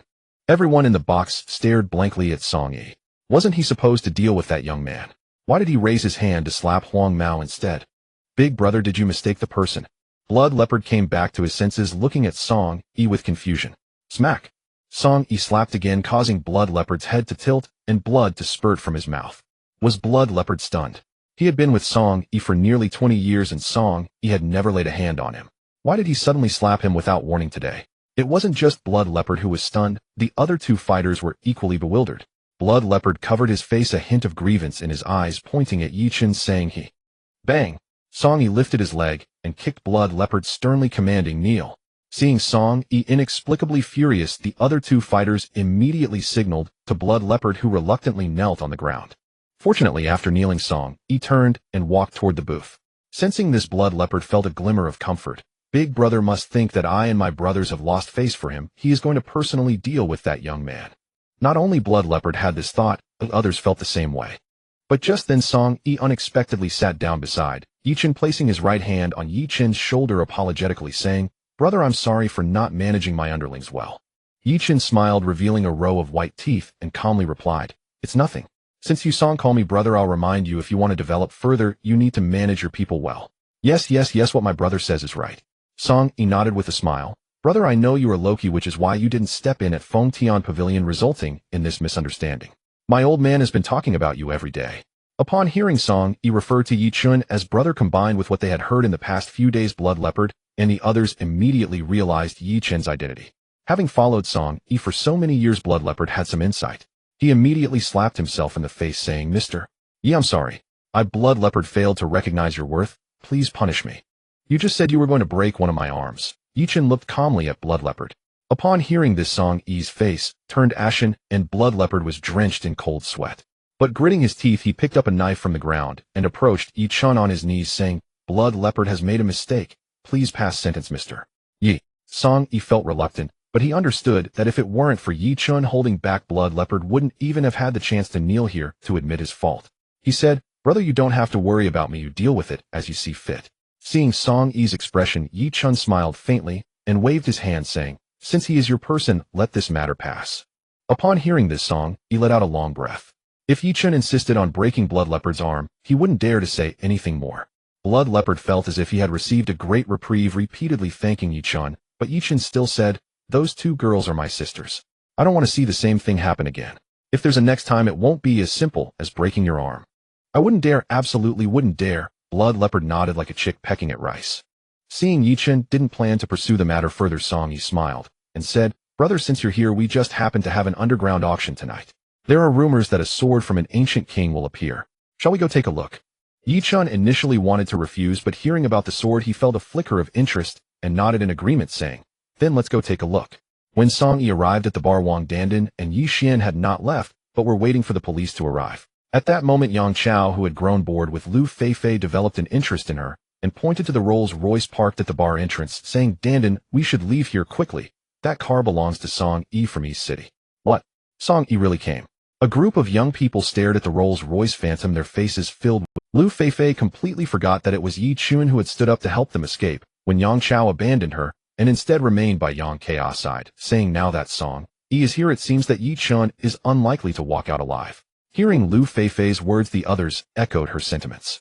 Sister Dandan, why don't we head home first? The young people from the Wang family, worried about being implicated again, also felt like leaving. Faced with the cold mockery from the crowd, even Yi Xian, who usually had a good temper, couldn't help but step forward to retort, if it weren't for my brother's intervention, what situation would you all be in now? You should be grateful instead of making sarcastic remarks here. Hee. Lu Feifei teased while playing with her nails, saying your brother is just showing off because he knows a bit of martial arts. Who can blame him? Indeed, the reason I left early was merely a tactical retreat, Yang Chao interjected. My dad has invited a few influential figures, and they will be here soon. Brother Chao is mighty. Brother Chao is impressive. In an instant, everyone completely forgot the earlier embarrassment in the bar and began to shower praise on Yang Chao again. Seeing the crowd's attitude, Yi Xian was so angry she stomped her foot. Sister Dandan, do you think my brother will be okay? Wang Dandan patted Yi Xian's hand, comforting her. He'll be fine. Since Yang Chaos dad is here, go talk to him. After saying that, Wang Dandan approached Yang Chao, saying, Yang Chao, when your dad arrives, could you ask him to let you? Yang Chao initially wanted to refuse, but after glancing at Wang Dandan's face, which was more exquisite than Lu Feifei, and her well-proportioned figure, he pretended to hesitate before saying, all right, since the goddess Dandan has asked, he'll help with this favor. Thank you, Yang Chao. Wang Dandan smiled slightly, her impression of Yang Chao improving by 2 points. Seeing that Yang Chao was almost drooling, Lu Feifei pinched him hard and said, are you falling for that vixen? Yang Chao immediately wrapped his arms around her and reassured, come on, we're all just friends. Soon after, several cars stopped at the bar entrance and a few middle-aged men got out, one of whom was Yang Dongping from Yang's Pharmaceuticals. My dad is here. Upon seeing the newcomers, Yang Chao excitedly led the group of young people to greet them. Lu Feifei's father also arrived, and upon seeing Lu Feifei couldn't help but scold, do you know you all almost caused a big disaster. Lu Feifei smiled calmly, holding her father's arm and swaying it. We didn't know that guy with the yellow hair was Song Yi's subordinate. Look, both you and Uncle Yang are here. At this moment, Yang Dongping looked at the group of young people and said sternly, you young people are truly reckless. He then pulled Yang Chao closer, saying, these gentlemen are Uncle Huang from Huixing Pharmaceuticals, Mr. Lu from the securities industry, and Mr. Zhang the financial magnate. Aren't you going to greet them? Yang Chao immediately bowed politely, saying, Uncle Huang, Uncle Lu, Uncle Zhang, I'm sorry for the trouble this time. The men waved dismissively, saying, don't worry, Song, he still has to give us some face. Just admit a mistake later, and it will be fine. As soon as these words were spoken, the group of young people immediately relaxed, and their admiration for Yang Chao increased. Lu Feifei pointed at Yi Xian, saying, don't look so pitiful, my dad and the others are here, your brother is likely safe. Though she did not like Lu Feifei's attitude, she still gratefully said, thank you, Feifei Jia. Lu Feifei replied proudly, it's nothing, just don't let your brother show off recklessly in the future. You all wait outside. After saying this, Yang Dongping entered the bar with several prominent figures from East. However, as soon as they entered the bar, they saw Blood Leopard kneeling and apologizing to a young man, while Song Yi was treating him like a brother. Is it him? Yang Dongping immediately recognized Yi Chun, the medical advisor from the Morone group, and thought as long as we maintain a good relationship with him, we can certainly re-establish cooperation with the Morone group. Seeing Song Yi being so humble in front of this person, the men immediately concluded that this young man's identity was not ordinary. Oh, what brings such distinguished gentlemen like you here? Upon seeing them, Song Yi laughed heartily and introduced, perfect timing, let me introduce you all to my brother Yi Chun. As soon as these words were spoken, the men immediately confirmed their suspicions and began to ingratiate themselves, saying, Brother Yi. Brother Yi. Seeing this, Yang Dongping and Lu Feifei's father also called him Brother Yi. After hearing their intentions, Song Yi smiled and said, since they are all friends of my brother Song, he couldn't possibly blame them.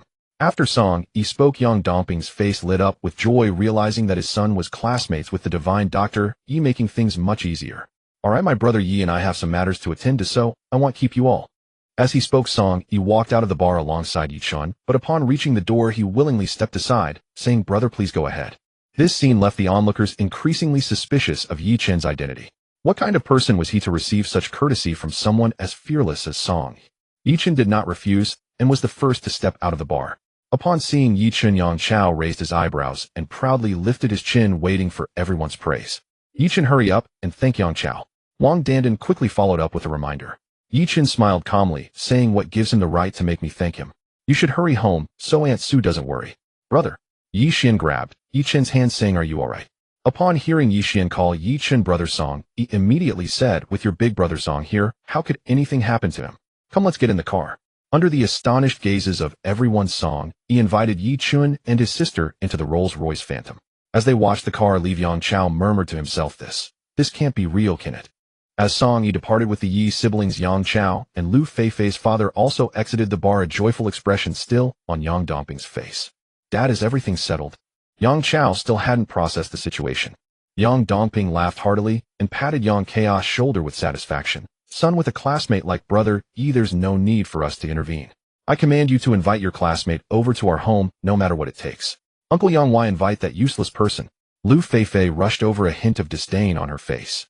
At that moment, Blood Leopard charged forward, staring at Lu Feifei, warning, little girl, Mr. Yi is my elder brother's friend, you better watch your mouth. Mr. Yi, brother of Blood Leopard. Everyone was puzzled, but Lu Feifei's father quickly pulled her behind him and apologized. Brother Leopard, my daughter is ignorant, please don't mind her. Blood Leopard snorted coldly and finally left with his men. Yang Dongping reiterated to Yang Chao, Chaoer, you must establish a good relationship with Yi Chun at all costs. He is the brother of Song Yi from East City. Wow. A group of young people's expressions changed drastically, and Yang Chao and Lu Feifei exclaimed in unison, Yi Chun is Song Yi's brother. After understanding the whole situation, Yang Dongping's face turned red as he slapped Yang Chao on the face, scolding, you incompetent fool, you've led me to disaster. Uncle Yang, please don't hit Ah Chao. Lu Feifei stood in front of Yang Chao. However, Lu Feifei's father pulled her aside and delivered a slap as well, warning, from now on you two are not allowed to associate with each other. In the car leaving the bar, Yang Dongping pointed at Yang Chao and said, do you know that with just one word from your classmate we could re-establish cooperation with the Morone group? I don't care how you do it, but you must apologize to him and are not allowed to mix with Lu Feifei. On the other hand, Lu Feifei's father was equally regretful, saying, you fool, how could you let go of such an exceptional boyfriend like Yi Chun? You must win him back for me, or you won't see a single penny of your allowance in the future. Wang Dandan returned home in a dazed, images of Yi Chun stepping forward and finally leaving with Song Yi replaying in her mind.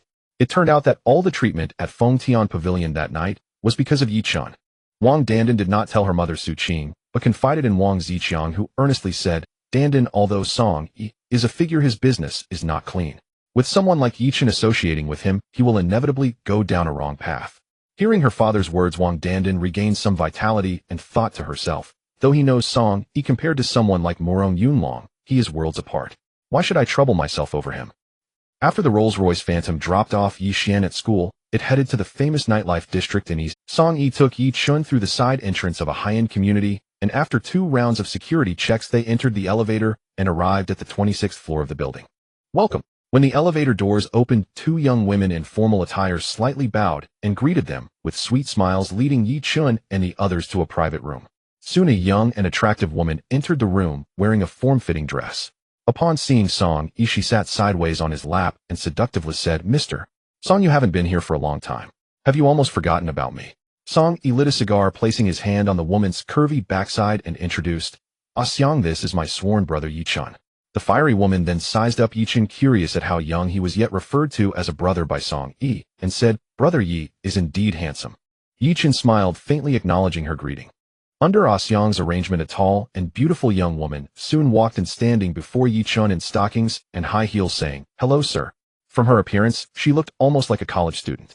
Xiang immediately stood up and instructed, Xiao Shui, this handsome guy brother Yi is our Mr. Song's brother. Make sure to take good care of him tonight, and I can grant you that request. The tall girl lowered her head, her voice timid as she replied, Yes, Sister Xiang. Sister Xiang intentionally mentioned, Brother Yi Xiao Shui is a college student and a well-known campus beauty.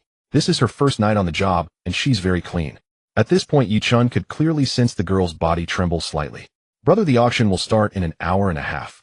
Let's relax for a bit, then go outside to have some fun. With that, Song Yi embraced Xiang and stood up, turning back to remind, Little girl, make sure to take good care of my brother. There will be substantial rewards. After Song Yi finished speaking, he laughed heartily and went to another room. After Song Yi left, the young woman took off her high heels, then entered the bathroom. After a sound of running water, she emerged wrapped in a towel, her delicate feet stepping on the carpet, bowing to place a pair of slippers before Yi Chun and saying, Yi, Mr. Yi, the bathwater is ready for you. Yi Chun squinted his eyes slightly coldly, saying, You can leave. Upon hearing this, the young woman was so frightened that she trembled all over, immediately kneeling on the ground, pleading with a quivering voice, Sir, please don't throw me out. I will take good care of you. This is my first time. Only then did Yichen open his eyes, looking up at the young woman in surprise, saying, "You are the campus beauty Sun Shui." Yichen never expected to encounter Sun Shui in such a situation. This exemplary student who excelled in both academics and character, how could she be found in a place like this? If memory serves, Yichen had once pursued Sun Shui, but this girl was impervious to his advances, never giving him a glance. Thus he settled for Lu Feifei instead. Sun Shui, typically dressed modestly concealing her figure, yet her beautiful face earned her a place on the school's beauty rankings, earning her the title of the commoner's school beauty. Now appearing before Yichen wrapped in a bath towel, her graceful figure was revealed in all its exquisite detail, surpassing the icy charm of Mu Rongqiushui. Upon hearing her name called, Sun Shui, wiping her tears, looked at Yichen, but upon raising her head, she exclaimed, "How could it be you?" After the collapse of the Yi family, the incident of Yichen being forcefully broken up with by Lu Feifei had already spread throughout the school, even reaching the ears of the indifferent Sun Shui. After all, this guy had once harassed her. Rumor had it that after the Yi family's bankruptcy, Yichen had fallen into a state of despair and hadn't shown up for a week. How could he possibly be here? Sun Shui couldn't help but doubt, could it be that I'm not pretty enough to attract this guy? But he had pursued me. Thinking of this, Sun Shui shook her head, her eyes timidly gazing at Yichen, her hands tightly clutching the bath towel, biting her red lip, as she said, "Please don't kick me out." Yet as soon as she spoke, tears rolled down her cheeks like beads from a broken string. Sun Shui, usually so proud, now appeared pitiful, stirring Yichen's compassion. He waved his hand and said, "You should leave, you're not needed here." Upon hearing that Yichen wanted to throw her out again, Sun Shui hurriedly wiped her tears, directly unwrapping the bath towel and lunging towards Yichen. "I can do it." Seeing this scene, Yichen instinctively reached out to push Sun Shui away, but as he did, his hand accidentally touched an inappropriate area. Without saying much, Yichen picked up the bath towel from the floor and wrapped Sun Shui up like a dumpling before tossing her onto the bed, asking, "Why are you in a place like this?" Sun Shui wanted to speak, but in her nervousness, she stuttered, "I am still a virgin." Slap. Yichen raised his hand and slapped Sun Shui's pert bottom, feigning anger. "If you don't answer my question honestly, I'll tell Sister Xiang." While saying this, Yichen's eyes occasionally lingered on Sun Shui's curves. Even through the bath towel, he could feel her ample elasticity. Sun Shui's face turned beet red from the slap, but when mentioning Sister Xiang, she immediately confessed, "My dad has cancer." It turned out that Sun Shui's father was suffering from cancer, and with the pillar of the family fallen, she had a younger brother in high school. There was no money to treat her father. The surgery would cost over $1 million, which was undoubtedly a thunderclap for Sun Shui's family, leaving her no choice but to find herself in this situation. Finally, at Sun Shui's pleading, Yichen lay in the bathtub and asked, "How much does the surgery cost?" Sun Shui began to unfasten the bath towel while lifting her foot to step into the bathtub, but Yichen immediately stopped her. "You can just scrub my back from outside." After attending to Yichen's bath and helping him dress, once they exited the bathroom, Sun Shui asked again, "You really don't want me?" If Yichen was not satisfied, Sister Xiang would not give him so much money and his father wouldn't be able to undergo surgery tomorrow. Silly girl. Yichen initially wanted to give her a light thump on the head, but seeing her pitiful expression, he lost his temper. "Put on your clothes and accompany me out for a stroll." "Okay." Sun Shui did not dare to disobey, quickly putting on her clothes and obediently following Mr. Yi. Upon seeing Yichen emerge, a middle-aged man named He, who worked for Song Yi, respectfully approached and handed Yichen a bank card, saying, "The boss has some matters to attend to. This card contains 5 million. You can play in the casino." "All right, give it to her." Yichen nodded, gesturing for He, who to hand the bank card to Sun Shui. Sun Shui held the bank card tightly, and upon realizing it contained 5 million, she immediately returned it to Yichen, saying, "I'm afraid it will get lost." "If it gets lost, so be it." Yichen walked into the lobby on the 26th floor with his hands behind his back. Sun Shui tightly clutched the bank card, closely following Yichen without leaving his side. The lobby was filled with tables where the wealthy men and women squandered their money amidst a haze. Seeing Yichen stop at a gambling table, Sun Shui tugged at his hand and hesitated, saying, "Your family business has gone bankrupt. You shouldn't gamble." Yichen looked at the naive girl and said nothing, turning to a staff member and asking, "Where can one make big money?" The staff member immediately pointed to a door at the end of the lobby, saying, "If you enjoy excitement, you can try the stone gambling hall." Stone gambling. Yichen nodded and entered the stone gambling hall. Inside, there was only one central counter filled with raw stones of various sizes, surrounded by hundreds of people with excited shouts and disappointed sighs echoing around. "Sir, would you like to buy a raw stone to try your luck?" A woman in a cheongsam threw a flirtatious glance at Yichen and casually said. Yichen listened and pointed to a raw stone behind her, saying, "I'll take that one." The woman in the cheongsam had merely said it because Yichen was handsome. She didn't expect him to pick a raw stone worth millions. Immediately getting excited, "Sir, would you like to pay by card?" Yichen nodded, looking at Sun Shui charge it to the card. After Sun Shui finished charging, she saw Yichen spend 1,000,000 on a piece of stone and immediately felt a pang of heartache. But when the raw stone was opened and revealed to be nothing but a pile of worthless debris, Sun Shui almost fainted. "Handsome, would you like to try another piece?" A young man in his 20s spoke, with his greedy gaze constantly wandering over Sun Shui. Feeling the malicious gaze from the other party, Sun Shui unconsciously moved a step closer to Yichen. Although she was in dire need of money, she would rather follow Yichen. "Kid, do you see clearly? The entire stone gambling hall belongs to the Kai family. If you know what's good for you, get lost now." A young man beside them had his hands in his pockets, looking condescendingly at Yichen. At that moment, a woman in a cheongsam at the counter quietly reminded Yichen, "Handsome, you can't afford to offend this person. It's better to leave quickly." Yichen didn't even glance at the other person. With an indifferent expression, he said, "Give me that raw stone." He then gave Sun Shui a look, and she obediently swiped her card to pay. Seeing that Yichen completely disregarded him, Zhou Kai shook his neck and pointed at Yichen with a glare. "Kid, you have guts." After saying that, Zhou Kai went behind the counter, mockingly looking at Yichen. "You think you deserve to gamble here? Give him the raw stone. I want to see what he can uncover from it." The staff didn't dare to be negligent and immediately brought out the raw stone, Yichen designated, casually tossing it onto the counter. In their eyes, this raw stone was merely waste and could not possibly yield any jade. Tisk! The raw stone emitted a harsh sound under the grinding machine, and as the outer layer was stripped away, a green light emerged. "Wow, it's glowing. There's green light. It's jade. It's actually pure jade. No, this should be ice jade." At this moment, an old man approached, bending down to look at the jade in Yichen's hand, revealing a look of astonishment. As soon as these words were spoken, the crowd erupted in excitement. No one expected this young man to have such incredible luck, actually uncovering an ice jade from what was deemed waste. "Little brother, I am willing to offer 5,000,000 to buy the jade in your hand. What do you think?" The old man immediately extended a hand. Before Yichen could respond, Sun Shui beside him exclaimed in surprise, 5,000,000. Originally thinking that Yichen had already spent the 5,000,000 on his card, he was surprised to see him earn it back so quickly. After Yichen received the 5,000,000, Zhou Kai suddenly looked at him and said, "Kid, do you dare to gamble with me?" But just then the old man who bought Yichen's jade kindly reminded him, "Little brother, Zhou Kai has been growing up among raw stones. He is experienced and has a keen sense. Even I, an old man, wouldn't dare to gamble with him. Although you just uncovered a piece of jade, luck cannot favor you forever." "Thank you." Yichen smiled indifferently and looked at Zhou Kai. "What do you want to bet? If you lose, this beauty belongs to me tonight." Zhou Kai pointed at Sun Shui immediately. "And if you lose?" "If I lose, I will let you pick any 5 quality raw stones from the hall." Zhou Kai waved his hand grandly, pointing at the quality raw stones in the center of the hall. Upon hearing this, the onlookers erupted in astonishment. A single quality raw stone costs over 2,000,000, and Zhou Kai, for the sake of a woman, was willing to throw around millions on raw stones. He truly was a playboy. "All right." Yichen didn't think twice and immediately agreed. "You can't just use me as a wager." Seeing that Yichen didn't even ask for her opinion and unhesitatingly agreed, Sun Shui's face puffed up in indignation, feeling a pang of grievance with tears already welling in her eyes. She had originally believed in Yichen, but she didn't expect that in Yichen's eyes she was no different from an object. According to the rules of stone gambling, Yichen and Zhou Kai needed to each select a raw stone, with the price of the jade extracted from the stones determining the winner. Zhou Kai quickly chose a raw stone the size of a basketball. This stone was entirely black with clear stripes and spots, making it look quite decent. As Zhou Kai's chosen raw stone was placed under the cutting machine, many expert gamblers nodded in agreement. No wonder he is the son of Boss Zhou. He immediately recognizes the quality. This stone is sure to yield something.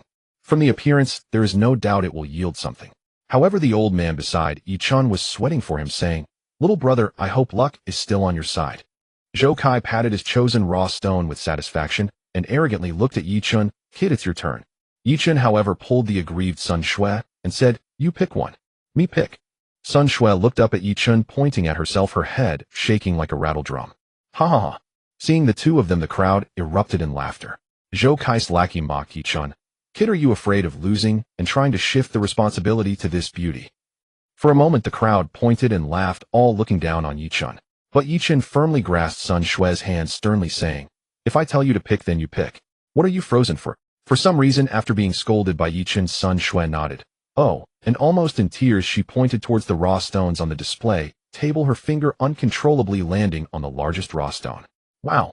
The scene erupted into laughter again, and many people even turned to leave. Zhou Kai's lackey was holding his stomach in laughter, nearly in tears. This is too funny. She wouldn't be treating stone gambling like a size competition, would she? Facing the ridicule of the crowd, Yi Chun patted Sun Shui. Since you are the wager, if we win, I'll give you half of. Sun Shui stared blankly at the washing machine's raw stone, thinking, I clearly pointed at another stone just now. Why did my finger suddenly act on its own? In fact, Yi Chun had spent 4,900,000 to continuously test his conjecture using the spiritual power within his body. It was proven that the jade within the raw stone contained a faint hint of spiritual energy, varying in richness according to the quality of the jade. However, compared to true spirit stones, the spiritual energy within the jade was diluted by dozens to hundreds of times. The reason Sun Shui inexplicably pointed to the largest raw stone on the counter was that Yi Chun had left behind a trace of spiritual energy when he had taken her hand. The fact that Sun Shui could uncontrollably designate it only suggested that the jade inside held extraordinary spiritual energy, and its quality was surely exceptional.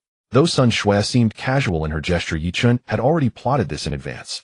Faced with the ridicule of the crowd, Sun Shui's charming face was filled with panic, and she dared not meet Yi Chun's gaze. Yet Yi Chun patted her shoulder, a playful smile on his face, as he said, you see, this feeling of having your fate in your own hands is completely different, isn't it? Sun Shui pursed her lips, looking at Yi Chun as if she understood, but also didn't. At that moment, Zhou Kai's lackey jumped out, clapping his hands and shouting, dude, are you trying to use this beautiful lattice hand to turn stone into gold? Witnessing his comical and playful demeanor, the crowd erupted into laughter. The old man beside Yi Chun shook his head repeatedly. The stone is dull and lacks luster, covered entirely in dead scabs, and its patterns are chaotic. Even a beginner wouldn't choose this raw stone. It seems these two young people completely misunderstand raw stones. Elder, he speaks correctly. This raw stone can't possibly yield even a hint of green. He isn't fit to gamble on stones at all, sighed a stone gambling enthusiast, viewing it as an utter insult to the craft. Zhou Kai laughed heartily, confidently looking at Yi Chun. Kid, you know your place. Since you graciously let this beauty go, Zhou Kai won't hold it against you. Feeling Zhou Kai's greedy gaze, Sun Shui couldn't help but link her arm with Yi Chun's. What should we do now?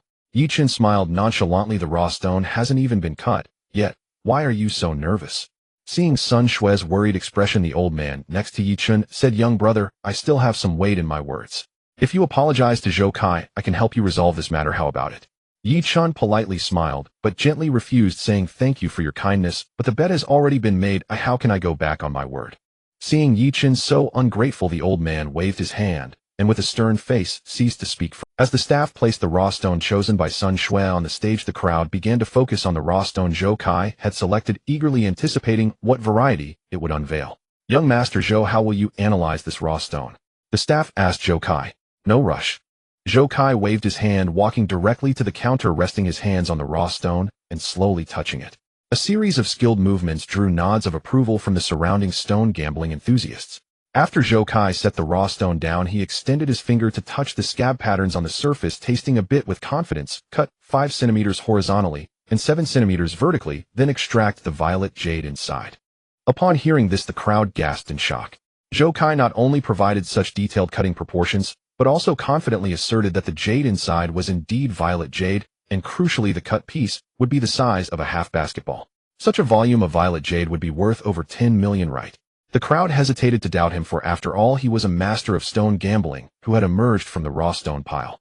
The staff, following Zhou Kai's instructions, used a cutting machine to slice the raw stone according to the proportions. Just as the second cut was made, a white mist gradually rose as the stone's skin fell away. It's fogging up, it's fogging up. The crowd exclaimed in surprise, their eyes filled with disbelief. Seeing this, Zhou Kai squinted his eyes, revealing a smug expression. Keep rubbing. Under the careful wiping of the staff, the cubic raw stone burst into a cloud of dust. As alkaline water was splashed onto it, a plume of purple smoke erupted. It's out, it's really purple. With this declaration, the surrounding crowd leaned closer, each one holding their breath in anticipation of the jade inside. Young Master Zhou, I am willing to offer 5 million to purchase this raw stone that is yet to be polished. 8 million, I'd bid 8 million. Before the raw stone was even cut, several people had already begun to place bids. The crowd was certain that acquiring this raw stone for under 10 million would guarantee a profit. Yet Zhou Kai shook his head. Even if you offer 15 million, I won't sell. Then Zhou Kai waved his hand grandly, saying, continue polishing for me. But as the saw continued to grind, no more smoke appeared from within the raw stone. Instead, the sound of the stone cracking grew increasingly jarring. On the other side, after polishing nearly half of it, not only was there no sign of purple jade, not even a hint of green fluff could be seen. As the raw stone shrank further, Zhou Kai's face became increasingly bitter, beads of fine sweat appearing on his forehead. If nothing emerged soon, this raw stone worth 2 million would yield jade worth at most 50,000. Although it wouldn't result in a total loss, it would undoubtedly cause him to lose face in front of so many people. Those who had previously placed bids were now clutching their chests, secretly relieved that Zhou Kai hadn't sold it to them. As the last piece of stone skin fell away, the staff also displayed a look of disappointment. Although Zhou Kai revealed violet jade based solely on its weight and purity, 50,000 is the maximum. Luckily I didn't buy it, or it would have been a heavy loss. Amidst the murmurs, Zhou Kai looked at Yi Chun. With just this bit of violet jade, I can still win against you. Yi Chun smiled, dismissively picked up a piece of chalk from the counter, and began to sketch on the massive raw stone. Master, please cut it according to this. Seeing Yi Chun take the initiative, Zhou Kai disdainfully retorted, if you can reveal some green, I will give you 10 million on the spot. Yi Chun immediately looked at Zhou Kai and said it's a deal. Then he turned to the raw stone. Analyze. TCH. Zhou Kai slapped the large raw stone, a mocking glint in his eyes. I want to see what kind of extraordinary treasure can be cut from a stone riddled with dead skin. The staff originally did not want to cut it, but with Zhou Kai's order, they could only indifferently begin the cutting process. The key was that the lines left by Yi Chun on it were bizarrely shaped, and the cutting was not easy. It took a full half an hour to reduce the raw stone to the size of an old television. During the cutting process, apart from the waste, there was no sign of any green. Upon seeing this, many began to show disappointed expressions, and some had even turned to leave. Sun Shui clung to Yi Chun's arm, looking anxious, afraid that Yi Chun would lose her. A staff member lit a cigarette and asked Yi Chun, young brother, with my decades of experience in stone appraisal, there is no need to continue cutting this one. Yi Chun nodded, I do not intend to cut it anymore. The staff member thought Yi Chun was conceding and was about to take off his gloves, but Yi Chun continued, next let's polish it. Polish. As soon as the staff member opened his mouth, half of his cigarette fell into the water. He looked at Yi Chun in disbelief, thinking he must have misheard. This is completely unnecessary. If you really want to see, just make a cut. Why waste time? The staff member said unhappily. For such a large piece it would take at least an hour. Young brother, don't joke around. A stone appraiser earns thousands per hour. Old, he interjected. That's right, a piece this big will take at least an hour. Don't delay everyone from betting on stones. Yi Chun directly handed a bank card to the woman in the cheongsam. Charge €1 to these two staff members. Upon receiving the money, the staff members no longer hesitated and began to polish according to Yi Chun's request. Screech. In the first 10 minutes, useless stone debris continued to fall, but just as a whole piece of stone skin suddenly flew off, a thick white mist enveloped the raw stone, and a faint green light emerged. It's green. It's really green. A fat man suddenly screamed, instantly attracting a crowd. Upon closer inspection, everyone's mouths dropped open. Emerald. This is emerald. My God, it has been years since I last saw emerald. Damn, if this is all emerald, how much would it be worth? A miracle, it's simply a miracle. Almost everyone in the urban hall gathered around, their eyes wide open, looking incredulously at the raw stone in the staff member's hands. Seeing the emerald in the raw stone, Zhou Kai at the counter had already fallen silent, his face pale. Not to mention their bet, just the emerald that had been revealed would cause the stone gambling venue to lose over 100 million. If his father found out, he would definitely not let him off. Young brother, I am willing to offer 50 million to buy your raw stone. Old, he said extravagantly. But at that moment a graceful woman stepped forward, refusing to yield. Oldie, do you think you can snag such a weighty emerald for 50 million? Oldie's face turned red as he immediately raised his hand. 80 million. I cannot afford more than that, from Lao Fengxiang. But at this moment the beautiful woman spoke directly. Young handsome guy, my Zhu Guang Bao Yu is willing to offer 100 million to buy your emerald. How about it? Wow. The scene erupted in an uproar. No one expected the owner of Zhu Guang Bao Yu, the largest jewelry store in Jiangnan City, to appear and open with a bid of 100 million. Hearing the offer of 100 million, Sun Shui couldn't help but pinch Yi Chun's waist hard. Sun Shui. Yi Chun looked at her in confusion. Sun Shui then realized, thinking, it seems I am not dreaming. Sir, the staff member carefully placed the emerald on the counter, while the woman in the cheongsam delicately wiped off the dirt on it. Under the light, the emerald emitted a dark green glow, enchanting countless stone gamblers. At this moment, Yi Chun looked at the pale Zhou Kai. You lost. Those 3 words hit Zhou Kai like a 1,000-pound hammer. With his vision, how could he not see the value of this emerald? After processing and some operation, it could easily earn at least 150 million. How could he accept such a loss? After a moment of thought, Zhou Kai regained his composure and smiled at Yi Chun. Brother, ill buy this raw stone for 50 million, and then have someone ensure you and your girlfriend leave safely. Upon seeing Zhou Kai consider her as Yi Chun's girlfriend, Sun Shui's face turned crimson. Zhu Guang Bao Yu offered 100 million, while Zhou Kai only offered 50 million, with a hint of a threat in his words, clearly intending not to let Yi Chun take it away. Though the crowd was dissatisfied, they did not dare to offend Zhou Kai, each of them starting to watch from the sidelines. Yi Chen leaned against the counter, coldly gazing at Zhou Kai. Are you threatening me? After Zhou Kai made his threatening remark, the middle-aged beautiful woman and others who were originally interested in the emerald took a step back, too afraid to continue bidding.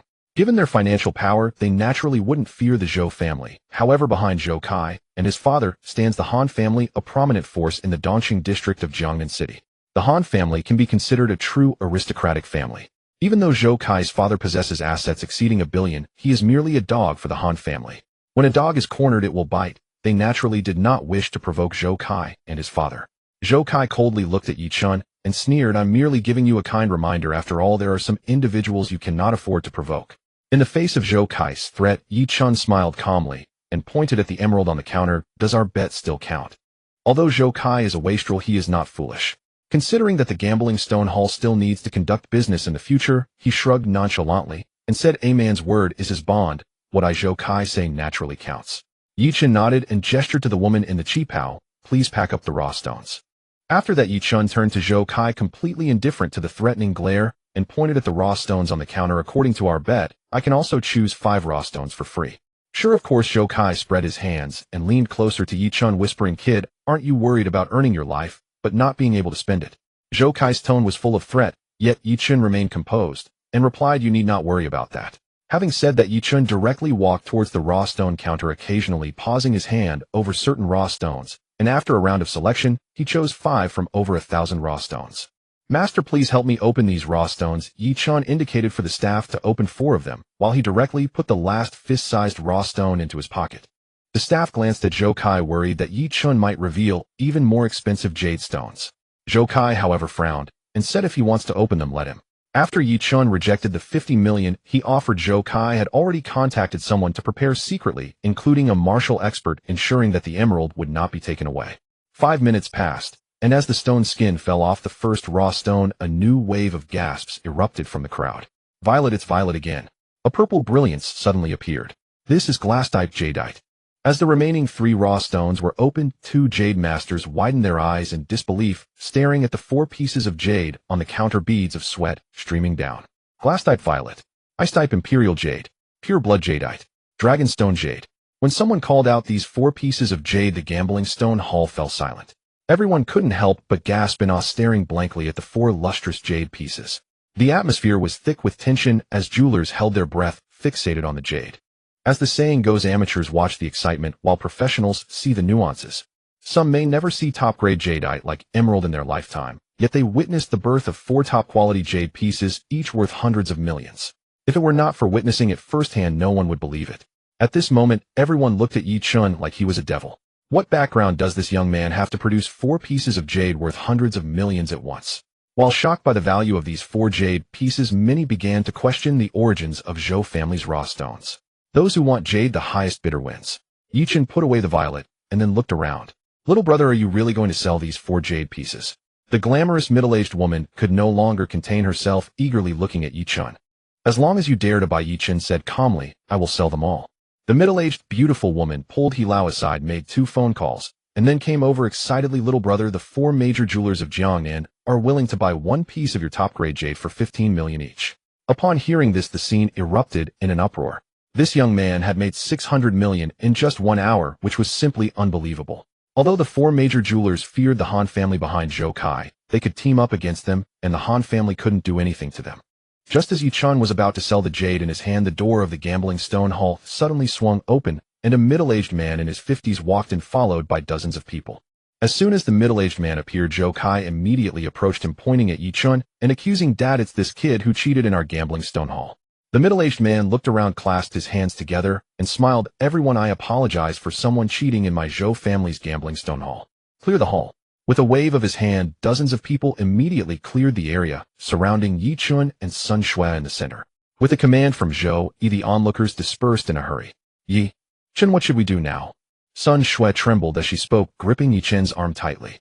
After all, she was just a student, having never witnessed such a scene before. She quaked in fear before the powerful Yi Chen patted her hand gently and said, you go outside and wait for me there. Zhou Kai immediately scoffed, mocking, kid, even at the brink of death you still want to be a hero and save the damsel. None of you are leaving. Just as Zhou Kai finished speaking, a stern voice rang out from behind. Let her go. The voice belonged to none other than Zhou Kai's father. Dad, this incident tonight was entirely caused by this woman, so how could Zhou Kai easily let her go? Zhou slapped Zhou Kai across the face, harshly reprimanding. You idiot, aren't you causing enough trouble for me already? You'll end up dead because of a woman. At this moment, Sun Shui, holding onto Yi Chen's arm, shook her head firmly, saying, I want leave. But Yi Chen immediately became serious, feigning ferocity as he shouted, Get out of here. Yi Chen's shout startled Sun Shui, causing her to tremble and turn away with her head down. However, just a few steps later, she bumped into a pillar in the gambling hall. Huh. Seeing the foolish Sun Shui, laughter erupted from behind her. Sun Shui, flustered, touched her head and turned to Yi Chen, stammering that'll go out and call the police. Before Sun Shui could finish her sentence, she saw Yi Chen's fierce expression, which frightened her into turning around and running out of the gambling hall. At this moment, Yi Chen glanced at Zhou Kai and said to Zhou Yi, according to the bet, your son still owes me 10 million. Upon hearing this, not only did the dozens of people around him change their expressions in shock, but even Zhou Yi raised an eyebrow, not expecting this kid to be so bold. After all, Zhou Yi was a powerful figure, and he chuckled, saying, Little brother, you have guts.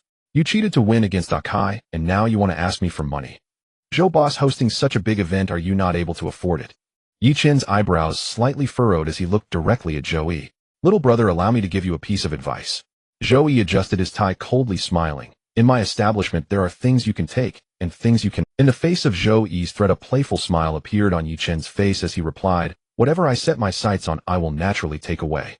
Zhou Yi's smile was sinister as he said, If you don't like to drink a toast, then Zhou Yi can only invite you to drink a punishment drink. Two burly men stepped out from behind Zhou Yi, approaching Yi Chen from either side, attempting to subdue him with grappling techniques. However, in the next moment, both burly men were suddenly seized by Yi Chen and pinned to the ground. These two were professional bodyguards capable of taking on three at once, yet being subdued by this young man left Zhou Yi slightly astonished.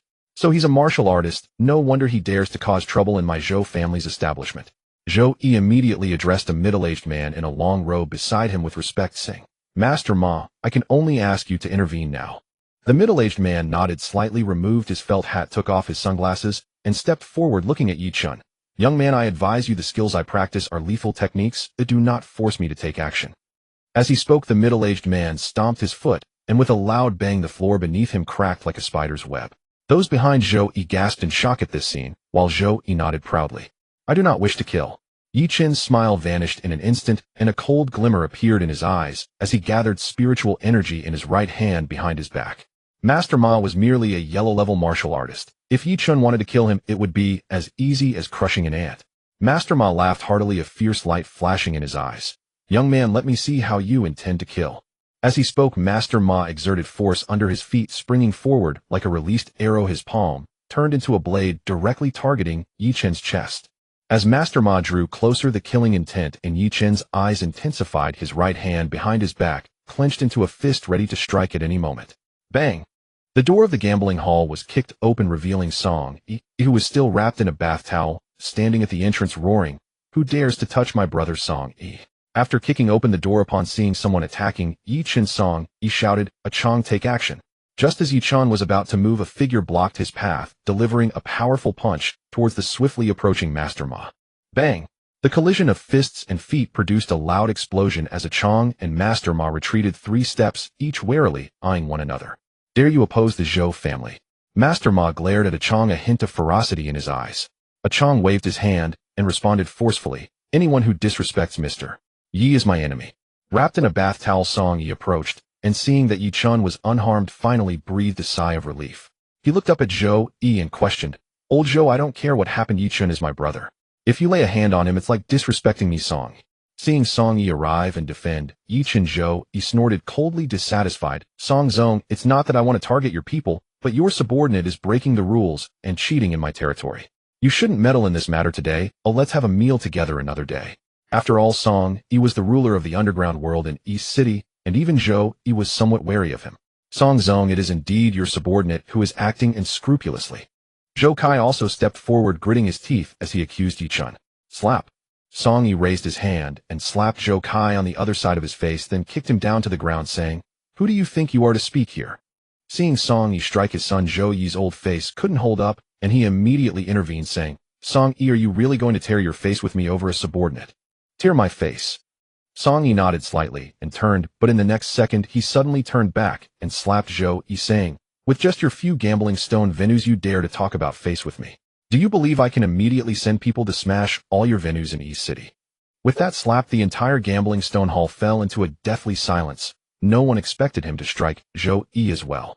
Song Yi put his arm around Yi Chen's shoulder, taking advantage of his momentum, and said, everyone better keep their eyes open. This is my sworn brother, and anyone who dares to harm him is going against me. Song Yi. Yi Chen looked at Song Yi with a strange expression, surprised that he would completely disregard the opponent for his sake, and even refer to him as a brother.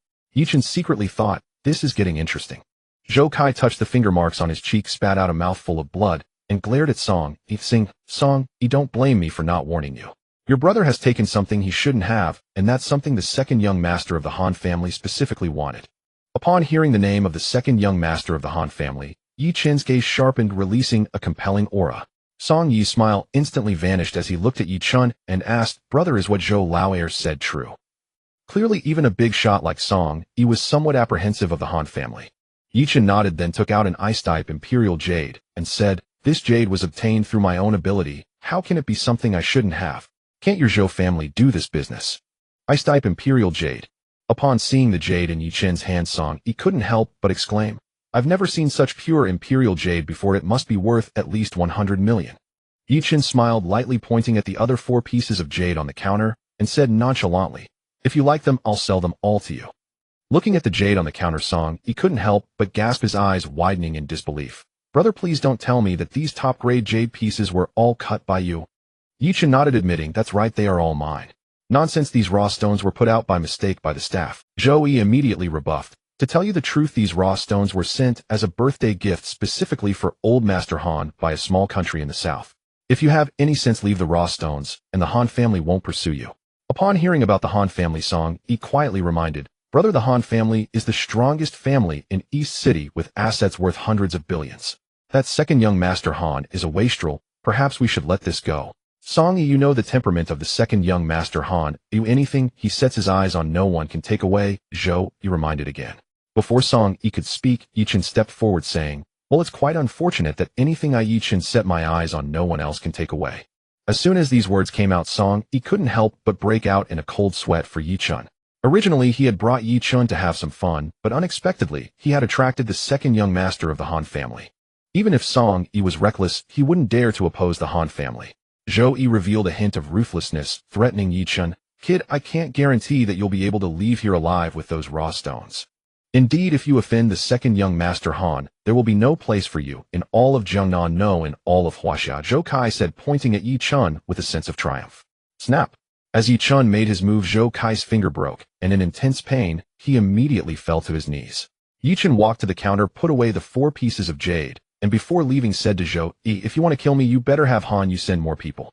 After throwing a harsh remark, Yi Chen exited the stone gambling hall, and casually asked his companion Song Yi, brother Song, how long until the auction starts? Song Yi's expression turned serious as he pondered how to protect Yi Chen. Upon hearing that Yi Chen intended to attend the auction, he immediately grabbed his arm and said, brother, the urgent matter is that you must leave right away. No, you should leave Jiangnan City immediately. In Song Yi's eyes, the Han family was an unshakable behemoth. Even the Morong family in the West City was wary of them. As for Song Yi himself, with his limited strength, he was simply not a match for the Han family. It is well known that Han Yu is an absolute wastrel. Since Yi Chen snatched away something he had his eyes on, he would not let Yi Chen off easily, and there was a real danger of losing his life. Given the Han family's strength, making someone disappear without a trace was nothing but a simple task. Although Yi Chen had some medical skills, he was still too insignificant in front of the Han family, and Song Yi certainly would not watch him walk to his death. However, Yi Chen shook his head and calmly replied, thank you for your kindness, brother Song, but I do not regard the Han family with any concern. Seeing Yi Chen's fearless demeanor, Song Yi became even more worried. Brother, you have no idea how terrifying the Han family's power is. Do you know about Xian-level warriors? Even Ten Chong would not be a match. There is a Xian-level warrior beside Han Yu. Mentioning Xian-level warriors, A Chong and the others were also alarmed, advising Mr. Yu, what brother Song said is correct. Xian-level warriors have reached the realm of external qi projection capable of killing without a trace. You must not let your guard down. With Yi Chen's current cultivation at the 6th level of qi refinement, coupled with his training in the Emu sword body, dealing with a Xian-level warrior was more than sufficient. Thank you for your kindness, Brother Song, but with just a Xian-level warrior the Han family cannot do anything to me, Yi Chen said calmly. I happen to be quite interested in the ancient sword you mentioned, so please take me to witness the auction. Seeing that Yi Chen had made up his mind, Song Yi scratched his head and gritted his teeth, saying, since Brother Yi is undaunted, I Song Yi will accompany you, and let's see what tricks Zhou heir dares to play. In Yi Chen's heart, Song Yi was not only a filial son, but also a brave and reliable person. Considering that there would be numerous troublesome matters in the future, he thought about cultivating Song Yi.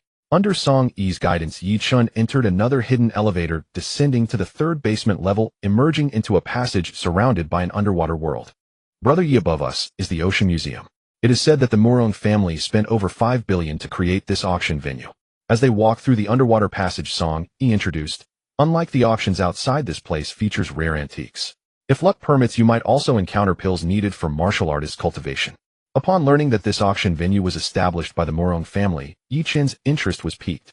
Seemingly noticing Yi Chen's confusion, Song Yi immediately explained, what Brother Yi does not know is that before Han Jun, the young master of the Han family, joined the Songlong army, the Morong family had always suppressed the Han family. A few years ago, it is said that Han Jun found a master, and his martial arts skills skyrocketed.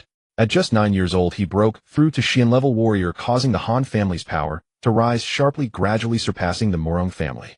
To consolidate their family power, the Han family set their sights on the auction house under the Morong group, and Han Yu pursued the ice beauty of the Morong family. However, Morong Xiaoshui, with her high standards, did not look at Han Yu, this second-generation heir, at all. Yi Chen nodded, finally understanding the feud between the two families. A Chong also reminded, Big Brother, I heard that Han Yu, in a desperate attempt, sent warriors to capture Morong Xiaoshui, wanting to turn raw rice into cooked rice, but Master Huang under him was utterly defeated. Song Yi immediately analyzed. Although old Master Morong has stepped back with his connections, and that clever woman Morong Xiaoshui, there must be experts secretly protecting her. Listening to the two men's discourse, they soon passed through the passage and entered the auction venue. Upon seeing Song Yi arrive, a young host warmly approached them, respectfully saying, Mr. Song, please come in. Led by the hostess, they reached a box in the front row. Yi Chen asked, may I ask if you can auction items here? Having witnessed Song Yi's attitude towards Yi Chen, the hostess secretly assessed Yi Chen's extraordinary identity and imitated a Chong's address, saying, Mr. Yi, according to the auction rules, items to be auctioned must be authenticated 3 days prior. The hostess paused and displayed a standard smile, saying, but since Mr. Yi is a friend of Mr. Song, I will invite the appraiser right away and arrange a temporary spot for you. When the appraiser arrived, upon seeing Yi Chen, he exclaimed, little brother, you haven't left yet. The speaker was none other than old He, whom Yi Chen encountered in the stone gambling hall, unexpectedly working as the appraiser for the auction. You want to auction these top-quality jade stones? Old He quickly understood Yi Chen's intention, knowing no one else dared to buy them, and thought to use the Morong family's auction to sell them. That's right, Yi Chen nodded. Old He stepped aside to make a phone call, and then returned, saying, little brother, based on the valuation, the starting price for each of your jade stones is set at 100 million. Are you satisfied with that? Upon hearing that the starting price was actually 100 million, the hostess' gaze toward Yi Chen instantly changed. Just as Old He took away the 4 pieces of jade, Yi Chen spotted a familiar figure in the crowd, unexpectedly seeing that Morong Xiaoshui had also come to the auction. In the gambling stone hall, Zhou Kai watched the video on his phone, a cold smile appearing on his face as he approached Zhou Yi and reported, Dad, that kid really entered the auction, and he wants to use the auction of the Morong family to sell those pieces of jade. Zhou Yi nodded, his smile not reaching his eyes, and said, you must go to the auction and acquire those pieces of jade at any cost. Dad, the jade in his hands is all top grade, and to acquire them all would cost at least 600 million, which is nearly all the cash our gambling stone businesses have. Zhou Kai let out a sigh. Once the funding chain was broken, it would cause immeasurable losses to the gambling stone. Zhou Yi was well aware of this principle, but with a wave of his hand, he resolutely declared, tomorrow is the 70th birthday of old Master Han. Young Master Han has urged repeatedly that this batch of top-grade jade must be given to the old master. If we mess up young Master Han's plans, we won't be able to bear the consequences. Mentioning young Master Han, Zhou Kai's face immediately showed signs of fear. Seeing his son's worried expression, Zhou Yi smugly said, do you really think your father is foolish? Even if 600 million falls into his hands, he must have the life to spend it. But that's Song Yi. Mentioning Song Yi, a sinister smile appeared on Zhou Yi's face.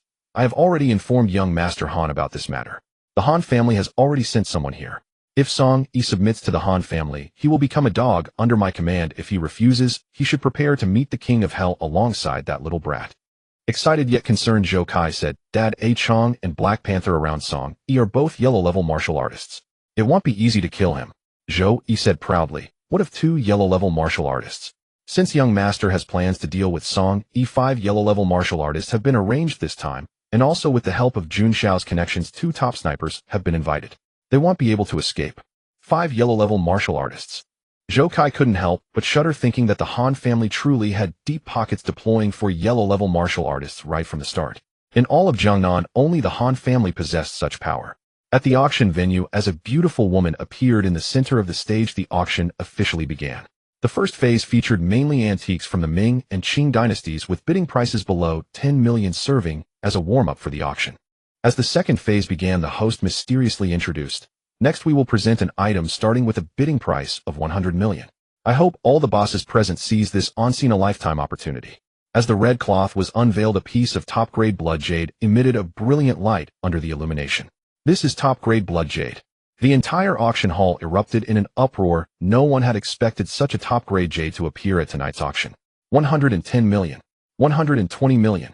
After a round of bidding, this piece of top-grade blood jade actually sold for a staggering 160 million, instantly raising the atmosphere of the auction to a climax. When the second piece of jade appeared, Song Yi immediately pointed at the bidder and said, Brother, you look, the highest bidder is actually that Zhou Kai kid. It seems they are determined to deliver these pieces of jade to Han Yu. Hearing Han Yu's name again, a trace of barely perceptible killing intent flickered in Yi Chen's eyes. By the time all 4 pieces of jade were sold, Yi Chen's bank card already showed over 700 million. Seeing Yi Chen earn so much money in one night, even someone as prominent as Song Yi was thoroughly impressed by Yi Chen's skills in gambling stones. At that moment, Old He arrived at Yi Chen's booth, pointing at him as he introduced to Murong Qiushui. Miss, this is the young brother who opened those 4 pieces of top-grade jade. Old He then cheerfully introduced to Yi Chen, Brother Yi, this is the boss behind our auction, Miss Murong Qiushui, the president of the Murong Group. Seeing Murong Qiushui, Song Yi immediately stood up and gestured, President Murong, you truly deserve to be the most beautiful woman in Jiangnan City. However, Murong Qiushui had no intention of shaking hands with Song Yi. Instead, she turned to Yi Chen and said, Dr. Yi, I truly didn't expect you to be able to open those 4 pieces of top-grade jade. Song Yi was taken aback, not expecting that Yi Chen knew Murong Qiushui, and it seemed they were quite familiar. But at that moment, Sister Xiang arrived with Sun Shui, whose face was still streaked with tears, urging, Xiao Shui, take good care of Brother Song, you won't miss out on your benefits. Under Murong Qiushui's piercing gaze, Sun Shui walked up to Yi Chen, clinging to his arm, and said, I was just looking for you. Murong Qiushui glanced at Sun Shui's outfit, her expression changing slightly, and said to Yi Chen, Dr. Yi, you truly have a refined taste, so I won't disturb you. After speaking, Murong Qiushui inexplicably left. At that moment, the host on stage introduced, next we will auction a king's sword from the Tang dynasty. As the host unveiled the red cloth, a long sword with an ancient and simple aura appeared in everyone's sight. At the sight of the ancient sword, Yi Chen's pupils constricted sharply, and he exclaimed, what a good sword. Yi Chen carefully examined the ancient sword on the stage, revealing a sense of joy and curiosity. As a legendary sword immortal, at the moment the ancient sword appeared, he could distinctly feel the sword intent emanating from within its sheath. For a sword to possess sword intent, it must have been refined by a master of qi, forged through countless battles. Through the large screen, one could see the runes intricately engraved on the hilt, appearing lifelike and seamlessly natural.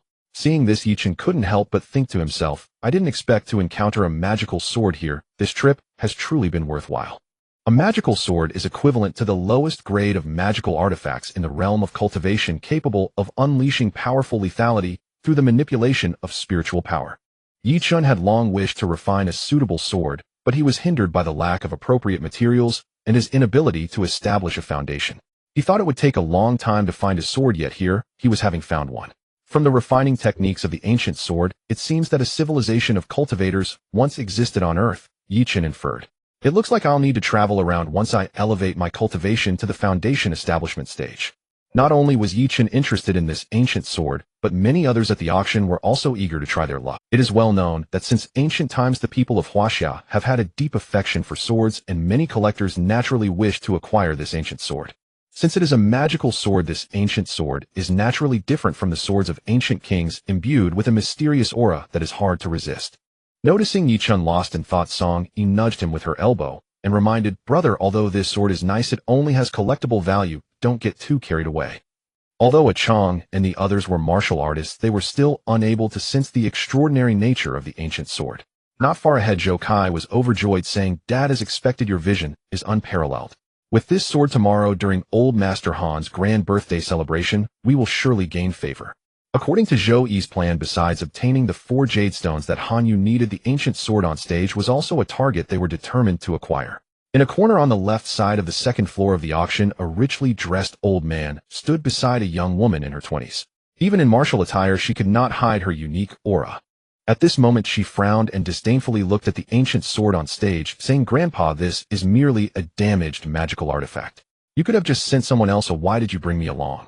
The old man squinted his eyes, smiled nonchalantly, and pointed at the ancient sword, saying mysteriously, "Huizi, if it were an ordinary magical artifact, I certainly wouldn't have come all the way from Qingzhou. But let me tell you, if you think it's just an ordinary magical artifact, you are gravely mistaken." The young woman looked at the old man with suspicion, saying, "Grandpa, don't keep me guessing." The old man chuckled, stroking his beard, and replied, "The secrets of heaven cannot be disclosed. The secrets of heaven cannot be disclosed." Seeing this, the young woman grabbed the old man's beard and threatened, "Grandpa, if you don't tell me, I'll pull out all your beard." The old man, helpless, could only pull her close and whisper a few words. The young woman stood up straight, staring blankly at the ancient sword, saying, "What?" She was just about to exclaim in surprise, but under the old man's serious gaze, she swallowed her words and waved her hand, saying, "Since that's the case, this sword belongs to me." Looking at his spirited granddaughter, the old man shook his head slightly, revealing a kind smile. At this time, the host on stage announced, "Next, we will auction this ancient sword with a starting price of 10 million. A stout, bald man immediately raised his card, shouting, 12 million. "This pig-headed fool dares to bid on the ancient sword that I value at 12 million, he thought. Not far away, another person raised their card again, shouting 20 million. In just a few minutes, the crowd had driven the price of the ancient sword up to 80 million, clearly showing that many had come for this sword. Seeing the number of bidders dwindling, Zhou Kai raised his card and called out 90 million. Immediately after, a voice from upstairs declared 100 million. Wow. Witnessing the ancient sword, which had a starting bid of 10 million, skyrocket tenfold in a short time, the crowd couldn't help but gasp. Unlike the jade stones that could be profitable, this ancient sword only had collectible value. Once the price reached over 100 million, it left many hesitant. Originally, a few people were eager to bid, but upon hearing 100 million, they abandoned the idea. "Dare to compete with me?" Zhou Kai gritted his teeth and raised the bid again, saying 110 million. At this moment, a beautiful voice from upstairs rang out, 200 million. The other party spoke with indifference, as if completely disregarding the 200 million, while Zhou Kai indeed felt pressured by this amount. Firstly, this ancient sword was not worth further bidding, and secondly, the cash available at home was limited. However, a glint of ruthlessness appeared in Zhou Kai's eyes. "Since you are willing to pay for me, then that is truly a stroke of good fortune." Zhou Kai waved his hand, immediately sending someone to keep an eye on the 2 people bidding upstairs. At this moment, the host on stage held the wooden mallet and looked around, saying, "If there are no higher bids, this highly collectible ancient sword will belong to the young lady upstairs." In the midst of the silence, the young woman chuckled, saying, "Who dares to compete with me?" But just then, someone in the first floor box suddenly raised their card and shouted, "Wait a minute." Everyone turned to the sound, only to see Yi Chun raising the bidding paddle in his hand, shouting, 300 million. As soon as this figure was called out, it instantly caused an uproar. Countless eyes turned toward Yi Chun's position, revealing expressions of astonishment. No one expected that he would directly raise the bid by 100 million. The attendees were all wealthy individuals who had witnessed many extravagant scenes, yet it was rare to see someone bid so aggressively. This move left no opportunity for others. "Brother, you are being too impulsive." Song Yi stared at Yi Chun in disbelief, completely not expecting him to suddenly raise the bid by 100 million. Sitting beside Yi Chun's son Xiaohua was dumbfounded, feeling as if the money in Yi Chun's hands was merely a string of numbers. Amidst countless gazes, Murong Qiushui, upon seeing Yi Chun call out the bid, couldn't help but think, this guy, after just making a bit of money, has already forgotten his own surname. "Because of these few pieces of jade, you caused my family to lose several 100 million. You better secure that ancient sword, or it will still end up in our hands." At that moment, in a corner of the second floor, a young woman furrowed her brows, glaring fiercely at Yi Chun in the booth, stamping her foot. "Grandpa, this guy dares to oppose me." The old man chuckled and waved his hand, saying, "Sway Z, according to the rules of the auction, it's the highest bidder who wins. How can there be any talk of opposition? He is opposing me." Sway Z snorted coldly, crossing her arms, then raised the bidding paddle, shouting, 350 million. Wow. The crowd was shocked, completely not expecting that an ancient sword with a bidding price of 10 million would soar to 350 million, It was truly unbelievable. Yi Chen smiled indifferently and raised his paddle again, stating, "For 100 million. In saying that sword is worth at most 50 million, they are just competing out of spite. It sounds like they are all young people. Are the young people today really this wealthy?" Amidst the discussion, Song Sui's eyes nearly spewed flames. This guy actually dared to disregard her, immediately shouting, "For 150 million. 500 million. Yi Chen said without hesitation. Upstairs, Song Huizi was already so angry her head was smoking. She involuntarily rolled up her sleeves and exclaimed, "Daring to snatch my things, this young lady won't let it slide." As soon as Song Sui's hand grasped the bidding paddle, the elder beside her stopped her, saying, "All right, this sword, while a magical artifact, is already severely damaged inside. It can only be used a few times, at most 400 million. Just let it go." Song Suizi, dissatisfied, replied, "No, this brat is so arrogant. I can't swallow this anger. My Song family in Qingzhou." At this moment, the kind smile on the elder's face vanished, suddenly turning serious as he reprimanded, "Suizi, have you forgotten the family rules?" Mentioning the family rules, Song Suizi stuck out her tongue and then put down the paddle, reluctantly sitting back. On the surface it seemed calm, but in her heart Song Suizi thought, "Daring to snatch something from me, Song Suizi? Just wait until I beat you to the ground." With Song Suizi giving up on the bid, the final auction price of the ancient sword was set at 500 million. Bang! The host dropped the gavel, excitedly announcing, 500 million. This royal sword belongs to that gentleman. After the auction system deducted 500 million from Yi Chen's bank card, the staff delivered the ancient sword to Yi Chen's booth. Upon receiving the ancient sword, Yi Chen immediately grasped the hilt. After infusing it with spiritual power, the dragon pattern sheath made a cracking sound, splitting open a gap. Yi Chen couldn't help but shake his head, saying, "The formation inside is already in tatters. It can at most release 3 sword energies. This money spent feels a bit unjustified." Clang!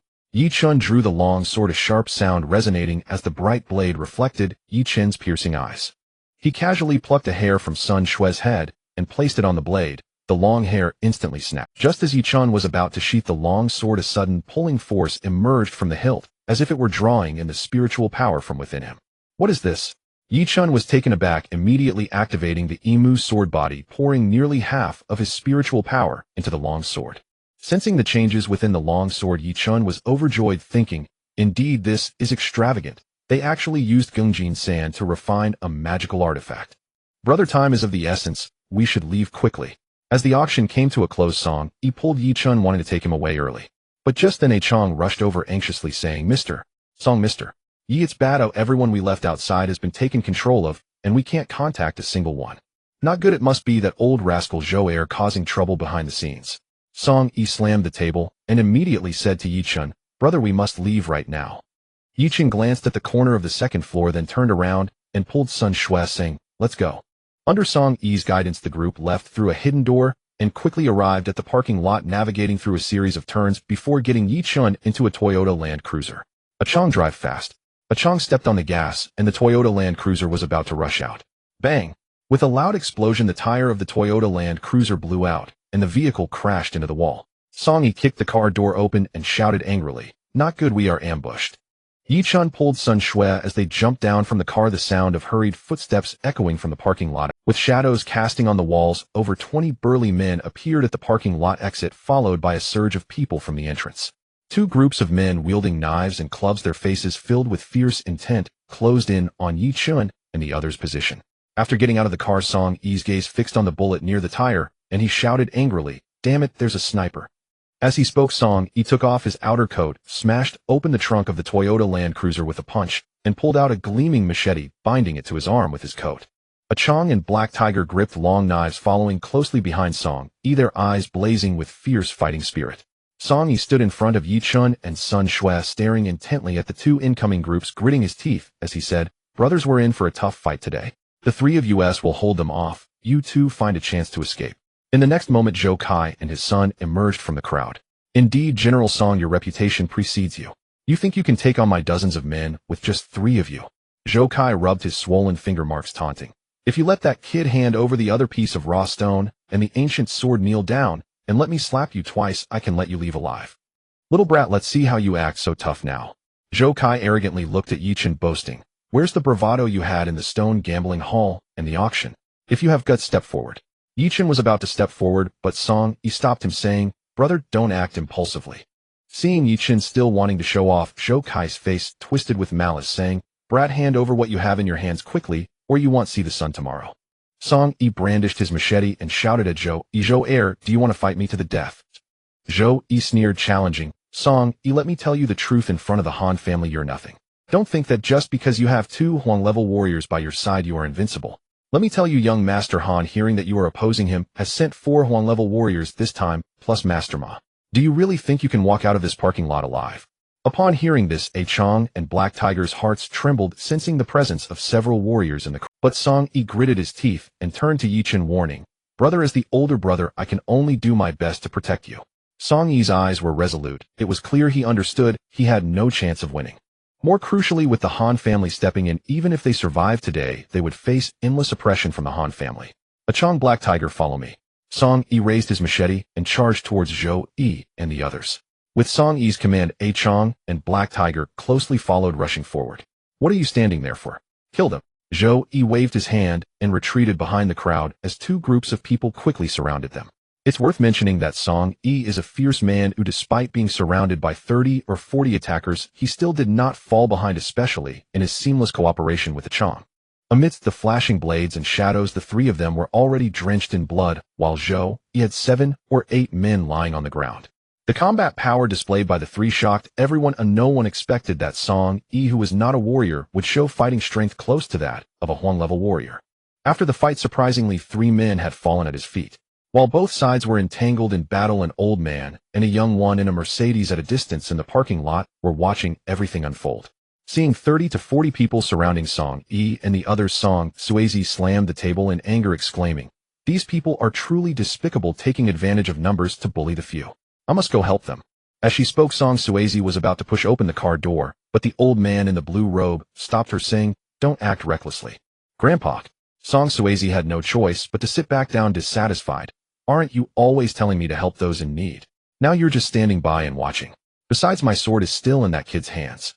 The old man in the blue robe shook his head, saying, although that person is not a warrior, his combat strength is astonishing, and he values loyalty. If he could be utilized by our Song family, he would surely be a great asset. However, such a person has a proud nature, making him hard to recruit. It would be better to wait until a life-and-death crisis to act. Upon hearing the elder's analysis, Song Suezi finally calmed down, mumbling, indeed, one gets worse. While the 2 sides were fighting, Yi Chun did not leave, but stood in place, observing Song Yi and the others, his eyes revealing approval. Their talent may be lacking, but they are bold and willing to fight. They are worth cultivating. Seeing how fierce Song Yi and the others were, Zhou Yi did not dare be careless, immediately signaling to a hidden corner of the parking lot. Suddenly, 2 red lines appeared in the corner, and under the high-powered scope, Song Yi's location was locked on. Zhou Yi then said to Master Ma beside him, please take action, Master Ma. Master Ma nodded, leaping into the crowd, quickly separating Song Yi from the other 2. Song Yi was forced to retreat repeatedly by the 3 men, and just as he steadied himself, a loud bang echoed. A mist of blood exploded at Song Yi's chest, and the machete in his hand fell to the ground as he collapsed. The sniper's bullet hit Song Yi, causing a Chong and Black Tiger, who were engaged in fierce combat, to divert their attention, and within 10 seconds both suffered several cuts. As the 3 were subdued, Zhou Yi and his son approached, stepping on Song Yi's chest and slapping his face. Smack! Smack! Zhou Yi bent over, coldly laughing as he said, where did your arrogance go? Zhou heir, if you have the guts, kill me. I can blink and your son will be dead. Song Yi spat at Zhou Yi's face. Wait till I get what I want, then I will play with you. Zhou Yi wiped his face and then turned to Yi Chen, saying, little brother, I have already given you a chance, but you did not cherish it. Don't blame me, Zhou, for being ruthless. Song Yi looked up only to see Yi Chen frozen in place, not leaving at all, and couldn't help but feel regret. Ah. Zhou Kai snarled, tear him apart for me and leave the girl. After saying this, Zhou Kai led 5 men towards Yi Chen. Grandpa, if you don't take action, people will die. Song Suezi had one hand already on the car door handle. Song Suezi stared blankly out the car window, noticing Yi Chen giving a few instructions to the girl behind him before stepping forward.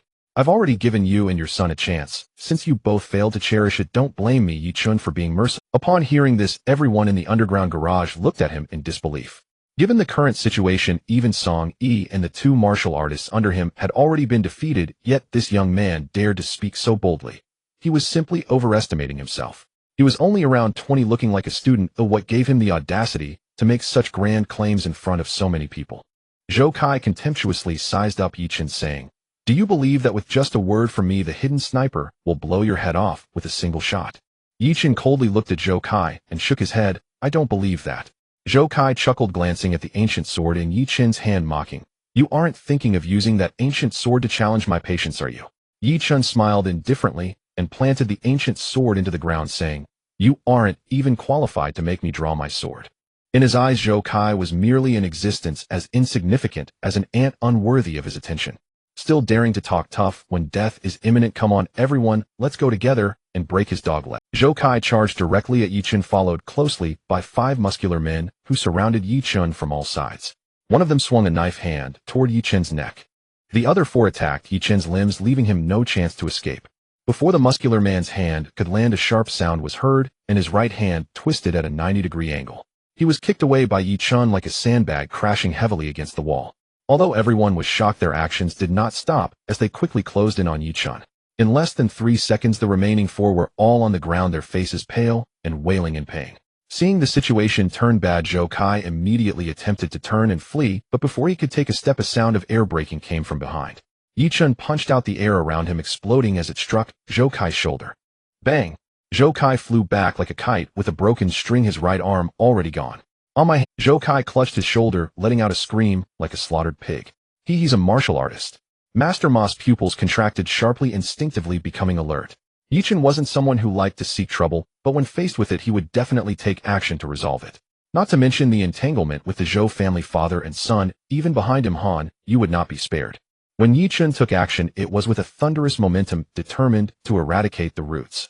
Be careful, boss Zhou, this young man is a tough character. Master Ma took a fighting stance, shielding Zhou Yi behind him. Zhou Yi, however, nonchalantly replied, What does it matter how tough he is? Can he be tougher than a sniper bullet? As he spoke, Zhou Yi shouted, Sniper, whoever can take him out with a single shot will receive an extra 1 million. Instantly, the 2 hidden snipers adjusted their aim, their infrared targeting dots landing on Yi Chen's forehead. Brother, be careful, that's a Barrett sniper rifle. Song Yi shouted desperately at Yi Chen. In a distant luxury car, Song Suezi stared at Yi Chen in shock, suddenly exclaiming, He is Yi Xian's brother, how could he be here?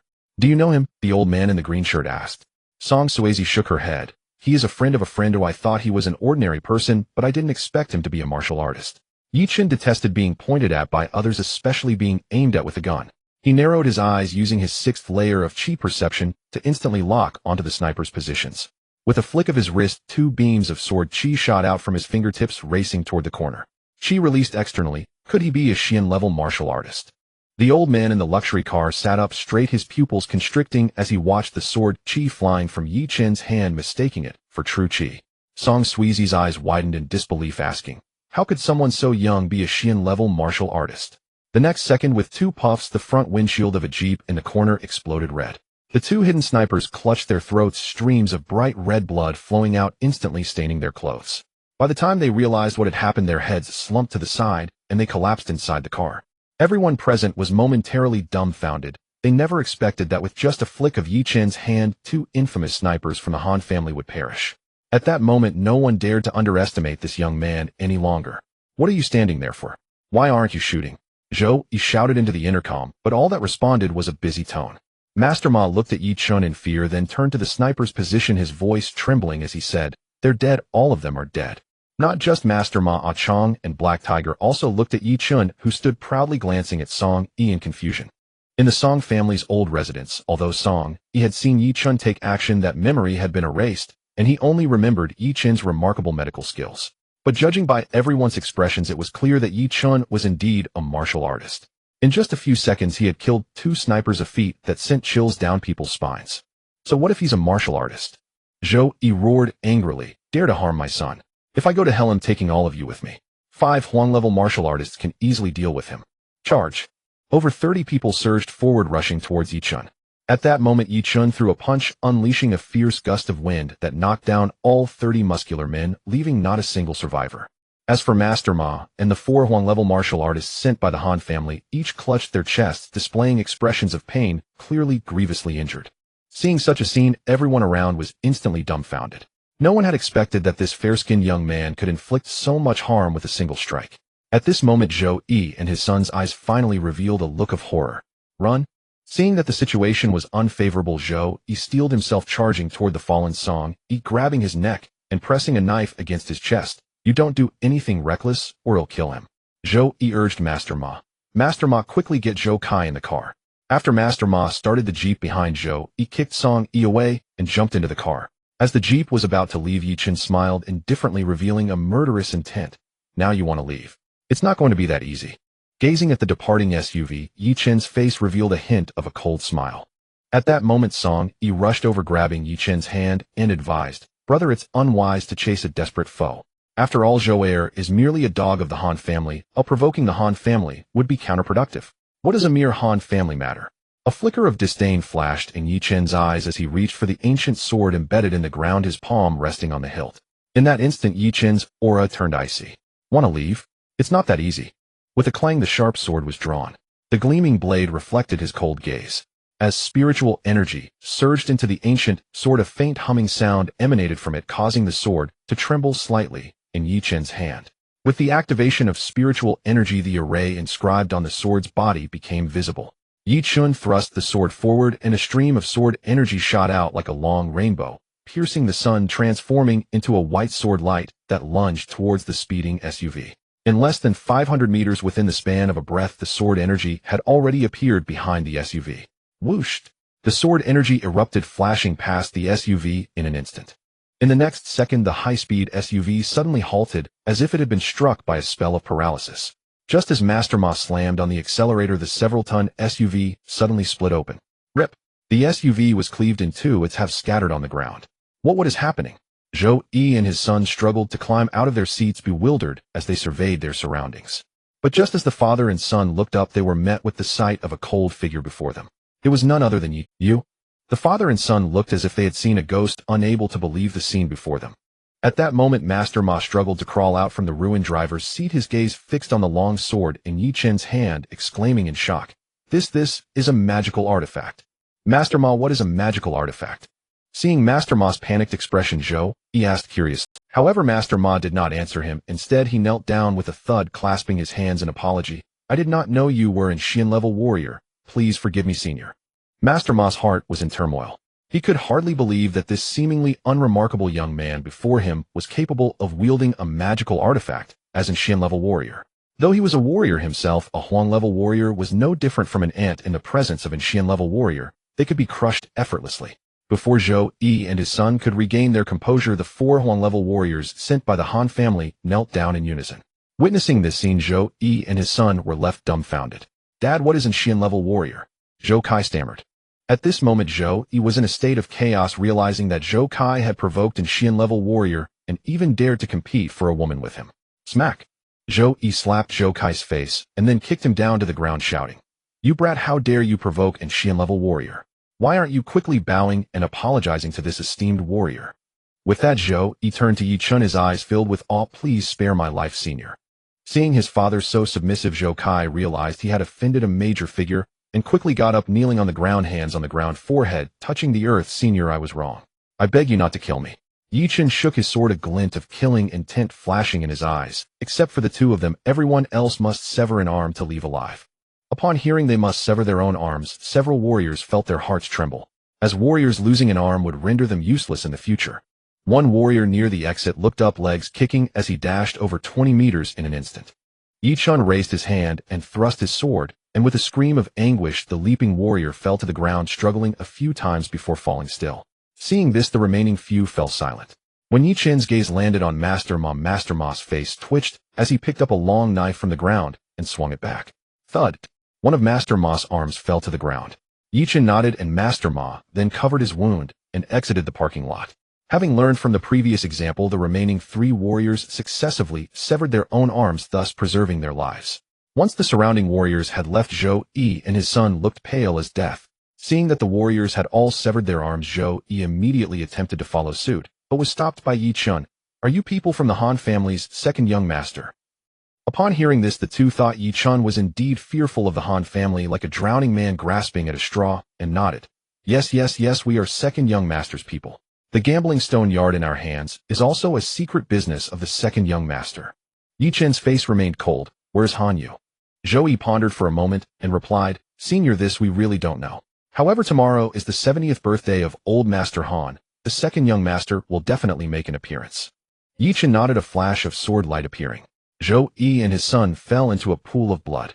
Looking at Zhou Yi and his son lying in the blood song, he couldn't help but wipe his eyes, still unable to believe the scene before him. Sun Shui covered her mouth, gazing incredulously at the cold figure, feeling as if he were a chivalrous hero from an ancient drama. In the distance inside the Mercedes, Song Suizi looked at Yi Chun in shock, gripping the arm of the old man Qingshan. Grandpa, is he really an Xian-level warrior at such a young age? Even though Song Suizi was proud upon witnessing Yi Chun draw his sword, she couldn't help but admire him. Suzy, you must remember, no matter the time, never judge a person by their appearance. The old man Qingshan's gaze was sharp as he sighed deeply. This young man relies on the magical artifact in his hand, piercing through over 500 meters and killing invisibly. He has undoubtedly reached the level of true chi projection. Even if Grandpa were to intervene, he might not necessarily be his match. Originally, Song Suizi was listening patiently, but suddenly hearing her grandfather admit inferiority, she looked at Yi Chun with a changed expression. No, it's impossible. He is so young. How could he be a match for Grandpa? The old man in the green shirt chuckled and waved his hand. Suzy, on the path of martial arts, one must not judge based on appearance. Song Suizi looked at Yi Chun's figure with suspicion, thinking, didn't Dan say he was just a spoiled rich kid? How did he suddenly transform into an Xian-level warrior? At that moment, Yi Chun turned to look in the direction of the Mercedes. Having watched for so long, shouldn't you two come out and meet me? At that moment, the door of the Mercedes-Benz opened, and an old man and a young girl stepped out. The elder had white hair and a youthful face, dressed in a blue robe, walking with steady and powerful steps, while the girl wore a white martial arts outfit, her figure graceful. The old man looked at Yi Chun and nodded slightly as he walked up briskly. Upon encountering the sudden appearance of the old man and young girl Song, he immediately became alert, quickly calling for a Chong and Black Tiger to stand on either side of Yi Chun. Although Yi Chun possessed remarkable skills, having just single-handedly defeated 5 yellow-level martial artists, it must have taken a tremendous toll on him. Moreover, the fact that the opponents had been hiding in the shadows forced Song Yi to be on high alert. Yi Chun, however, shook his head and calmly said, Brother Song, there is no need to be so tense. Seeing Yi Chun so composed, the old man from Qingshan regarded him with increased respect, immediately clasping his hands and saying, Old man Song Tiansheng from the Song family of Qingzhou. This is my granddaughter Song Suizi. We were just about to leave and mean no harm. The elder spoke with ease and an extraordinary demeanor, as steady as a mountain. Just by observing his face and hearing his voice, Yi Chun had already determined that the man was a profound-level martial artist with a thick flow of true energy equivalent to the strength of a 7th-level Qi practitioner. As for the girl beside the elder, Yi Chun felt he had seen her somewhere before. Before Yi Chun could speak, Song Yi, astonished, looked at the old man in the blue robe and stammered, You are the elder of the first family in Qingzhou, the Song family. Upon hearing this, a Chong and Black Tiger both shuddered, immediately stopping their movements. Old Song laughed heartily. What first family? In front of this young brother, my little strength is nothing to speak of. Old Song remained calm, speaking as if he were quite aged, without any airs of authority. Young brother, your swordsmanship is extraordinary. Ooh, I feel ashamed in comparison. Seeing that the other party was so open and had no ill intentions, Yi Chun's vigilance began to dissipate. But at that moment, the girl in the white martial arts outfit, Song Suizi, was dialing a number on her phone, and the next second Yi Chun reached into his pocket and pulled out a phone. They exchanged glances, and Song Suizi immediately leaned and lightly punching Yi Chun's chest, feigning dissatisfaction. If you didn't even save my number. It's you. Only then did Yi Chun remember that this girl was Wang Dandan's friend, the one who had taken Shinert. Song Suizi clapped her hands, looking Yi Chun up and down, and without caring whether he agreed or not, snatched the sword from his hands, examining it closely. I was wondering who it was. Turns out the one who tried to snatch this sword from me is you. Seeing Song Suizi speak like this, Song Tiansheng immediately reprimanded Suizi, Do not be rude. Song Suizi looked at Yi Chun confidently. Tisk tisk, I really didn't see it coming. The playboy Dandan mentioned is actually a hidden martial arts master. I bet even Xuanzi doesn't know. Upon hearing Suizi speak to Yi Chun like that, Song Tiansheng stepped forward and smiled. Young friend, Yi, my granddaughter has this temperament. Since you know each other, don't take her too seriously. As the saying goes, one should not strike at someone who is smiling, especially since she is a friend of his sister and Wang Dandan. Yi Chun smiled faintly. Indeed, we have met before. At this, Song Suizi expressed her displeasure. You're young, yet you speak like my grandfather. How boring. The elder gave her a stern look, and only then did Song Suizi quiet down. Song Yi then spoke up. Old Song brother, Yi, this place is not suitable for a long stay. We should go to my house for a visit. After glancing at the pool of blood on the ground, Yi Chun nodded. Then I'll trouble brother Song to handle that. After speaking, Yi Chun took the startled Sun Shui and got into Song Tiansheng's car. Upon seeing the pitiful Sun Shui, especially her flawless face, the straightforward Song Suizi snorted. Dandan said, "You just got dumped by Lu Feifei. I didn't expect you to have a new sweetheart so soon." Yi Chun naturally couldn't be bothered to explain, but Sun Shui's face turned red as she whispered, "No, it's not like that." Song Suizi teased Sun Shui all the way, and when she found out she was the campus flower, they ended up chatting like friends. In the reception hall of Song Yi's house, Yi Chun and Song Tianxing sat opposite each other, while Song Yi personally served them. Initially thinking Yi Chun was merely a divine doctor, now that even the profound-level martial artist Song Tianxing of the Song family was treating Yi Chun as an equal, Song Yi no longer had the courage to call Yi Chun his brother, and his demeanor became more restrained. After some conversation, Yi Chun actually had a good impression of Song Tianxing. "Young friend, Yi, do you know the strength of the Han family in East City?" Seeing Yi Chun shake his head, Song Tianxing continued, "The Han family used to be nothing special, but with the eldest grandson Han Jun becoming a profound-level martial artist and joining the Zonglong army, their family's strength has skyrocketed. They've even hired a formidable profound-level martial artist to be stationed there." Song Lao is right. Song Yi immediately agreed. After all, Zhou Lao heir and his son are just the Han family's lackeys. This time, having killed two of them, the Han family will definitely not let it go easily. "Mister, you should make plans early. Brother Song, you should still call me Yi, that's better." Although the Han family is developing rapidly, they are still slightly inferior to the Song family. Moreover, regarding the incident the other day, I wonder if, young friend, you would be willing to join the Song family. The Han family wouldn't dare to do anything against you. What Song Tianxing referred to was the incident where Han Yes men captured Yi Xianwang, Dandan, and Song Suizi. If it weren't for their fear of Han Jun joining the Zonglong army, the Song family would have already acted against the Han family. Now, if they could invite a young powerhouse like Yi Chun to join, Song Tianxing could contemplate how to deal with the Han family. When Song Tianxing extended the invitation, Song Yi was greatly surprised, not expecting old Song to value Yi Chun so highly. For some reason, Song Suizi felt a bit of anticipation in her heart. However, Yi Chun did not think twice and directly said, "Thank you for your kind offer, old Song, but I am accustomed to being leisurely. As for the Han family, Yi Chun, do not take them seriously. Brother Yi." Seeing Yi Chun directly refuse Song Tianxing's invitation, Song Yi was so anxious he was about to jump, but with Yi Chun's resolute gaze, he couldn't say much more to persuade him. "You're a person who really doesn't know how to appreciate a favor." For some reason, Song Suizi felt somewhat indignant. Seeing Yi Chun's firm intention, Song Tianxing appeared somewhat disappointed, thinking this young man, while possessing notable strength, is too arrogant. Compared to Han Jun of the Han family, he is still lacking. Little did Song Tianxing know the people Yi Chun intended to kill would certainly not rely on others. Yi Chun declined Song Tianxing's invitation and left Song Yi's old residence with Sun Shui. It was evident that after the events at the Gambling Stone venue and the auction, Sun Shui, who was already somewhat intimidated by Yi Chun, became even more reserved, trailing behind him without daring to utter a word. "Are you afraid of me?" Yi Chun asked with a calm smile, looking at Sun Shui, whose chin was nearly buried. Upon hearing his words, Sun Shui trembled in fear and denied it with a voice as soft as a mosquito's. "No, I'm not afraid." At this moment, Song Suizi parked her Mercedes S and teased, "In such a hurry, turns out you are here to flirt with our school beauty, Sun." Upon hearing this, Sun Shui's face flushed bright red, even her ears turning crimson, but she quickly, although Sun Shui was beautiful, her family background made her somewhat insecure, especially after her father fell seriously ill. She encountered Yi Chun in such a situation. "What are you doing here?" Yi Chun glanced at Song Suizi and replied indifferently, "Get in the car, I need to talk to you about something." "Let's go, I'll take you home." Considering it was late, Yi Chun didn't refuse and led Sun Shui into Song Suizi's Mercedes S. "Where do you live, school beauty, Sun?" Song Suizi asked.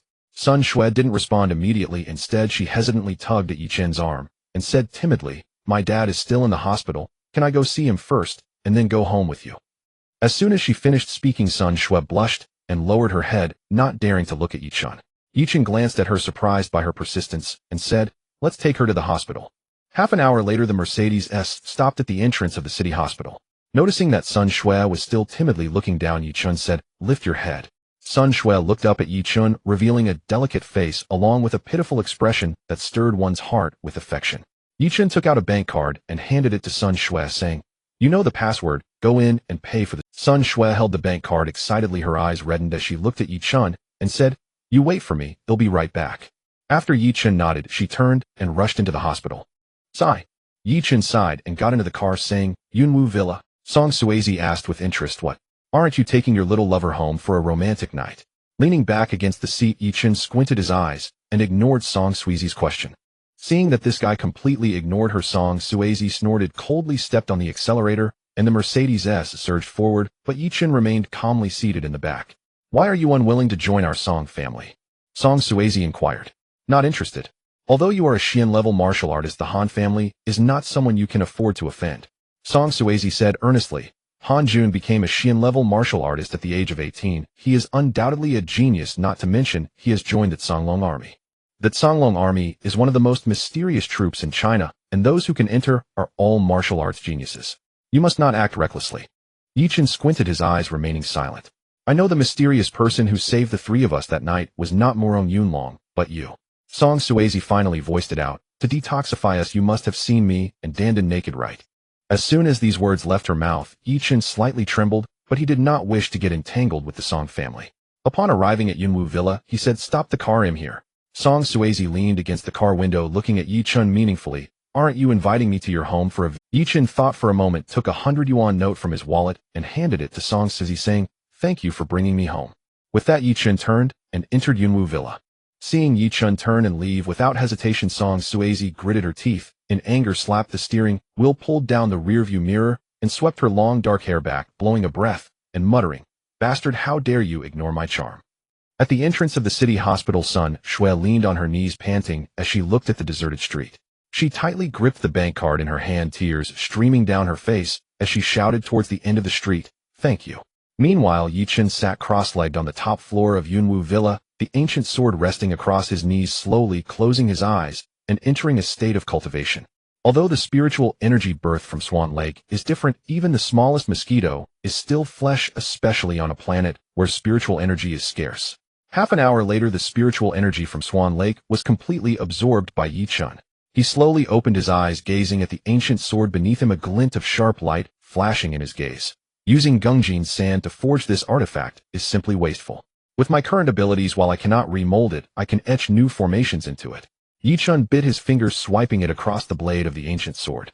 As the bloodlight shone, the formation etched on it was instantly erased, revealing the entire sword glowing a vibrant red, with golden light spots shimmering brightly. In the next moment, Yichen's gaze sharpened, and his fingers danced across the sword, inscribing mysterious and ancient runes. As dozens of runes fell onto the sword, the red glow enveloping it gradually faded. Upon closer inspection, the sword's body was seen to be subtly vibrating, with faint sounds of sword cries echoing. Yichen stood on the rooftop holding the long sword, his black trench coat billowing in the night wind, gazing at the night sky. With my cultivation at the 6th layer of Qi refining, I am still unable to condense sword intent. It seems I must hasten to refine a gathering spirit pill to become a foundation establishment cultivator before being able to control the sword with my mind. However, before refining the gathering spirit pill, Yichen still had one thing to do, which was to visit the Han family. A hint of dawn appeared in the sky. Yichen walked out of Yunwu Villa carrying a long parcel wrapped in cloth. "Han family, I have arrived." The Tianhua Hotel, the most prestigious establishment in the eastern city of Jiangnan, hosts only the grandest of banquets attended by the city's elite families. Today marks the 70th birthday of the elder of the Han family, who has booked the entire Tianhua Hotel to showcase their ever-growing power. With Han Jun's induction into the Songlong Legion, the Han family's influence has surged, dramatically solidifying their status in Jiangnan. With the emergence of the extraordinary talent Han Jun, the Han family's business has flourished, and no one dares to encroach upon projects they value. In just 3 short years, the Han family has ascended to become the foremost family in the eastern city, with no one daring to challenge their authority. On the occasion of Elder Han's grand birthday, prominent figures from Jiangnan's upper echelons have arrived one after another, not only to celebrate, but also to curry favor with the Han family. At this moment, the Tianhua Hotel is adorned with festive decorations, bustling with celebration. Luxury cars enter the parking lot one after another as numerous dignitaries arrive. Even the Han family's servants exude an air of pride. As a BMW 7 Series opened its door, Yang Chao stepped out in a formal suit, nervously following his father Yang Dongping. Gazing at the surrounding luxury cars, Yang Chao exclaimed in disbelief, "Dad, the power of the Han family is simply terrifying. The luxury cars in this parking lot must be worth over $1 billion. Yang Dongping gave him a light tap on the head and said the Han family has long surpassed the Murong family. Naturally, countless people want to ingratiate themselves with this mighty tree. If you can take this opportunity to meet the Han family's second young master Han Yu, the crisis our family faces could be resolved." Yang Chao scratched his head in confusion and replied, "Dad, didn't you say I should build a good relationship with Yichen? Why are you now telling me to curry favor with the Han family's second young master?" Yang Dongping turned around and scolded, "What do you understand? Your classmate may be friends with Song Yi, but in front of the Han family, what does that count for? If you get to know Han Yu, your classmate becomes irrelevant. Yang Chaos interest was piqued as long as he got to know Han Xiao. What did Yichen matter? After a moment of determination, he assured Yang Dongping, Dad, this time, I will definitely not disappoint you. With that, the father and son entered the Tianhua Hotel. Shortly after, a cool figure appeared outside the hotel's entrance, carrying a long parcel wrapped in cloth, walking in a leisurely manner. But just as Yichen was about to enter the hotel, two security guards immediately surrounded him. Seeing that Yichen looked like just a student, they sternly said, Please show us your invitation. Yichen shrugged his shoulders and replied coolly, I don't have an invitation, could you please make an exception? The two security guards exchanged glances, revealing expressions of understanding, and with mocking smiles said, Sorry, today is Elder Han's birthday banquet. There are too many people who want to sneak into the hotel without invitations. No invitation means no entry. At that moment, a man in a designer suit swaggered over, a cigarette dangling from his lips, exuding an air of arrogance. Upon seeing him, the two security guards changed their expressions dramatically, immediately bowing and displaying sycophantic smiles as they welcomed him. Young Master Zhang, please this way. This individual was named Zhang Jun, a friend of Han Yu whose family was involved in real estate development, a typical second-generation rich kid. Upon seeing Zhang Jun, the two security guards naturally praised him profusely. Zhang Jun flicked the ash from his cigarette, looking down at Yichen. Noticing Yichen's cold demeanor, which didn't even acknowledge him, he asked, What is this guy doing here? The security guard replied with a fawning smile, This kid has no invitation, but wants to sneak into the hotel. He probably wants to use this opportunity to ingratiate himself with a big shot, like young Master Zhang. Zhang Jun approached. Yichen blew a puff of smoke into his face and tugged at his trench coat, saying, You look like a pretty boy. You don't mean to try to curry favor with rich women at the banquet, do you? Yichen's gaze was as cold as steel as he replied, Get lost. Zhang Jun, who had some reputation in the circle, was used to being arrogant. He couldn't stand being reprimanded by an unknown person. His expression changed as he pressed the smoldering end of his cigarette against Yichen's trench coat, saying, He'll give you a chance, swallow this cigarette, and then kneel down and call me daddy. I can let you leave with all your limbs intact. Yichen smiled indifferently at Zhang Jun's threat, replying coolly, I don't want to resort to killing. Killing? Are you threatening me? Zhang Jun pointed at Yichen's forehead, furious, and immediately swung his hand to slap Yichen's face. Yichen seized Zhang Jun's hand and exerted force. A crisp crack echoed. With a scream akin to that of a slaughtered pig, Yichen kicked him in the knee. The sound of bones shattering rang out, and Zhang Jun collapsed before Yichen. Instantly, the surrounding crowd turned their gaze, shocked to see Zhang kneeling in a pitiful manner before a young. The sight made the two security guards' faces turn pale, stepping back in disbelief. They never expected this young man would dare to strike Zhang Jun. How dare you cause trouble at the elder's birthday banquet? You must be tired of living. As he spoke, one of the guards rushed into the hotel with a walkie-talkie. Zhang Jun glared at Yichen with malice, a playful grin on his face, as he said, Kid, you have guts. I will make sure your entire family pays a heavy price. With a thud, Yichen kicked out, sending Zhang Jun flying, crashing against the stone pillar at the hotel entrance, spitting out a few bloodied teeth. At this moment, the once bustling reception corridor fell silent. Who on earth is this guy daring to cause trouble at Elder Han's birthday banquet? Amidst the astonished gazes of the crowd, Yichen picked up the cigarette, but from the ground, squatting before Zhang Jun and stuffing the still smoldering butt into his mouth. If you dare to make a sound, I won't hesitate to break your legs. With the cigarette butt in his mouth, Zhang Jun attempted to scream, but was firmly held by Yichen's grip on his jaw, tears streaming down his face uncontrollably. Yichen stood up, dusted off his hands, and looked at the now dumbfounded security guards, asking, So do we still need an invitation? Under the pressure of Yichen's gaze, the guard unconsciously stepped aside, waving his hands in denial. No, with Zhang Jun already having fallen at his feet, how could a mere security guard dare to block Yichen's path? Yichen, hands clasped behind his back, strode into the hotel. Just as the crowd was in shock, more than 10 security guards armed with electric batons surged out of the hotel, surrounding Yichen. Then a powerful voice rang out from within the hotel, I want to see which blind fool dares to create chaos at my Han family's birthday banquet. The newcomer, in his early 20s, stood at about 1.78 meters tall, dressed in expensive designer clothes, exuding an air of arrogance as he walked out of the hall, causing the crowd on both sides to part. Behind him followed two burly men in suits resembling two iron towers guarding the young man. Many wealthy elites greeted him enthusiastically, but the young man merely nodded slightly, making his way to the hotel entrance, his gaze casually landing on Yichen. This person was none other than Han Yu, the second young master of the Han family. Though Han Yu was angered, he still wore a calm smile, speaking with composure. Today is the 70th birthday of the old master. My Han family has invited many guests, and should not concern ourselves with you. As he spoke, Han Yu glanced at Zhang Jun, who was spitting blood, a glint of sharpness flashing in his eyes. but Ajun is my brother, hitting him is like slapping my face. At these words the surrounding crowd looked at Yi Chun with pity. Hanyu was notorious in Jiangnan City for being a vicious young master. With his methods, it was likely that this young man would soon face disaster. Hanyu raised his eyebrows slightly. I will have someone break both your hands, and you will compensate Ajun 5 million for his medical expenses. How does that sound? Yi Chun slowly raised his head, looking at Hanyu with a nonchalant expression. Yes, I am Hanyu, Hanyu declared proudly, tilting his head. Since you know me, you should understand what to do next, right? In the face of the warning, Yi Chun smiled indifferently and stepped toward Hanyu. As he moved, a dozen security guards followed closely behind. Seeing this, the crowd turned their heads in shock, wondering if this young man was provoking the young master of the Han. Who is this person daring to wreak havoc at the old master's birthday banquet? The Han family is currently at its peak. Although this young man has courage, offending the Han family is akin to flying into a fire seeking his own demise. Amidst the gasps, Yi Chun was now only 10 steps away from Hanyu. Hanyu's sword-like eyebrows furrowed slightly, revealing a hostile expression. This guy came in with arrogance, clearly not considering him worthy of respect. I don't care who you are, I'll give you 3 seconds to kneel and apologize to my brother. Otherwise you will find no place to settle down. Zhang Jun leaned against the wall, gritting his teeth as he pointed at Yi Chun. Brother Han, why not just kill him? In the blink of an eye, Yi Chun appeared before Zhang Jun, gripping his neck with one hand and lifting him off the ground. If you don't want your neck broken, I suggest you don't utter another word. Zhang Jun clutched his neck with both hands, his feet helplessly struggling in midair, gasping for breath, his face turning a shade of deep blue. With a motion akin to discarding garbage, Yi Chun threw Zhang Jun onto the steps.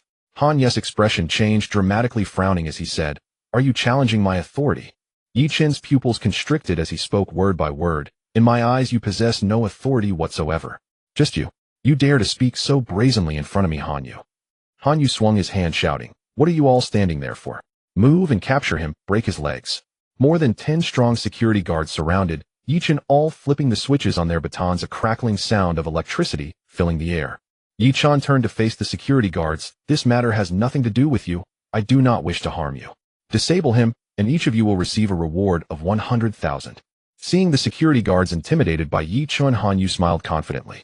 Under the lure of money, one of them wielded a stun baton and charged at Yi Chun from behind. In an instant, Yi Chun dodged the baton, barely grazing his abdomen. Before the attacker could react, the baton slipped from his hands, and he fell to the ground. In less than a minute, more than a dozen security guards had collapsed on the ground, each looking terrified and in disarray. You? Looking at the fallen guards, and then at Yi Chun, who stood with hands clasped behind his back, Hanyu's face twitched. Yi Chun picked up a stun baton and walked slowly to Hanyu, a hint of a cold smile on his lips as he asked, Do you understand the saying, a dragon has a reverse scale, touching it will surely provoke its wraths? I don't know what you're talking about, Hanyu replied with a sinister expression, gritting his teeth. Do you think defeating a few security guards gives you the right to boast in front of me, Hanyu? Yi Chun's gaze sharpened, pointing the baton at Hanyu. You deserve to die. Dare to cause trouble at the old master's birthday banquet. Disable him. With Hanyu's command, 2 suited men stepped forward, one on the left and one on the right, attacking Yi Chun together. The 2 yellow-level martial artists unleashed deadly moves, aiming straight for Yi Chun. But to the astonishment of the onlookers, in less than 3 moves, the 2 burly yellow-level martial artists collapsed to the ground, clutching their stomachs in pain. With the 2 yellow-level martial artists down, the only sounds left were the festive music. Everyone stared blankly at the proud young man, shocked to find that he was a dragon crossing the river. Hanyu squinted at Yi Chun, the contempt in his eyes evaporating in an instant, his voice trembling. Who exactly are you? Yi Chun replied coldly, The one who will kill you. As he spoke, Yi Chun struck out with his palm, aiming directly at Hanyu's chest. Just then a powerful voice echoed from the hall. Young man, it is time to stop. Amidst the crowd, an elderly man with white hair, dressed in a traditional Tang suit and brimming with vitality, stepped out from the banquet hall. Beside him was a bearded man clad in martial arts attire, a half-smoked cigarette dangling from his mouth, looking at Yi Chun with a hint of laziness in his gaze. This man held a knife in his hand, exuding a rough aura as he casually assessed Yi Chun. Young man, your skills are commendable, but you've come to the wrong place. As the middle-aged man's words fell, silence enveloped the surroundings. Yi Chun turned around, sizing up the middle-aged man. Noting his knife stance, it was evident that he was a seasoned fighter and his aura was far beyond that of a yellow-level warrior. However, at that moment, the elderly man in the Tang suit laughed heartily and beckoned to Yi Chun, saying, Young man, today is my 70th birthday. Guests are welcome, why not come in for a drink? Upon hearing Han Lao's words, the crowd nodded in agreement, recognizing the elder's broad-mindedness and his ability to tolerate the rudeness of the younger generation. Grandpa, this guy was making Hanyu lose face. Seeing that the elder did not pursue the matter, Han Yu immediately expressed his dissatisfaction. The elder, however, waved his hand, sternly commanding, "Step back." Just as Han Yu was about to retort, Yi Chen's undeniable voice rang out from behind, "He cannot step back." In the eyes of the crowd, Han Lao had already given Yi Chen an opportunity, yet he remained ungrateful, prompting a flurry of discussions. Yang Dongping instructed Yang Chao, "This young man is overly proud and has foolishly challenged the Han family, but that bearded man with the knife is a Xian-level warrior with extraordinary strength. If he angers the Han family, he might not leave Tianhua Hotel alive." Yang Chao looked at that figure, feeling a strange familiarity, yet he had never seen that face before. To avoid trouble, Yi Chen had employed a disguise, and naturally Yang Chao and his father could not recognize him. In their eyes, Yi Chen's actions were akin to an ant shaking a tree. The smile on Han Lao's face remained, but it was evident that he was starting to feel some anger, his tone carrying a hint of authority. "Young man, are you disregarding my old man's face?" Yi Chen pointed at Han Yu, coldly stating, "Have him commit suicide on the spot, and I will not pursue your Han family." Hearing that he intended to end Han Ye's life, Han Lao's expression suddenly darkened. This young man was simply lawless. At that moment, Han Lao turned to the bearded man beside him and bowed slightly, saying, "Since it has come to this, we must call upon Mr. Zhuo to take action." Without further ado, the bearded man drew his knife, and the blade's light instantly shot forth. The speed at which he struck was astonishing. Before anyone could react, the knife was merely a foot away from Yi Chen. As the dazzling blade sliced toward Yi Chen's arm, the scene fell into a deadly silence. The crowd averted their gazes, unable to bear the sight, except for Yi Chen, who examined the man's movements with a sneer, before suddenly striking out with his palm. The halted long knife was supported in midair by a single hand, the blade barely a hair's breadth from his palm, tightly clamped by his thumb and index finger, unable to advance an inch. This young man had actually caught the bearded man's knife with his bare hands. Mr. Zhuo's face turned ashen, a murderous intent flashing in his eyes, as he poured all his energy into the long knife, unleashing terrifying lethality. With a flash of the blade, Yi Chen was forced back several steps, leaving 2 deep scratches on the cement ground. After stabilizing himself, Yi Chen brushed off the dust from his clothes, saying, "With such external energy, you must be the Xian-level warrior of the Han family." The bearded man flicked his wrist, unleashing a flurry of dazzling knife lights. Amidst the fierce winds, a single strike was aimed at Yi Chen. Yi Chen evaded with the grace of a swallow, but the step he had taken was cut in half, leaving a 5-meter deep knife mark. What terrifying knife skills! No wonder he is a Xian-level warrior. That young man is likely doomed to die. A yellow-level warrior looked on in awe at the bearded man. Yi Chen scrutinized the long knife in the bearded man's hand, declaring, "You are worthy of me drawing my sword." As he spoke, Yi Chen slowly raised his hand, landing on the long strip wrapped in cloth on his back. The moment he grasped the hilt, the cloth wrapping around the sword suddenly shattered, revealing a sharp 7-foot-long sword. Upon seeing the long sword in Yi Chen's hand, the bearded man couldn't help but flick his wrist in shock, exclaiming, "A sword." Before his words could finish, Yi Chen had already launched an attack. The bearded man could only raise his knife in defense, but as the knife and sword clashed, golden runes suddenly appeared on Yi Chen's sword, and a fierce sword energy burst forth, leaving a crack on the long knife. As they passed each other, the bearded man's long knife shattered, and by the time he landed, he was left holding only a broken blade. Before he could comprehend what had happened, a streak of sword light rushed forth, halting at the bearded man's chest. Flop. The bearded man had yet to exhale the breath caught in his chest, when his martial arts attire suddenly tore, revealing a pair of floral shorts with cartoon patterns around his waist. The crowd, initially shocked, found it hard to hold back laughter upon seeing the fierce-looking bearded man with such a peculiar taste. However, no one dared to laugh out loud due to the bearded man's notorious reputation. The man known as Mr. Zhuo held his broken knife, gasping for breath, beads of sweat rolling down his nose. Yi Chen stood holding the long sword, coldly stating, "You have the intention to kill me. Oh, I will sever your arm. Are you convinced?" Mr. Zhuo swallowed hard, stammering, "Convinced." Yi Chen nodded, and with a flick of his sword, Mr. Zhuo's right hand holding the knife fell to the ground, splattering a cloud of blood. The surroundings fell silent at this scene. Han Lao couldn't help but gasp in shock. "Who exactly are you? Why must you oppose my Han family?" Mr. Zhuo was a Xian-level warrior, yet he was defeated by a single sword strike. Even the well-informed elder could not help but regard Yi Chen with caution. "Oppose?" Yi Chen chuckled lightly, shaking his head, and said nonchalantly, "I am merely here to collect a debt. What do you want?" Han Lao, fearing to act recklessly, had to show some compromise. As he spoke, Yi Chen's gaze fell upon Han Yu, stating, "I want his life." Faced with Yi Chen's gaze, Han Yu felt as if he had fallen into an ice cellar, exclaiming, "This is a civilized society. If you dare to act recklessly, I will call the police. Little brother, please give my Han family some face." Once Han Jun returns from the Canglong army, he will certainly visit you. Han Lao had no choice but to bring forth the strongest backing of the Han family. Are you threatening me? Yi Chen's gaze turned icy, and with a swift motion of his sword the bloody blade pierced through, and by the time he sheathed his sword Han Yu had already collapsed on the ground. As the crowd watched Yi Chen's departing figure, Tianhua Hotel fell into a deathly silence. The once vigorous Han Lao suddenly aged, tears streaming down his face as he lamented, "Hurry," and informed Junior of Yes' death. After leaving the Tianhua Hotel, Yi Chen sought a secluded corner, removed his makeup, wiped the blood from his sword, and wrapped it back up with a cloth before heading towards the silver Bentley in the parking lot. To him, his younger sister Yi Xian was the reverse scale on his body. If Han Yu dared to lay a hand on her, it would mean his certain demise.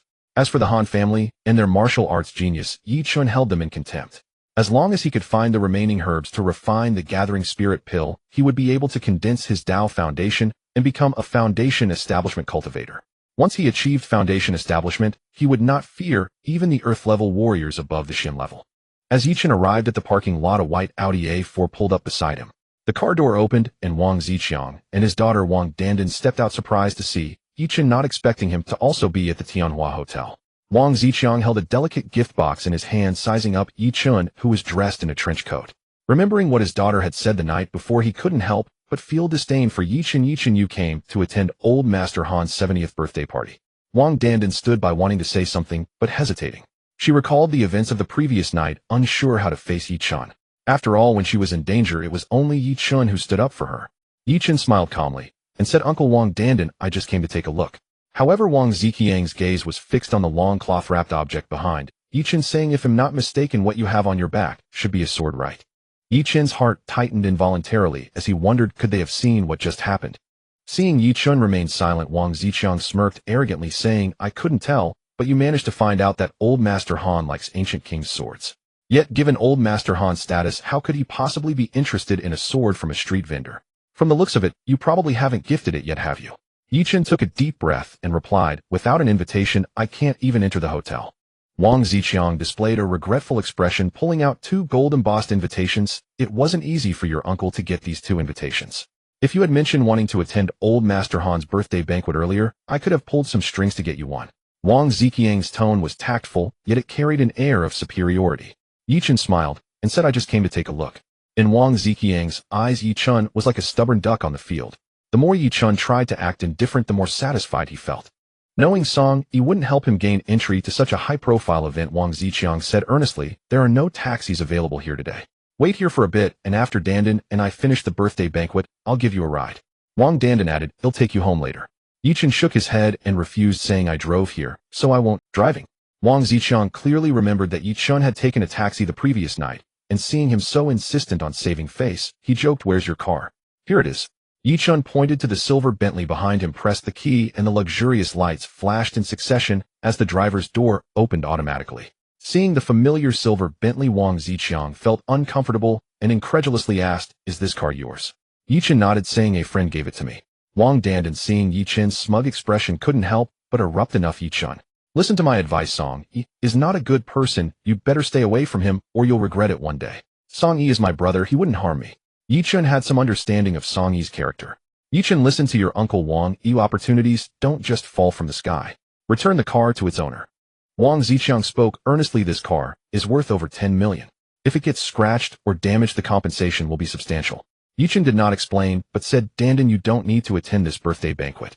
"All right, Dad, it's useless to say more to someone so vain." Wang Dandan coldly glared at Yi Chen, then linked her arm with Wang Ziqiang's and turned to leave. Yi Chen shook his head, got into the car, and left the Tianhua Hotel. After Yi Chen departed, news of Han Yu, the second young master of the Han family, being killed by a single sword at the old man's 70th birthday banquet spread like wildfire, causing a stir in Jiangnan City. Upon returning to the Yunwu villa, Yi Chen saw a Porsche Cayenne parked at the entrance with a graceful figure pacing back and forth at the gate. The person was dressed in professional attire. It was Murong Kushui's secretary. Upon seeing the Bentley stop, Secretary AI rushed over, her expression anxious, as she said, "Dr. Yi, you finally returned. Did you need something?" Yi Chen opened the car door and looked at Secretary A's chest, saying, "The scar has healed quite." Seeing Yi Chen staring at her chest, Secretary AI quickly crossed her arms anxiously, saying, "Dr. Yi, the same suddenly fainted in the office and is in a very unstable condition. You need to see her right away."